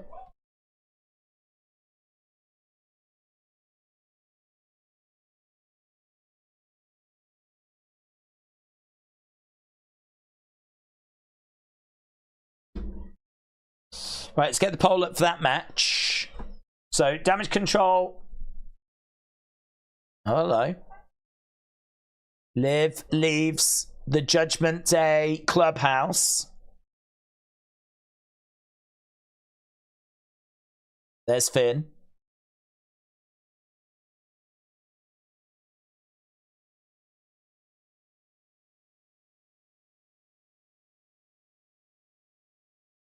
Don't tell me that doesn't look sketchy. So Liv leaves the clubhouse. Finn was in there.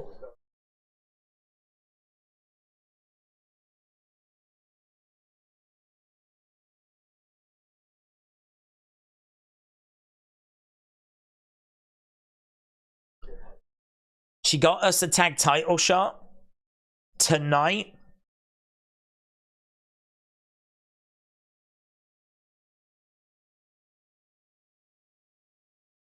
I'm going to handle my business. Good luck with your title match. And he walks away.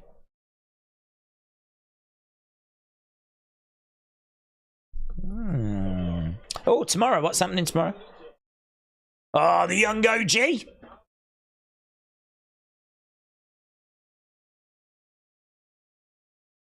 Let's go. Heritage Cup match, is it? Nathan Frazier against Tony for the Heritage Cup. Okay. Couple of interesting bits on NXT tomorrow. Macca said, here's a crazy thought. Go for it. If AJ Lee does what she did to Cena and pushed Drew off the ladder at Money in the Bank cost him, you could build it up even more for SummerSlam. That is pretty crazy, in all fairness. That it's AJ that gets involved. That would be crazy. I like that. I like that. That's, I mean, people would pop man for AJ being in the ring again. Is that how you would bring her back, though? It would be shocking, and it would set up that match. And it might start a bit of a clamour to see more of AJ. Christopher said, remember Smoke coming out the door when Bray would make his entrance and when Nikki made her? It's as if it's coming from a different dimension or just used as camouflage, said Christopher. Well, again, the whole different dimension thing, I don't think is the direction they're going down. Again, we've got that report that they're trying to be less like Supernatural. And the reason why is because they're trying to make this as accessible as possible to as many people as possible. You know, in the wrestling that we've got at the moment, everything's, I mean, it's all based in reality. We don't really have anything like that. But that's what the report said, is that this is what they were trying to do. So, you know, that kind of other dimension, other kind of, all of that talk doesn't quite gel with what we read. And I think, you know, you could understand people struggling with that side of things because it just doesn't appeal to everybody. And I just think it's unnecessary as well. You don't need to go down that or cause that confusion. We spoke before about how Jim Cornette was not into this, right? And I know what the answer will be. People will say, well, Jim Cornette doesn't like any of this stuff. We shouldn't care about what Jim Cornette thinks. And you're partially right, right? I would say you're partially right. But what I would say is that, you know, Jim's views are not only his views. You will find plenty of people that share those opinions. So it's all well and good saying, I don't care what Jim thinks. But by that same breath, you are saying, I don't care about what, I don't know, 20,000, 30,000, 40,000, 50,000, 60,000, 70,000. I don't know the number, but you're talking thousands and thousands of people that will share the same opinion, right? And I think that there's an opportunity to not lose all of those people. I think there's an opportunity to try and win over some of those people. So this is where those kind of little details, like, to be honest, I think you do it for presentation is why you do it. You do it to make it look impressive. But then the question comes, well, you know, why have they got a smoke machine? Why have the Wyatt Six got a smoke machine? And I think, you know, if you go down that different parallel universe kind of road, that doesn't marry up with what was it PW Insider that reported that these might seem like nothing points, but I think these are the little details where you do just lose a few people. People will just look at that and be like, nah, this ain't for me. And it's like, well, I don't know if it's needed. I don't know that the smoke machine really adds much. It's just a little bit of like atmosphere, isn't it? You know, I don't know. It's a tricky one, that you're gonna have people split. Let's put it that way. It's gonna divide opinion. I think last week what you had was pretty much unanimous support. 94% were like, "Oh my god, this is amazing." I think what we've seen so far is not going to attract that same reaction, right? That's kind of where we are, to be honest. But listen, we've still got an hour of the show left, and we'll see where they go with it. As many have said, let's see what they're cooking before saying if we like the food or not. Eric said, I told you, put boobs in it. That'll do it. That'll do it. Put some boobs in it. That'll fix it. 10 and 14 was bad, so that got a score of good 86%. Right, so they're just saying about the behind the curtain next Wednesday. Next Wednesday, WrestleMania behind the curtain. Been waiting for this. Where are we now? We're backstage. There's The Miz. He bumps into R-Truth. It's official. We've got to get to Gorilla. Why aren't you in gear?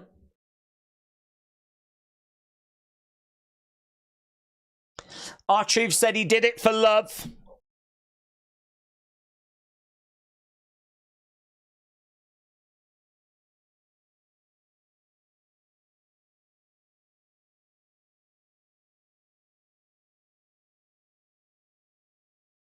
I love you, Miz.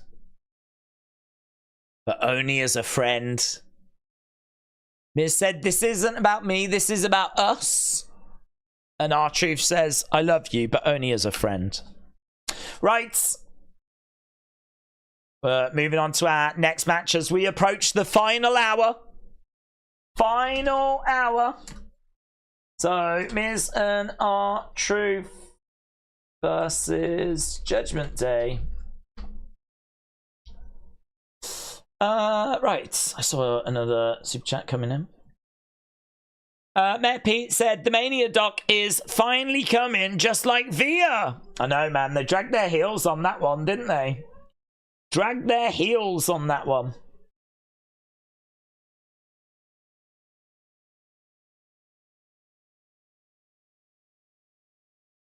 Trent said, are we supposed to think that Nikki is the one that took out the security guards? It would have been nice if at least one of the other Wyatt Six had been there to explain that part. Didn't even notice that, to be honest.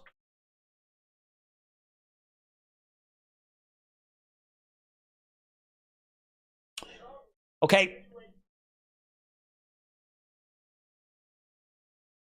Damian Priest. I forgot about that. Damian Priest, Seth Rollins. I forgot about that. I forgot we had Seth back last week. There's been so much that's happened. Right. Dad Stuff said, I literally just remembered that Raw is in my town tonight. Where should I go to get some food with the Wyatt Six, said Dad Stuff. Well, they've done Whataburger, so I wouldn't go there. They've done that. Plus, also, we've only seen Nikki so far, so I don't even know that everyone's there at the moment. Thomas said, I'm going to start a thread. I don't like fireworks in WWE. Okay. Thomas, you start that thread. Here's Damien.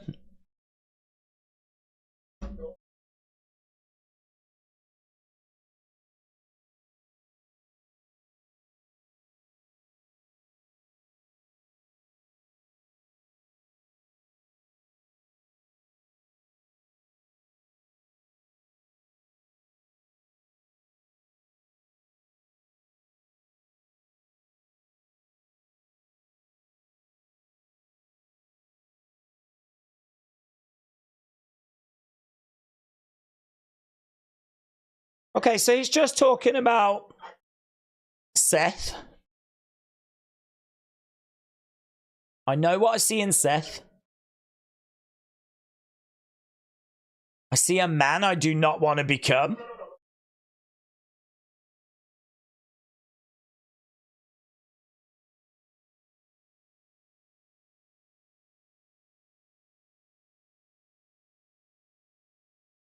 I see someone that's bigger, stronger, and better.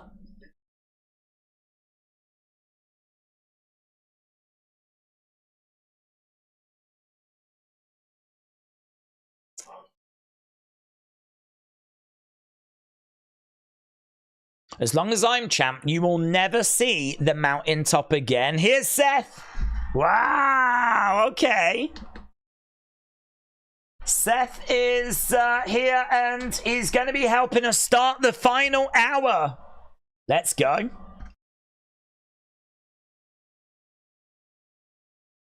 Bum, bum, bum.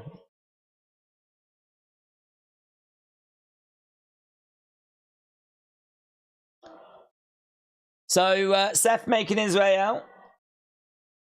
Chickshot said, Drew McIntyre is probably speaking facts about a lot of the things with backstage politics that they keep you now happening. Rick Shaw said, this week, Priest seems a little loose, not so uptight like last week. Well, Seth Rollins is making his way down to the ring. And it'll be interesting to see what he's got to say. Obviously, we're heading towards a championship match between these two.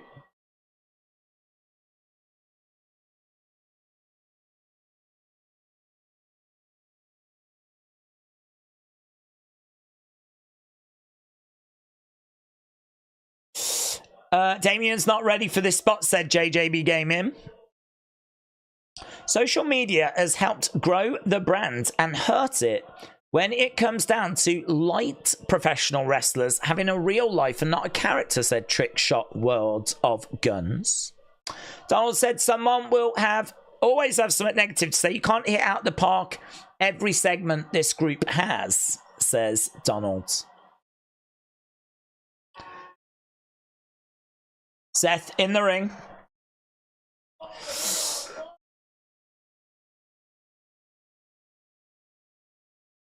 He's got he looks like he's just stepped out of 101 Dalmatians.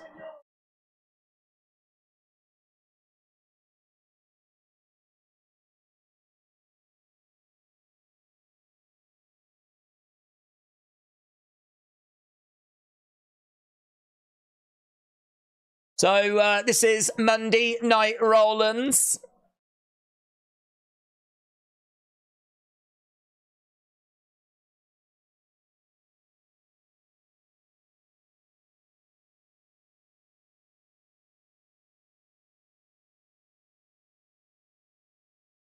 WWE cameramen are the best. There was a sign that said WWE cameramen are the best.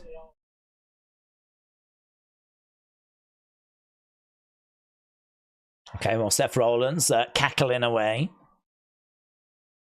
Palacecape said, don't book the Wyatt 6 every week. It kills the mystique and the mystery. You got to keep them guessing.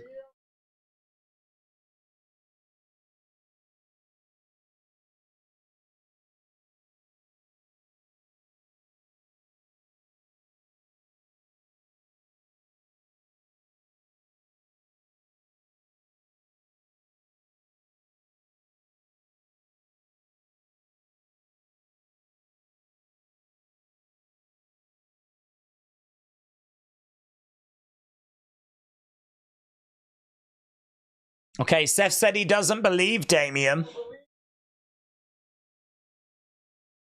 I think you've got a false bravado.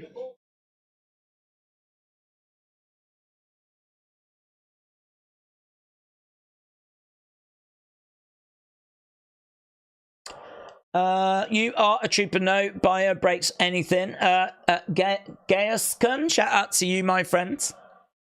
I am your father, said Seth, is most likely winning the title back. JP said, I was expecting more blood and murders, maybe later. Well, I wasn't expecting that, to be honest. We spoke about it before. I think we did the massacre stuff. But it was, yeah, they're going to play that tape.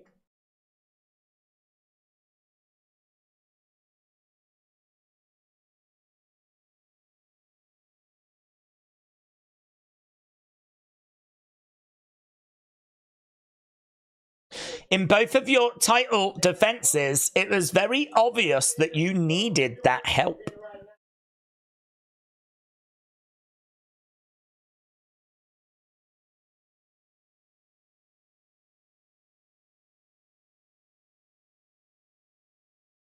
So we've just got a little back and forth at the moment between these two. I mean, this match should be good. I'm looking forward to this match. I know people aren't that high on Damien, but Seth can go, man. Seth can get a tune out of Damien. Damien's not the kind of guy that's going to give you a 5-star match, but if he's in there with someone like Seth... Crowd are chanting, you suck towards Damien. They've made their feelings well known. They're in no doubt how they feel about Damien.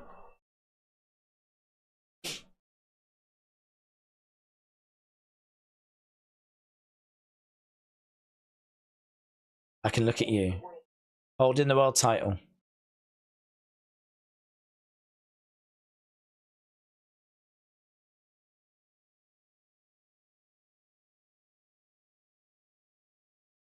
You look at me representing the past, holding a lot of nothing.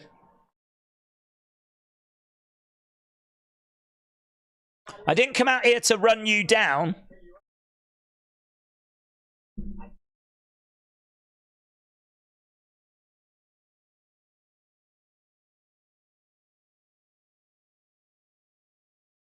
You one-upped me by challenging me to a title match.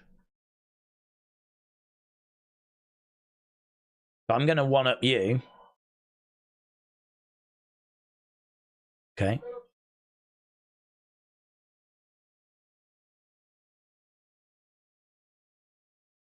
Stipulation? He's talking of sweetening the pot.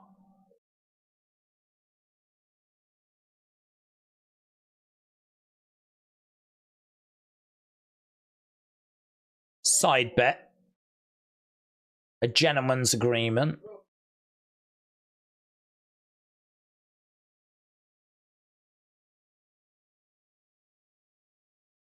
If you beat me,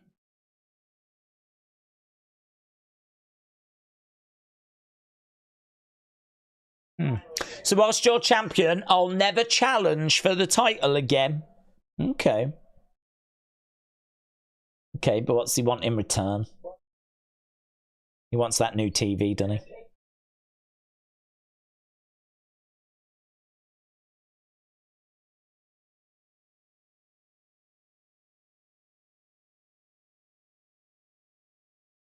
When I beat you, you leave.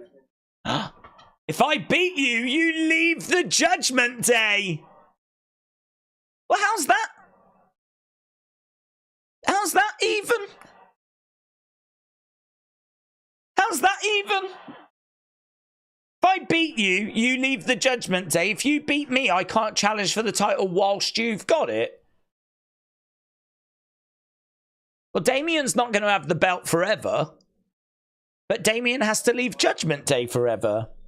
Oh, if I'm Damien, I'm going, no, forget that. No. No. Joking, aren't you?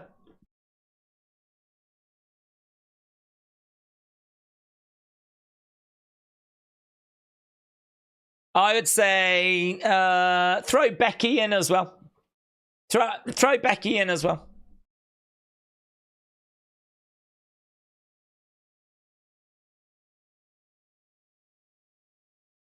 Oh, Judgment Day need me more than I need them. Oh.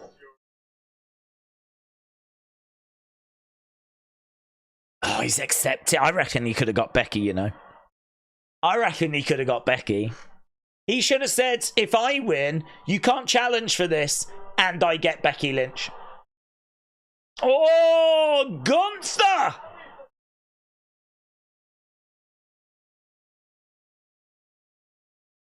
The King General. The King General. The King General.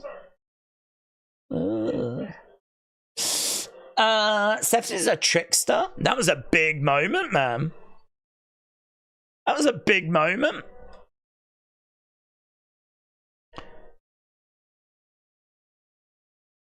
Gunther. Okay, well, this is interesting, isn't it? Gunther getting into the ring. The real world champion just arrived.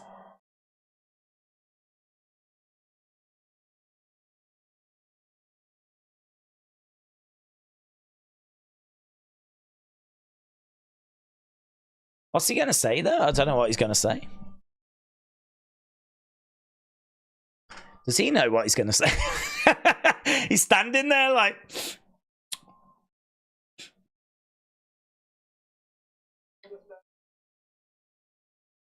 I understand there's a lot on the line.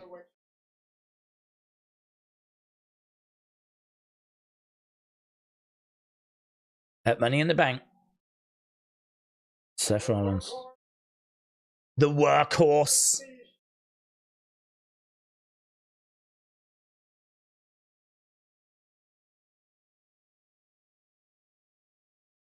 Oh, he says that Damien's carrying Monday Night Raw on his back right now. Good luck. Good luck, Damien.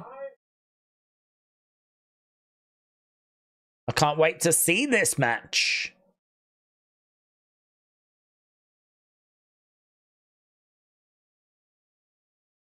Gentlemen.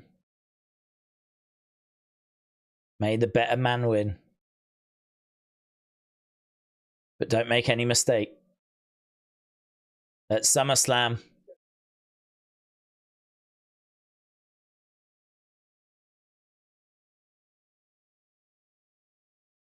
the better man will be the lesser man when he steps in the ring with me. Well, I mean, look, I'm thinking that it's still going to be Damian that wins. But considering Damian's about to lose to Gunther at SummerSlam anyway, that little agreement they've got where Seth can't challenge for the title, that stipulation ain't gonna last long. So Damian, Seth, and Gunther.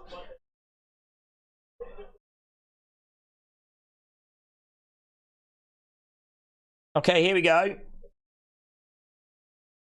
Talking about the Wyatt Six. It was only Nikki, wasn't it?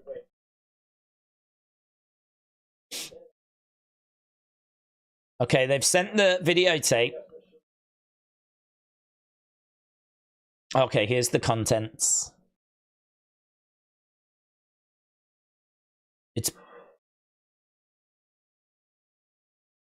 So it's got the play and the pause thing in the corner. Oh, there's Howdy. And the group.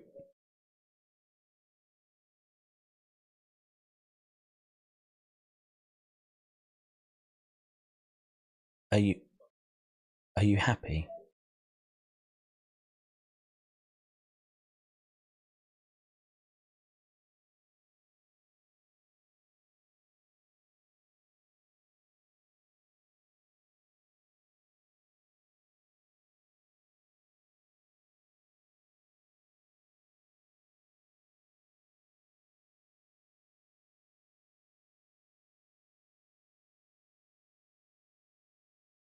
Wow. Speaking to Taylor.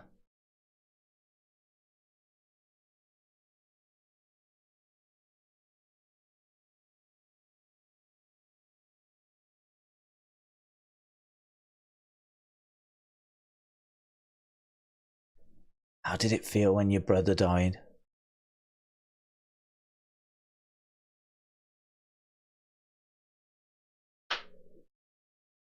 Like the most important thing in my life was taken away from me.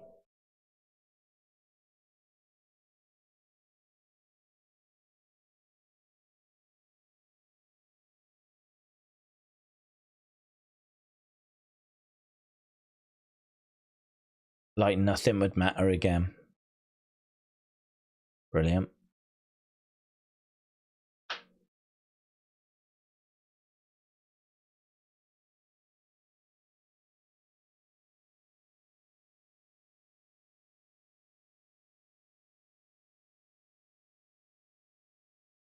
Seeing Howdy talk to Taylor. Taylor says the only thing I wanted was to be like my brother.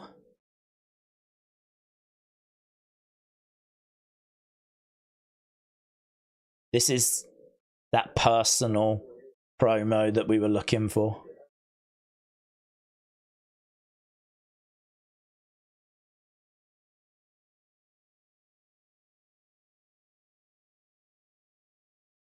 We were going to rule together.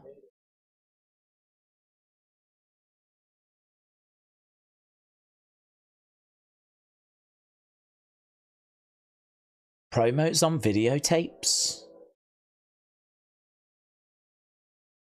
Taylor says it was taken away.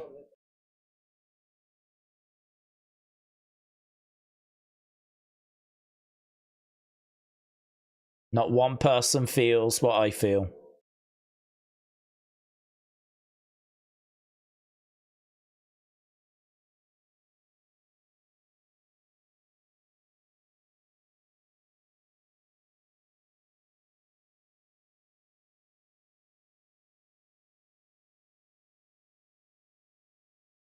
There's an effect on the Howdy voice. They've made it sound different to before.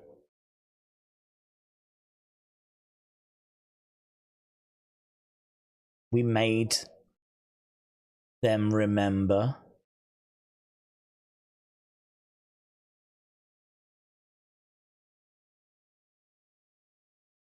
Yes, we did.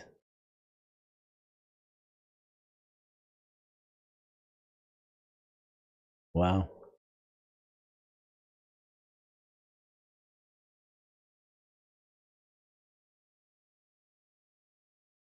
Wow, there we go, and it ends.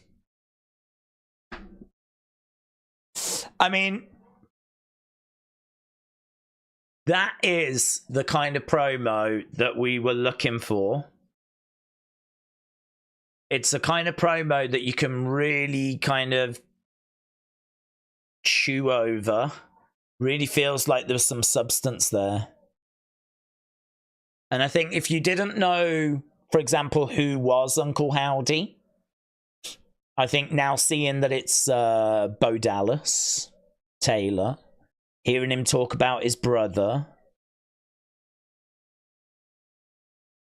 I'll be interested to know. I'll be interested to know how that plays out. I'll be interested to know how that plays.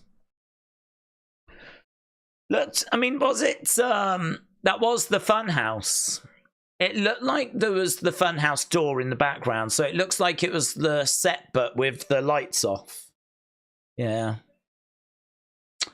Really good. I thought that was really good.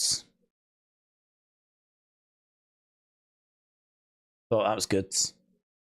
Let's do a poll on that, shall we? Let's do a poll on that. I really like the promos being on a videotape and being delivered. I think that's such a good way of doing it because they're anti-establishment, so it would make sense that they deliver the promos and the people just sort of play them. If they were all queued up and like, right, let's go to the promo, the Wyatt Six or whatever, that might be a bit strange that it's all planned. So to see the tape being delivered in like some really bad packaged box, I thought that was really good.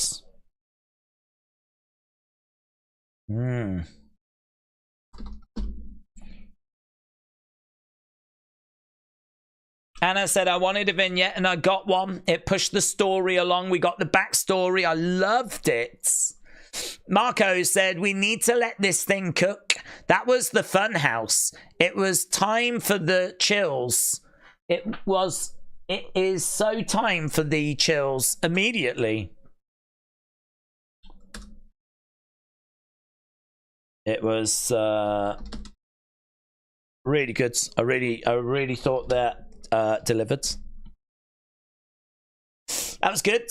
I think the creator of the masks played Uncle Howdy, said Derek. I think it was Bo.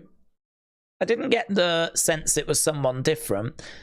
Maybe when they're both on screen, but I think it was Bo. I love how the questions at the start were the questions that the therapist asked. Thought that was clever. Bo starting to look like Bray in the face, said Wrestle Andy. The segment reminds me of the movie Session 9, said Mikolaj. They are going to be amazing, said Ultimate Activities dudes. Carl and Dawn said Priest has smoked, you're overthinking it. Priest has smoked, you're overthinking it. I don't know what that's in a reference to. Damian Priest. Alan said Taylor was in a therapy session, not Howdy. Big Migs Gaming said that caught me right in the feels. I loved it. Teddy said, I hope this settles anyone's thoughts that Taylor can't deliver the character work that is needed to pull this off. It was amazing work, said Teddy. Big Migs Gaming, shout out to you. Yeah, I think that's going to be very well received. You can totally see Wyndham in Taylor. Bo is the GOAT, said Dro. Bo deserves an Oscar for that, says Healthy. I think the videos will make it better, said Paris. I think that's a great way to do the promos.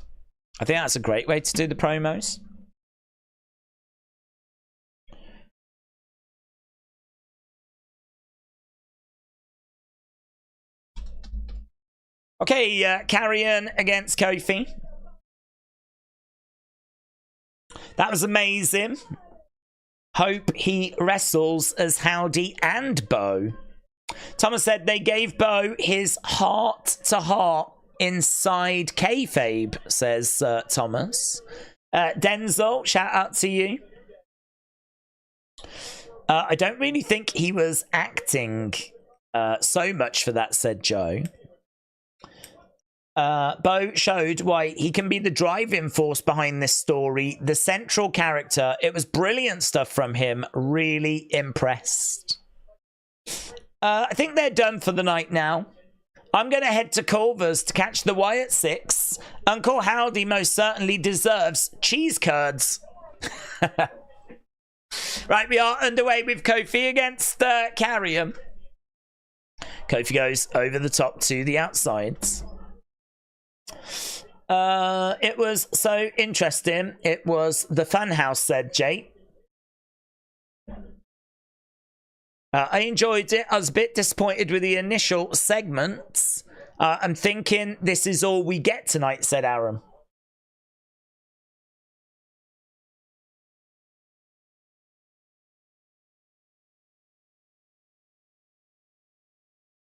Right, Karrion planting Kofi.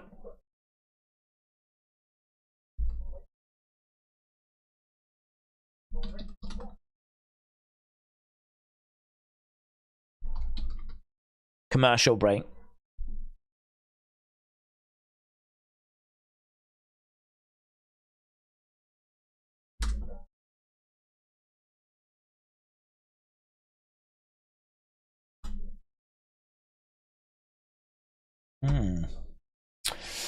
I enjoyed it. I was a bit disappointed with the... Oh, we read that one.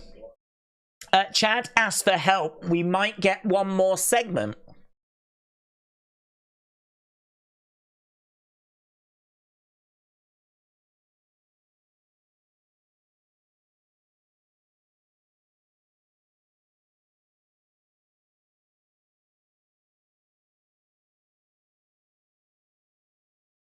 Yeah, that did hit hard. How did you feel when your brother died? Blame Dryer said that had me at how did you feel when your brother died? Yeah.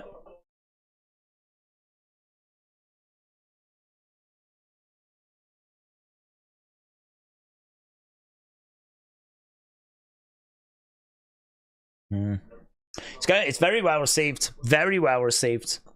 The last one that we did for that first segment, that's had about 900 odds. That had about 900 odds. It was like 970 odd votes. Came out a good 91%. This one is at 902.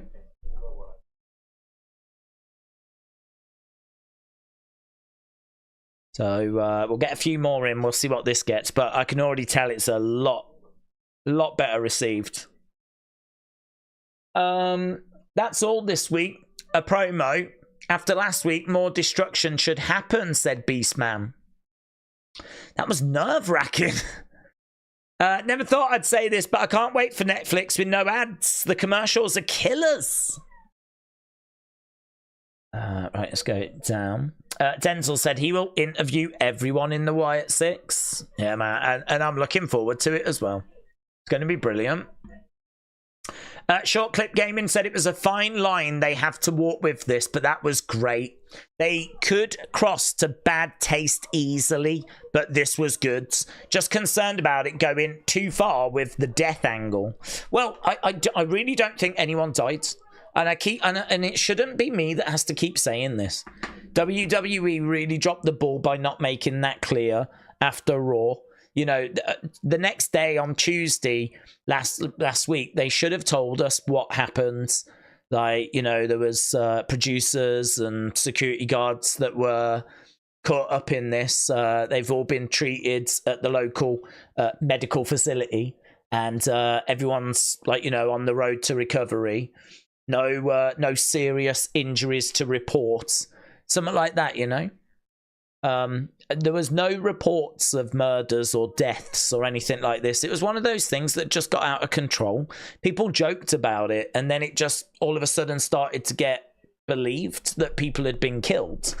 It's like Chad didn't get killed. They were unconscious and whatever. So that, I think, actually hurt a bit, that segment last week.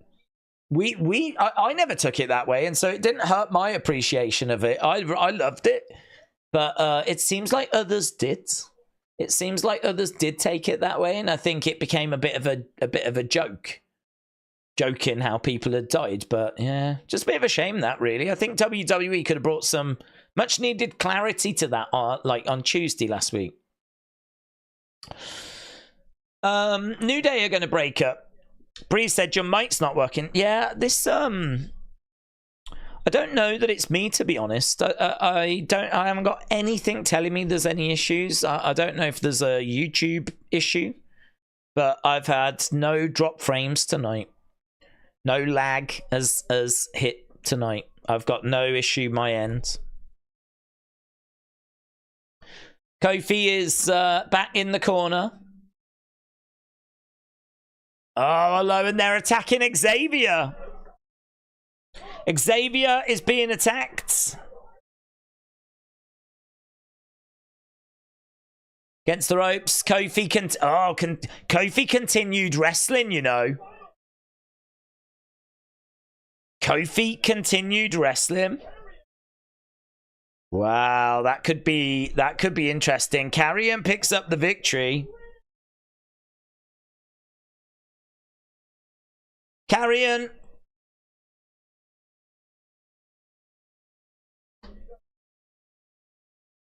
Number 7, that's his 7th WWE champion that Karrion has beaten. Right, there we go. We've got the results for the Bo promo. It's 72% amazing, 18% great. Wow, brilliant. 72% amazing. Last week was 94% amazing. This one's 72% amazing. But much better, obviously, than the score that the earlier segment got. More of that. Okay. Get a score for that last match, which I don't think will rate as highly as that Bo promo. Let's turn that down a bit. 9.x Holiday 4 said, I think that Howdy Bo back and forth should have been before the massacre. Don't know, to be honest. I feel like if you followed the QR codes, there was a lot that we already knew. So we knew, like, that journal in particular that's got entries. You know, there's one entry in there called a Wari, which I believe translates as the end. And that is about Bray's passing. And then, like, the next entry after that is purpose. And it's all about Bo finding what his purpose is. And it's about helping those that, you know, being underutilized. And then, like, we see a note being written. So I sort of feel like we know. We've heard some lovely, you know, we've even heard that question asked. How did you feel when your brother passed away? That's a question that's been asked and featured in the QR codes. We know why the group got brought together. I mean, to be honest, I don't really feel like we got much new, but I love the presentation, and we haven't actually heard or seen him answering like that. So it was brilliant. It was amazing. I absolutely love it. If I was to vote, I would say amazing in that category as well. But I think, you know, what you take from it is him talking about what Bray means to him. But if you saw the documentary, I don't think there's anything really new there. And if you followed the QR codes, I don't think there's anything new there. But the way it was presented and seeing him say those words, you know, it couldn't help but hit you in the feels. So, yeah, it was amazing. But I don't know that we needed it before the massacre, because I think if you saw the documentary and you followed the QR codes, I think you would have got a lot of that from it anyway. I'm fine with that being after. Hopefully, for anyone that didn't quite understand last week, I'm thinking your Jim Cornettes. Hopefully that will have maybe answered a few things. I mean, I'm guessing he's still not going to like it, and I'm guessing there's people out there that are still not going to like it, but, I mean, all we can do is score it as we're going along, and listen, that was very well received. Very, very well received. And I think it hit a lot of people in the feels, to be honest. Right, we've got the match scores coming in, so let's end that poll. So this got 60% good, 14% great, 12% bad, 11% so good, 88. Okay, this Friday we're going to Madison Square Garden. I'm sure I've seen 6 of them when it was glitching. Well, I saw the group, but I don't know that I saw 6 of them.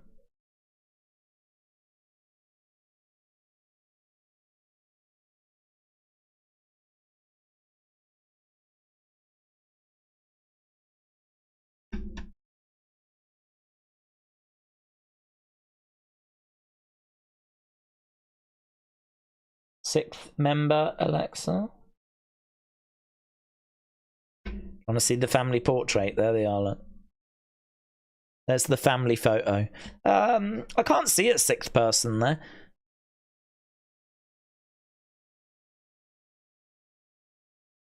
I mean, I think that's just a shoulder, is it?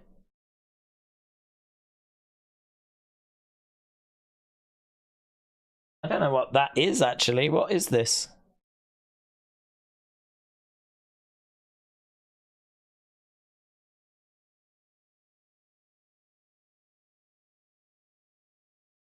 I don't know what that... I don't know. Is that just like... I mean, that's clearly... It's a flipping big mask, that, isn't it?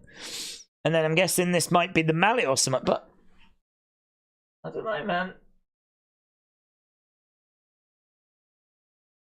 I don't know if there's not something worth having a little look at there. I can't quite make out what this is at the moment. Imagine if you had a load of kids and they went off to have their school photo and they brought this back. Like, what the... Okay, 6-man tag match at Money in the Bank. It's going to be Cody, Randy, and Kevin Owens. They're going to be taking on Solo, Tama, and Jacob, I'm guessing. So I think, is it Tonga Loa that's out?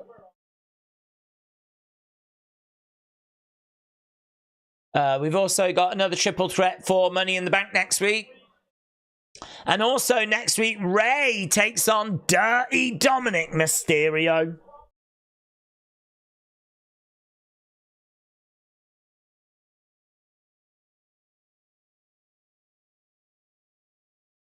Liv Morgan is going to defend the Women's World Championship next week against Zelina as well. Well, man, we're stacking next week, aren't we? Doug, shout out to you. So this should be our main event. Doug said, I feel this one of the darkest promos I've seen in WWE in a long time. I feel that promo perfectly describes the feeling of why the Wyatt 6 agenda is about to destroy everything in its path. Doug enjoyed it, and I'm so pleased that that has come across as well as what it has. The thing with this is that there's always so much that can just go wrong. There's always so much that can just not quite land, you know? And it's really good that that did come across. Okay, Finn Balor, JD making their way down. Get the F back. There's a sign that says get the F back. I don't think we can, unfortunately. That obviously plays into the get the F out when WWF had to change to WWE because of the World Wildlife Fund. They had that whole campaign of get the F out, which is very clever.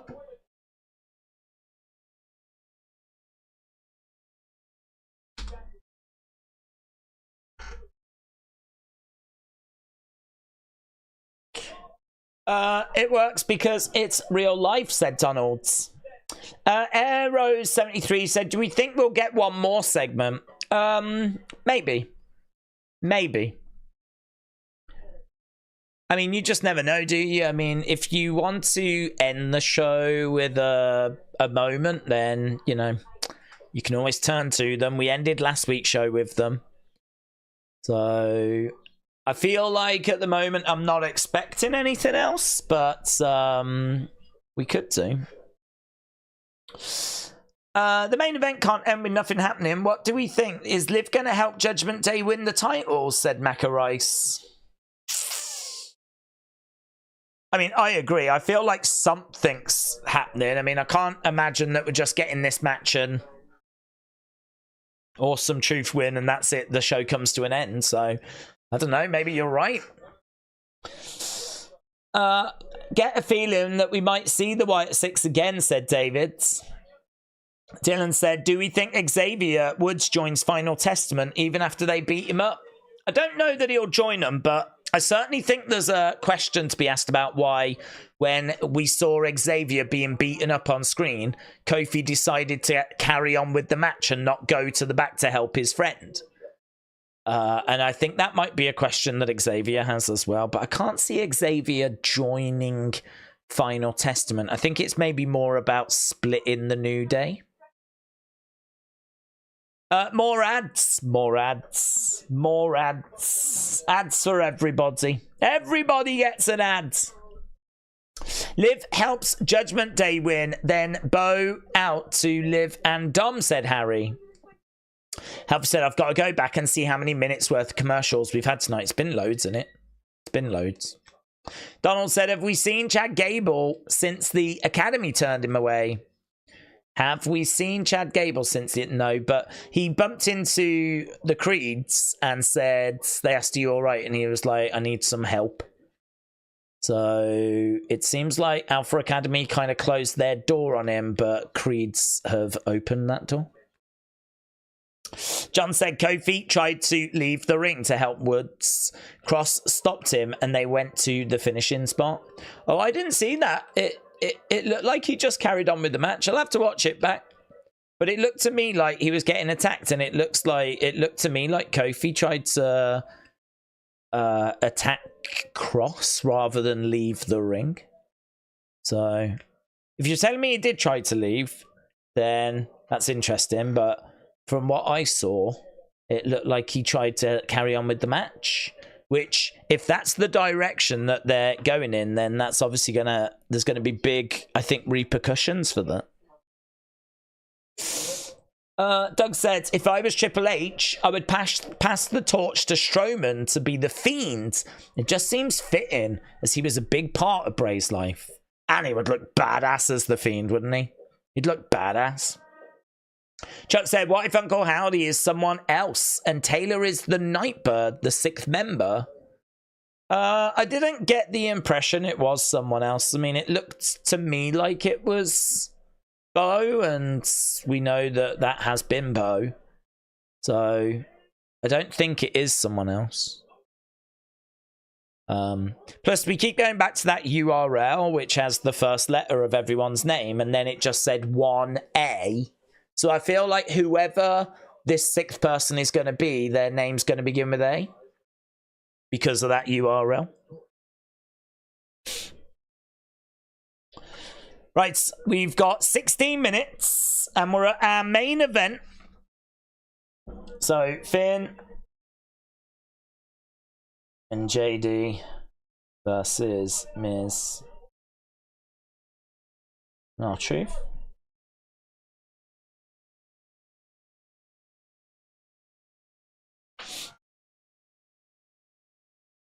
Okay, here we go. Here's the entrance for Miz and R-Truth.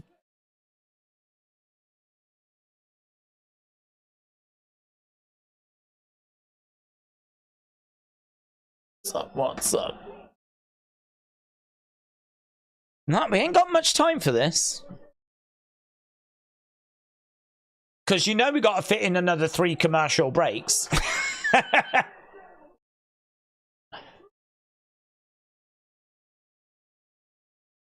Okay, so Miz and R-Truth have made their way down to the ring. Doing their full intro and everything. I mean, look, to be perfectly honest, I think they probably have run their course as tag champs.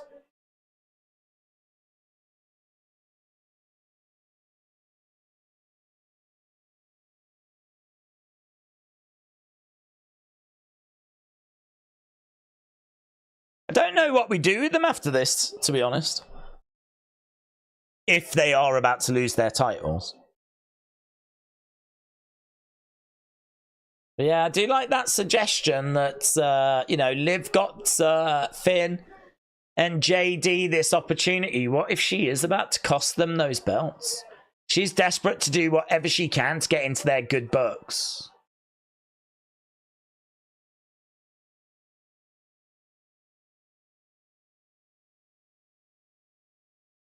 Okay, here we go. So the title's being held up. We're about to get underway. What if each week we get new VHS tapes and each member giving their story? Yeah, I think we could. I think you could. I think it'd be a really interesting way to kind of get across and actually hear from the different members, you know? Because we haven't actually heard from them. I'd imagine what they'll say is that they... I mean, Rowan will be interesting, but... You know, they'll probably talk about how they felt abandoned, undervalued, underutilized, those kinds of things. But Rowan will be interesting because, I mean, think of all the stuff he can talk about. Finn Balor has got R-Truth. Awesome Truth is the best thing on Raw, said Alkaline Prime. Think so. Think's the best thing on Raw. Oh. Back of the net there by R-Truth. Truth goes back into the corner, charges over, collides into Finn Balor.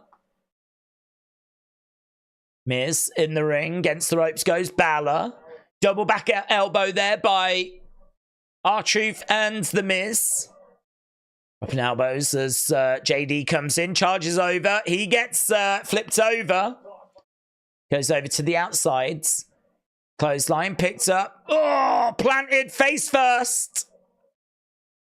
Clothesline over the top to the outsides. R-Truth with a smile on his face as, oh, here she comes.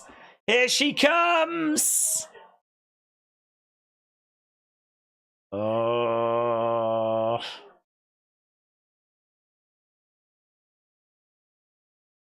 Man, if I'm Finn Balor right now, I'm like, right, Liv, help us win these.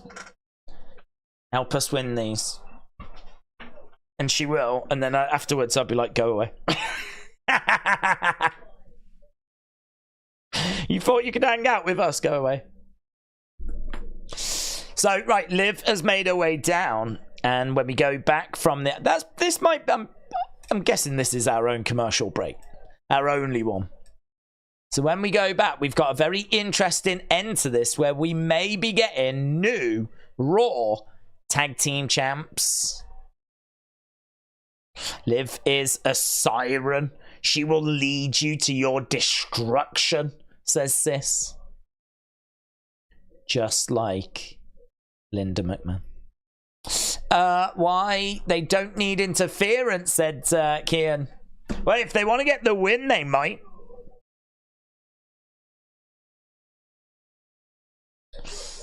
Are we seriously another commercial? Yep. Seriously, another commercial. Liam said, if we do get these vignettes interviews with each member, do we think we get them with Howdy asking questions to the masked characters, or will with the masked characters asking each other?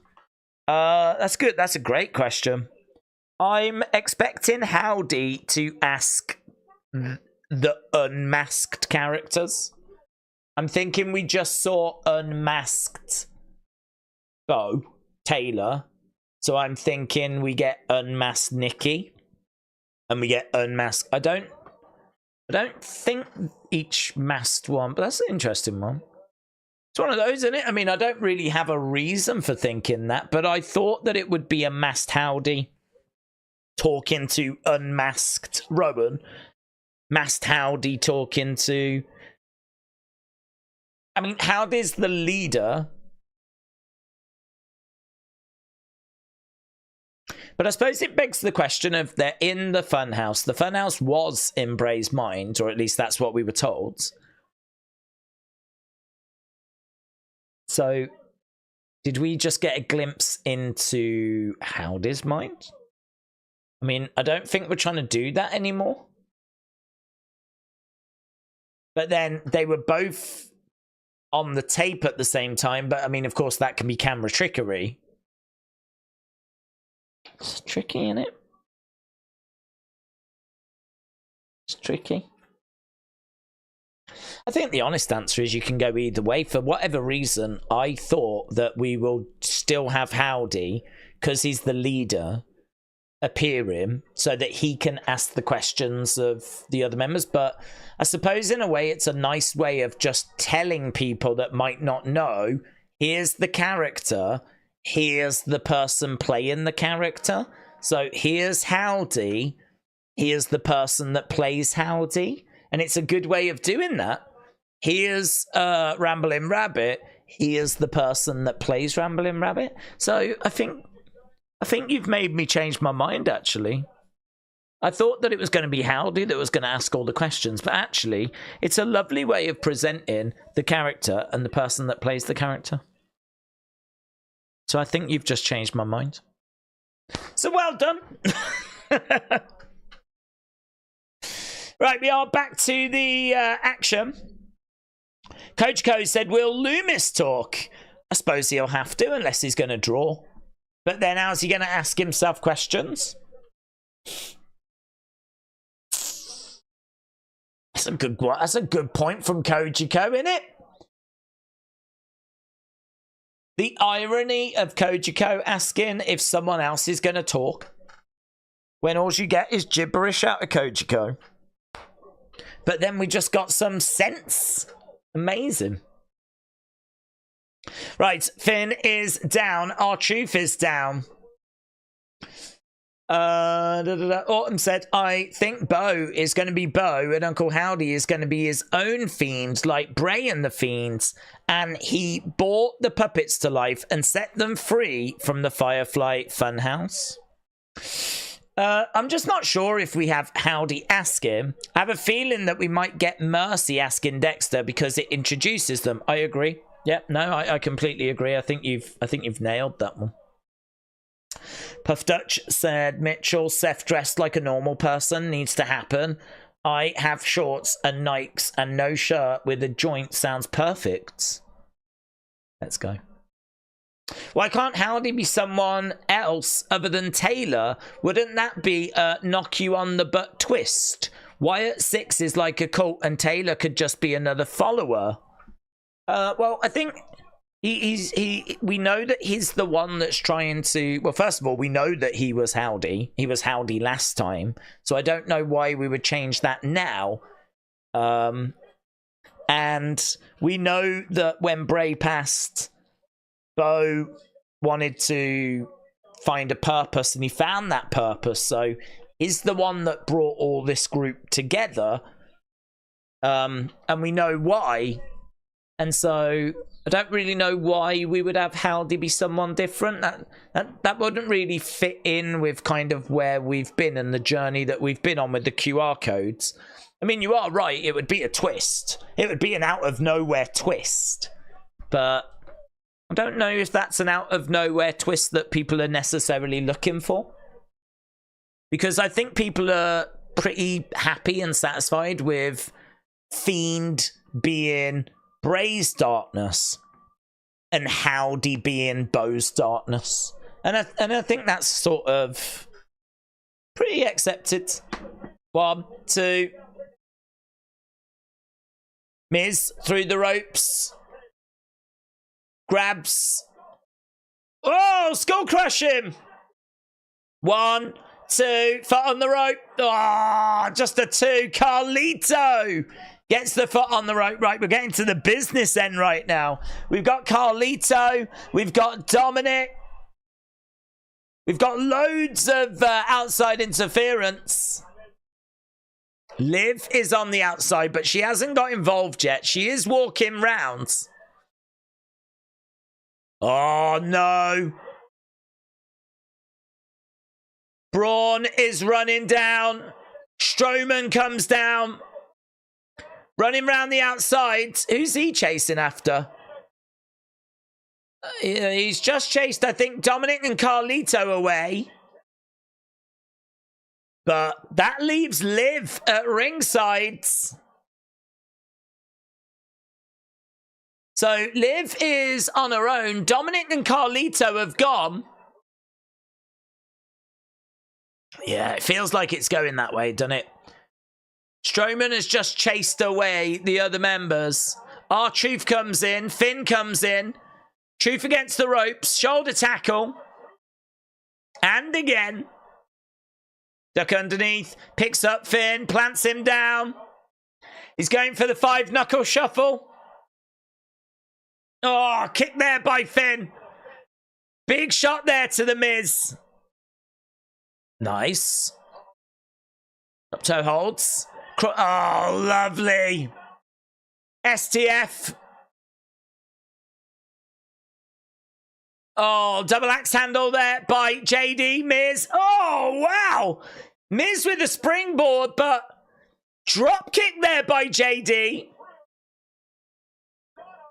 Finn rolls up R-Truth. 2. Kick out by R-Truth. Swing and a miss there by Finn. Oh, we're going to do a double 5-knuckle shuffle. Is she going to trip him? Is Liv going to trip him? If he goes against the ropes, I think Liv's right over there, is she? You can't see me. No, he didn't go that way. I thought he was going to go over to the side where Liv was. Oh my God, JD just flopped out the ring hard, man. Liv distracts. Liv distracts. Oh. There was a little smile on the face of R-Truth. Oh, she gives R-Truth a big hug, you know. Yeah, there was a smile on the face of R-Truth. Oh, she turns on R-Truth. Finn. Drop kick. He's in position for the coup de grace. Finn Balor goes up. Boom! Coup de grace connects. 1, 2, 3. We've got new tag team champion. That dude in the crowd. Why? Why? You know why. You know why. Look at this. Tag team gold is with the Judgment Day. Wow. Best part of that is when JD fell through the ropes. That was the best part. JD finally gets a big win. Elmo said, I forgot to write the message the first time. WWE have released the contents of their tape to Facebook. Uncle Howdy speaks. Was on the show, buds. Elmo ST, appreciate it, my friends. They played the tape on Raw. And it's really good. Really good. And the community really enjoyed it as well. It got a 7... What was it? A 70... I wrote it down. 70% 72% amazing. Very, very good. There we go. We got Finn. We got JD holding up those tag belts. There's Liv. She comes out in between them.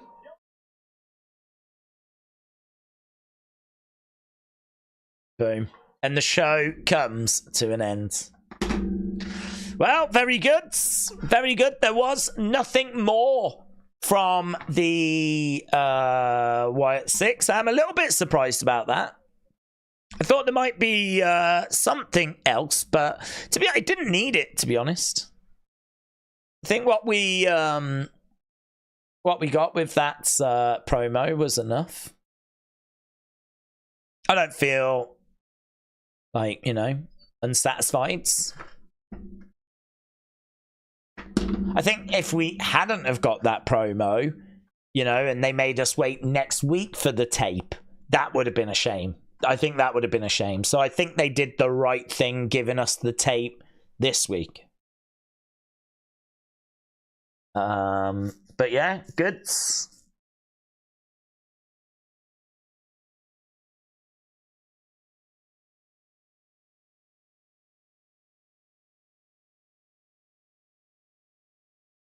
Corey said, I think Finn and Liv will be a thing more than Dom and Liv. I think the Dom stuff is just to get to Rhea, says Corey. WrestleLandy said, The Miz to turn heel on Truth. Miz said, how does Damien feel about the guys now that they've got golds? I wonder if he will retain his belts. Liv runs Raw, said Max.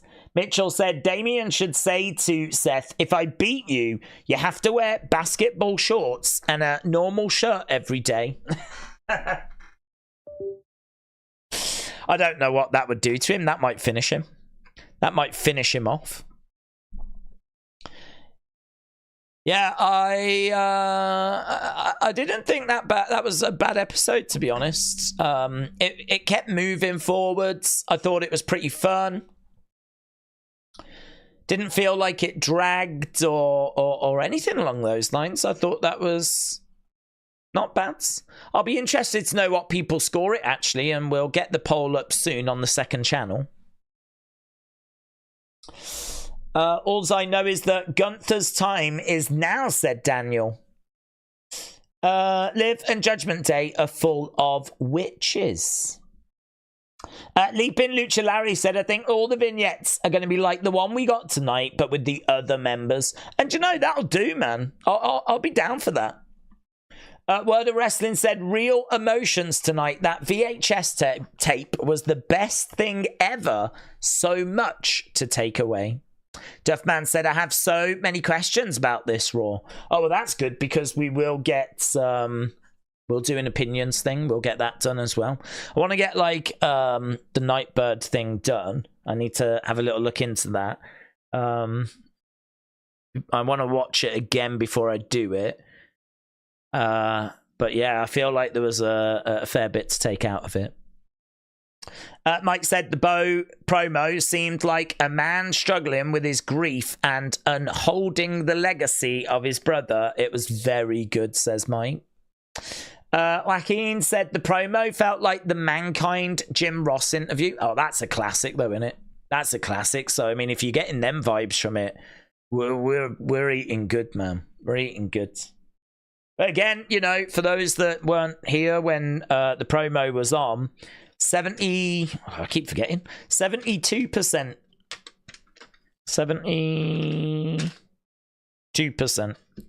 72% amazing. So 94% amazing thought last week. There was no way you was ever going to match that, right? No way did I expect whatever they did this week to get that same score.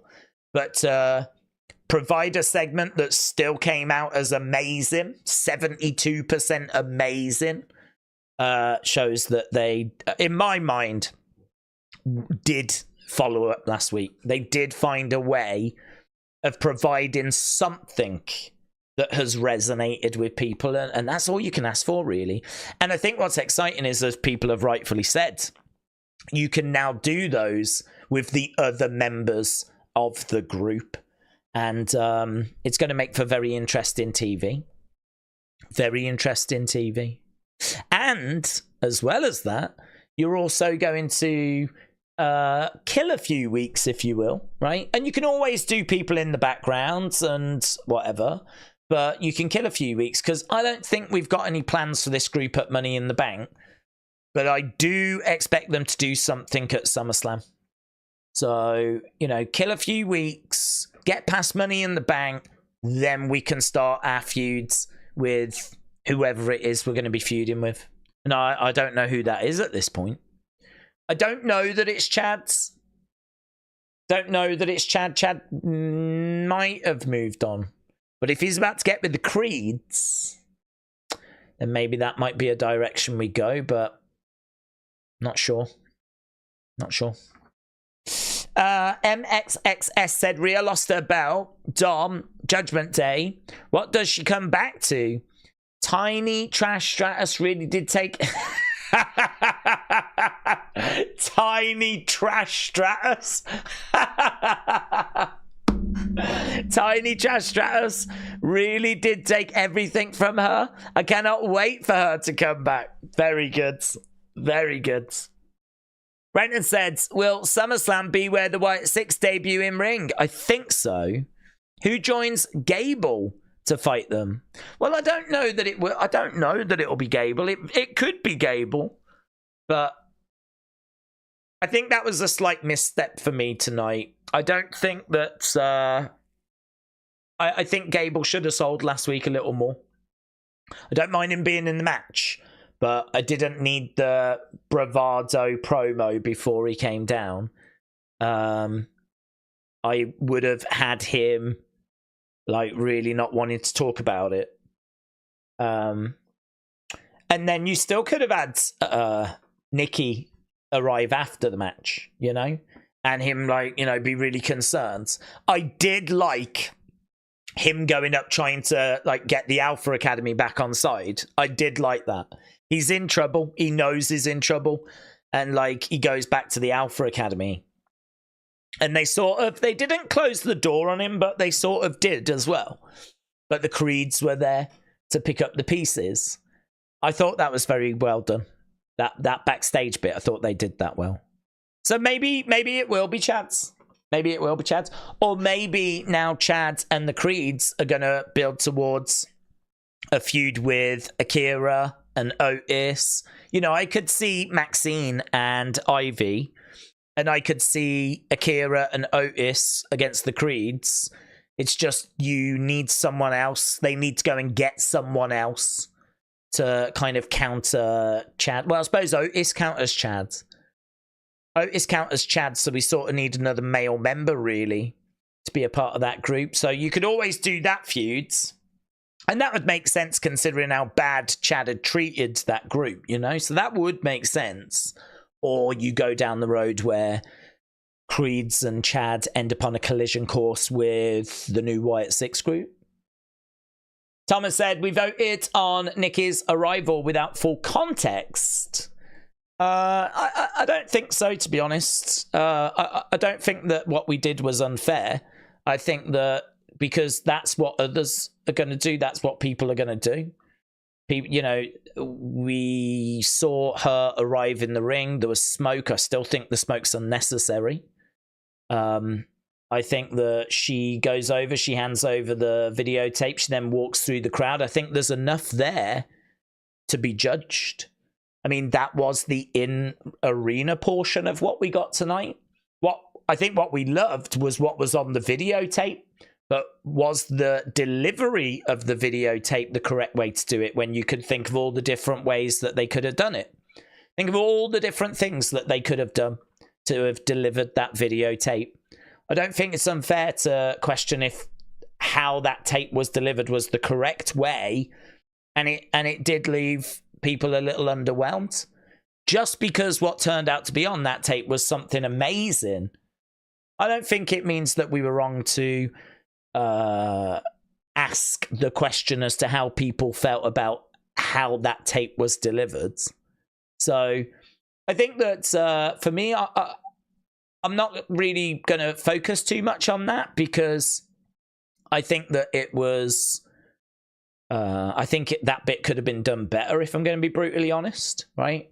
But I think that the positives massively outweigh any little negatives, any niggles. Like, if you look at what we got overall tonight, the big talking point, the thing that I hope people are focused on, is the promo, right?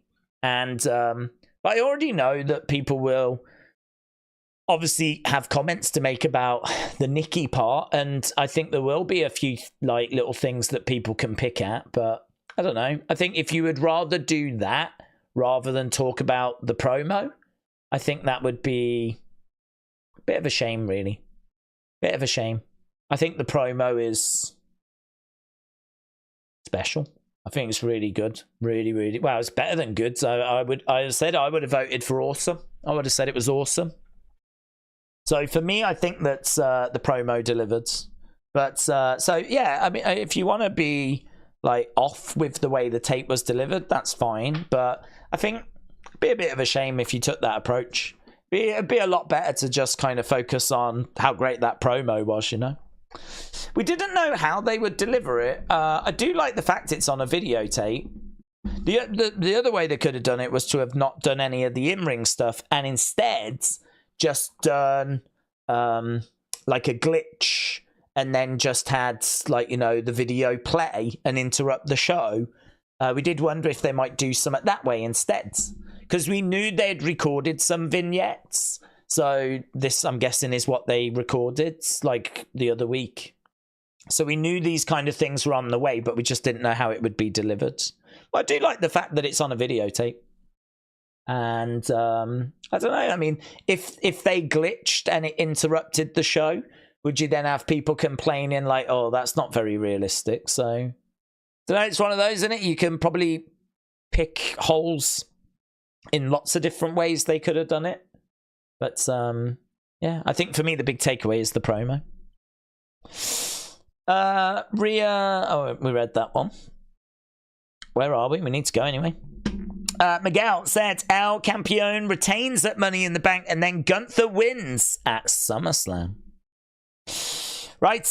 Well, look, we are done, my friends. I'm going to run away. I want to watch that promo again, and then we'll do a Nightbird video. I'll have a little look down and see what people are saying about it as well. But yeah, very, very interesting episode of Raw. Lots to take away and talk about. We will do an opinions video on Raw. I'm guessing it'll probably be quite heavy with obviously this Wyatt 6 stuff. But I think I'll open it out to Raw as a whole. Well, actually, maybe I'll do 2. I might do 2. Can I do 2? Yeah, I could probably do 2. Maybe we do 2. Maybe do one just on the Wyatt 6 stuff and then one on Raw as a whole. So I will look to get that done and get that set up now. Right. Thanks a lot for watching, guys. Appreciate the support as always. Hope you got something from the show tonight. I'm going to run away and do a few bits and bobs. Don't forget, we will be back tomorrow. We've got a Wrestling Escape Pods and NXT. And then on Wednesday, we've got our first member stream, which will be on the Wyatt 6. And then on Thursday, we've got our next member stream. And then Friday, we're back with SmackDown. Awesome. Thanks a lot for watching. Appreciate the support. See you again next time. Bye for now.